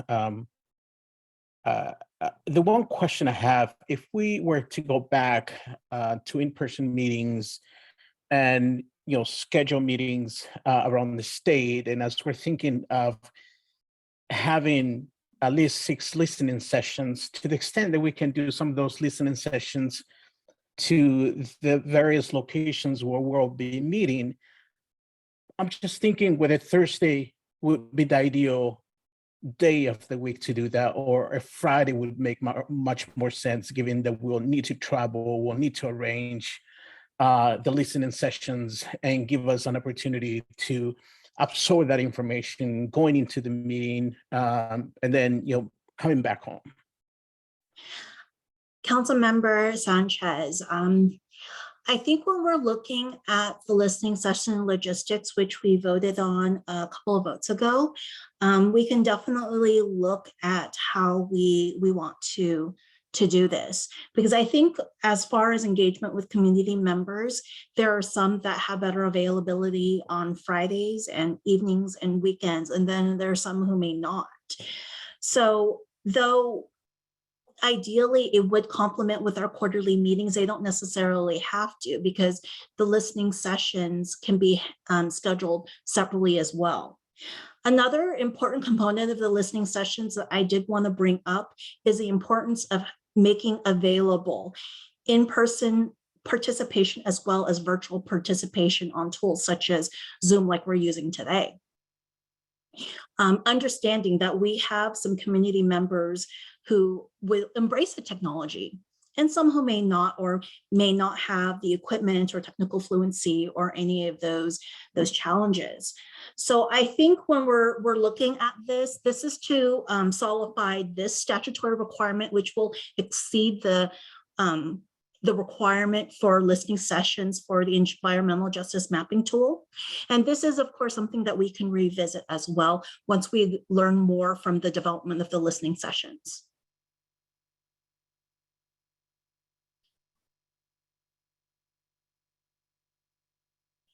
I just want to mention here that our old model, not to say we have to stick with the old, but it had a listening session built in most Thursdays before our Friday meeting. And I felt that that was kind of an important aspect of what we did, was being visible in the community and talking to folks before our meeting. And usually some of those sessions would inform some of the topics of the meeting. Now, I don't know how others felt about that, but when I came on, that's kind of the way it was. And I kind of felt comfortable with that because it had that community component built in. So I just want to throw that out there to see how others feel about that. So, Councilmember Kreider, something that I'm hoping that will create meaningful engagement between all of our partners is having our agenda topics created at least a week or two, ideally 2, before our council meeting, so that we can give our natural resource agencies ample time to respond and provide a full response in lieu of having to do a lot of follow-up, which from what I've heard makes it rather difficult to keep track of. Now, I think our engagement with the community needs to be more than quarterly. So when we talk about our community engagement strategy in concert with all of our partners, we're going to talk about how to be in the communities to hear what's going on so much more often than we've done in the past. So with this proposal, it doesn't necessarily take away for opportunities to engage with the community right before the meeting. But if we were to create agenda items from topics that were just received 12 hours before, it doesn't necessarily give us an opportunity to respond depending on the complexity of the issue. And my hope is these meetings that we're having in the future really create meaningful movement and our environmental issues that we discover. And if we were to, let's say, have a topic that came yesterday and not be able to deal with it in the next quarter, that's not necessarily great either. So this larger vision of how we engage with our agencies and engage with the community will create so many more on-ramps and off-ramps to engage with us, let us know what's going on, and also give us an opportunity to still work with them outside of these formalized meetings. Does that help at all, Councilmember Kreider? Sorry, slow on my mic. I don't know. I'd like to hear some others too. I just was bringing that up. I hear what you're saying. That is, having you will create a better community impact or reaching out. But I just think for the rest of the group, I would just like to hear what other folks say. I'm good with whatever's decided. Yeah, I appreciate it, Jim, Ben Duncan. I guess what's the old saying? I'm an old dog, so I'm just used to the old ways. I hear you, Vaughn, in terms of, you know, ongoing and consistent engagement, and not relying on kind of the night before listening session to kind of inform our work. I'll just say I don't know. Thursdays are harder for me, so when I saw that, that's my only thing. I do a lot of work with agencies that love Thursday meetings and obligatory obligations. So Fridays were a lot easier, but I'm open to trying. You know, I do think it was a really nice component when we go, particularly in other parts of the state, to have the opportunity to break bread with folks in a little bit, you know, sometimes in a formal way and sometimes in a bit of an informal way. And, you know, part of that is just a philosophical idea of like, what does it mean to go into community? So I guess I would want to not lose, right, even if it's not meant to specifically shape our agenda the next day, or specifically shape our agenda for that day. You know, I feel a little hesitancy if we don't have that combination, that we don't just kind of show up and have a meeting because we feel like we got to go somewhere, but are really diligent about making sure that we have space for folks to get to know us and for us to understand and feel the place that we're in. So I'm like Jim, though, I'm open to trying. You know, it's only been a few years that we even had the resource to be able to go anywhere. You know, whatever works best for us. And I think as long as we're willing to be iterative based on what we learn and what we see and what we feel, I'm fine moving forward. Thank you so much, Councilmember Duncan. And one thing I do want to share is when we go back to in-person meetings, I love that the then task force did have meetings in community the night before. So I absolutely think that's something that I want to be part of continuing. So I do want to make sure that it's clear. It's just a matter of, in the greater environmental justice space, creating expectations that we know that we can fulfill. So that is just a bit of feedback that I'd like to share. We also had a hand up from Councilmember Sanchez. I guess one idea I have is we can try, you know, a few meetings, you know, with this, you know, what you're proposing, Van, and I think that once we create that ad hoc committee to discuss in drafting the, you know, charter or the bylaws, we can have a further discussion about kind of the logistical and the process of scheduling meetings. Of course, yes. Then maybe within the context of making this motion, maybe we put it in such a way that it is revisited at a certain point in time to check its effectiveness. That's why some way I don't really like putting things in motions that are kind of still formulating, because to me, a motion is a much more formal document than our casual discussions of when should we meet. But that's me, that's a style difference. I'll work on it and be better. So with that, I'll make a motion that we move our meeting dates to the first Thursday of the way it's written. Sorry, I'm not more articulate, but with the idea that after 1 year, we revisit it and see how it is serving our needs.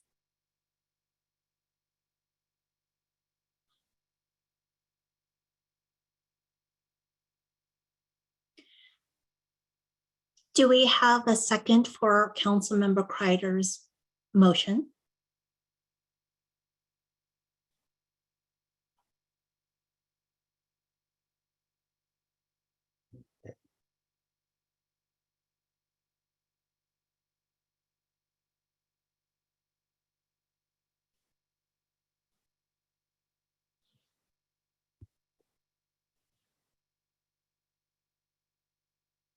I'll second. I was trying to create the space for other people to get on the record.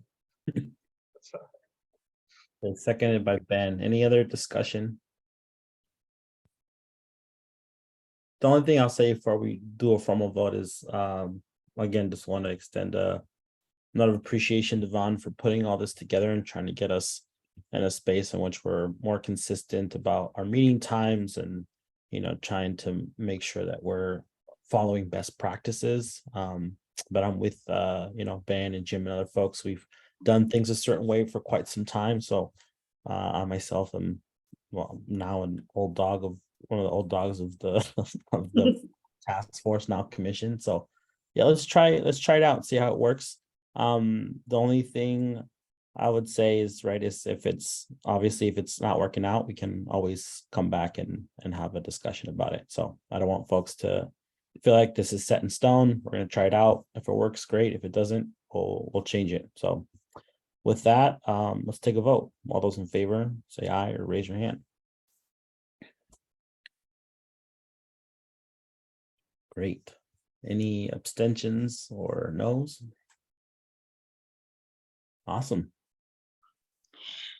The ayes have it, and this motion passes. And with the modification that Councilmember Kreider made, this is for 1 year's time, which we will formally revisit, but we will have opportunities to revisit earlier than that if it's not working.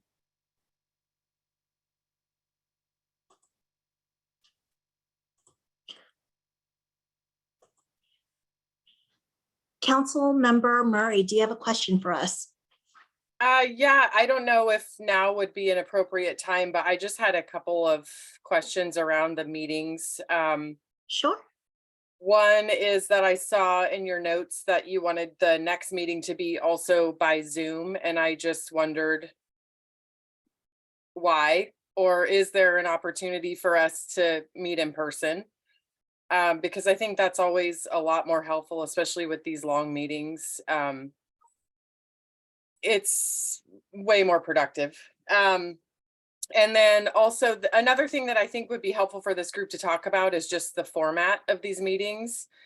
I appreciate the need to have the agencies involved in providing updates, but to me, it really takes a lot of valuable time that we have to discuss and plan and talk, and it really doesn't leave a lot to for the council to do council work. And so I just think that maybe there's some opportunity here to discuss how we get updates from the agencies maybe in a written format and allow a lot more time for the council to, you know, limiting our questions to one question per agency, for example. Again, it's like this doesn't help us do what we should be doing as a council. Yeah, I just, Katie, thank you for saying, yeah, Valentine, probably an agenda check. I saw the last item started at 3, but I didn't see when it ended. So that might have been a creative agenda creation. Katie, I 100% agree. And how we find that balance between ensuring that we can hear from agencies and do our kind of duty to kind of advise agencies is important. But I do think there's probably a way to get a written summary. I imagine if it's done with enough time, if there's a lot of interest around the table or questions around what an agency has provided, we could add that to an agenda, but it certainly is a tension, and I feel it, and I'd love to meet in person too. So I just want to lift up all the things he said. I felt a lot of that, and I'll tell you, sitting on Zoom, there is nothing that prevents me from multitasking, which I have been doing irresponsibly all day. And so I just, to your point, right, I'll just self-acknowledge that it creates some additional challenge just to stay present over 6 hours. Yeah. Of course. If I may just provide some clarification, I want to respond to Councilmember Sanchez's question. That was actually the last formal part of the agenda, so we are almost done. Also, I want to acknowledge about the agency updates. Something that I've started conversations with our natural resource agencies is after this first meeting, which was really meant to be introductory in nature, is to have more formal updates in writing so that they can be consumed by the council. So that future meetings, starting in September really, will be meetings where we talk of things that require council consultation, council decision, and or just issues that are of high public interest, because I wholeheartedly agree with the multiple echoed feedback about how agency updates as general updates can sometimes be challenging because it does take a lot of time. I believe that the council coming as a body as you have today, your ability to deliberate together, to share ideas, that's what's really going to be helpful.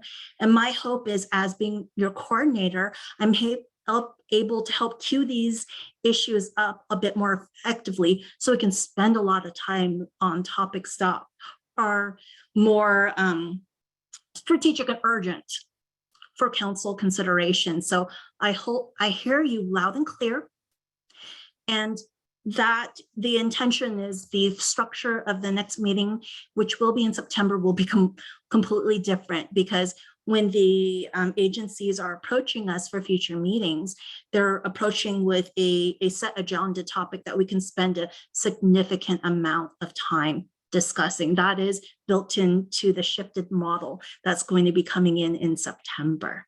So I hope that is something that the council can agree upon. Also, I did want to acknowledge that though this is not a formal agenda item, I did want to make room for public comment should anyone have made public comment. In the agenda introduction, I did ask if anyone wanted to provide written comment ahead of time, and Ms. Parker has been keeping track of that. And also for any of the attendees that are still on the line, I do want to give them opportunity for public comment as well. So before we shift into that portion, I want to give space for the council members to share any other questions, concerns, observations that you would like to share with everyone.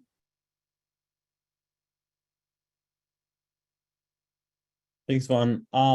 Yeah, real quick for folks, I know we're in a period of transition, and we haven't met in quite some time. And Katie, I know you came on for your first one in December. And was that December or was that September? I don't even remember. It was a while back now. But so it was November, right? And we met in person. But yeah, after this, meeting, Vaughn and I are going to get together next week as well and discuss future meetings. So we'll make sure to try and sort out the best way to make sure that folks are engaged and that we don't spend a ton of time just listening and trying to process information. This meeting really was for me a reset, right? Given that we're now, this is our official 2023 EJ Council meeting. But as Vaughn mentioned, as we transition to our quarterly meetings and meetings in between. I think the way that these meetings are run and what we discuss is going to change drastically. And I'm going to make sure that, Vaughn and I work together to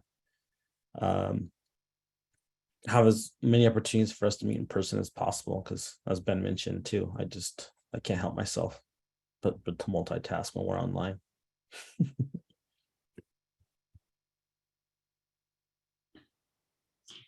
Do we have any other feedback to share before we move over to public comment? Not really a feedback, but I just want to take a moment to thank you, Van, for sending a detailed list of the various activities that you have been involved with. I know that you have met and connected with several CBOs that are working on EJ issues or are adding EJ issue as a key priority of their work. And so sending that list ahead of time was really helpful.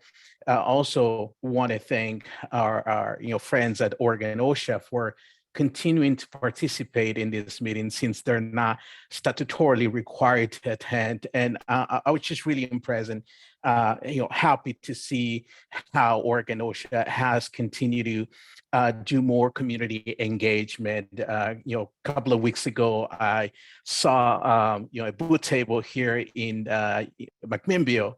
There was an event, and so it was really nice to see Oregon OSHA present. It was a very successful event. I think more than 250 people attending El Día de los Niños celebration. And I'm also looking forward to the, I think it will be the second or third Spanish, conference that will be held in Southern Oregon. So I'm really looking forward to see if I can, attend to the upcoming one. So thank you all. Thank you, Councilmember Sanchez. Councilmember Murray. Sorry, I had one more thing I wanted to ask about. And I don't know if this is the appropriate time, but just a request for the next meeting. I know you mentioned that EJ mapping would be part of the next meeting, going into detail with the agency staff who've been working so far on the development of that tool. Based on the update from Scott and EPA today, I just wondered if we could have a brief introduction to EPA's tool, the EJ screen, as part of that discussion, just so those of us who aren't familiar with that tool could maybe learn about how some of the other tools operate and get a sense of how the Oregon tool lines up with that. Wonderful. I'd be happy to have that on the list of topics that we can have for our next meeting, Katie. Thanks. Councilmember Kreider.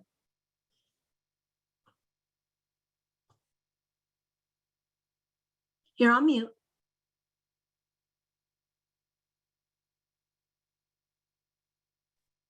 You're muted, Jim.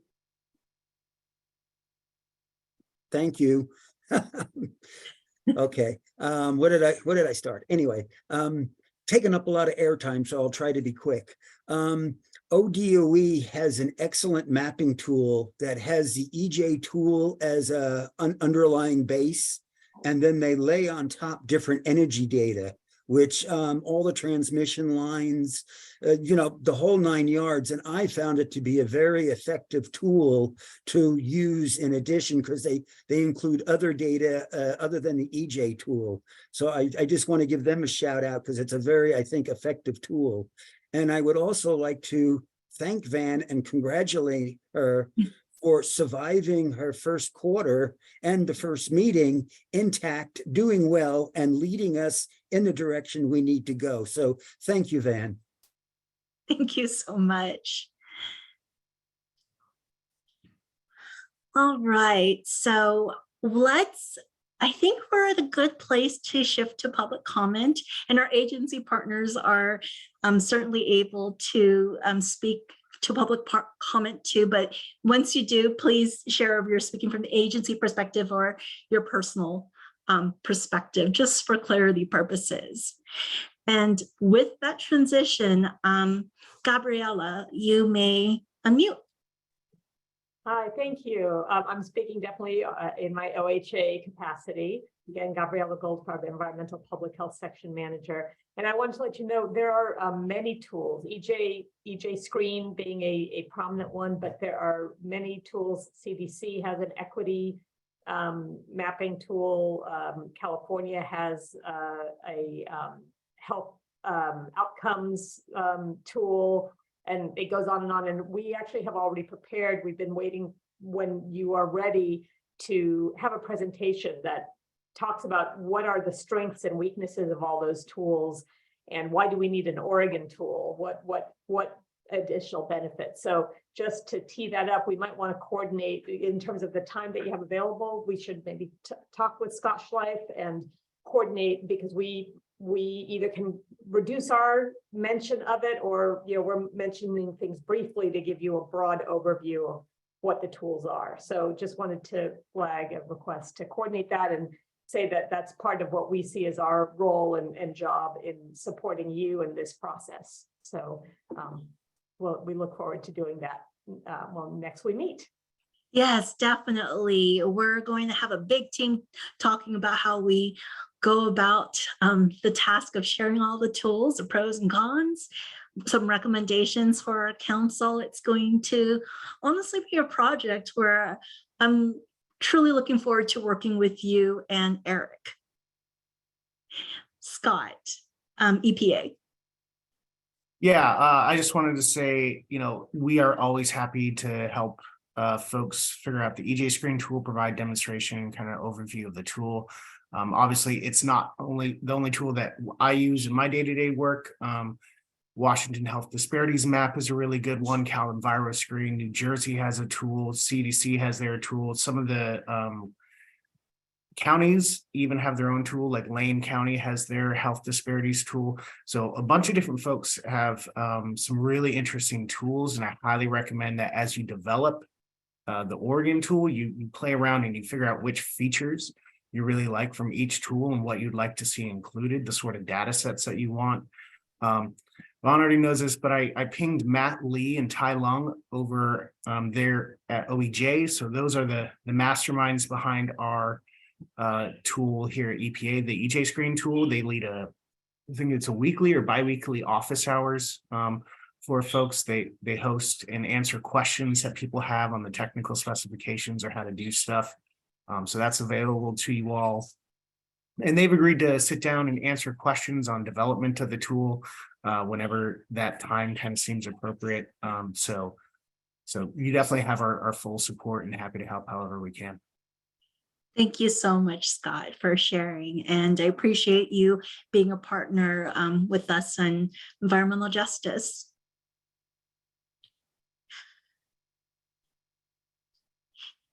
Members of the audience, if you'd like to make public comment, please let us know in the question and answer portion, which I believe should be available on the bottom bar of your Zoom screens. I will give us a few moments to see if there are some additional public comments. And if there are none, we can get ready to close our meeting.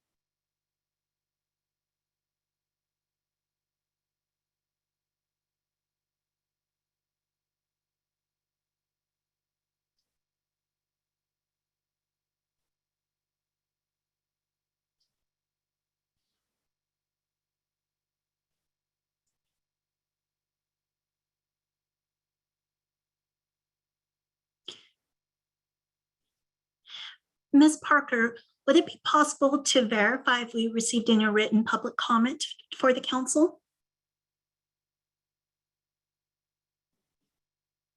Oh, you're on mute.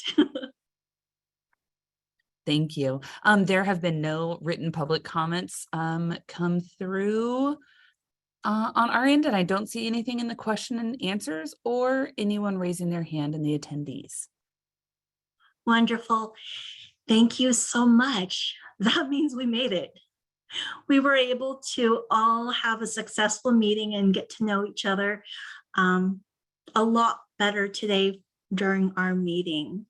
I want to give a special Thanks to Hallie Parker for the governor's office for supporting me in this meeting and co-hosting with me today. And thank you everyone on the council for your engagement, our natural resource agency partners. I really look forward to working with you all. And I really hope that we can have a wonderful weekend. I think this is a great way for us to close out our meeting. But because this is our council's meeting, I just want to give one last opportunity for any last comments that you would like to share.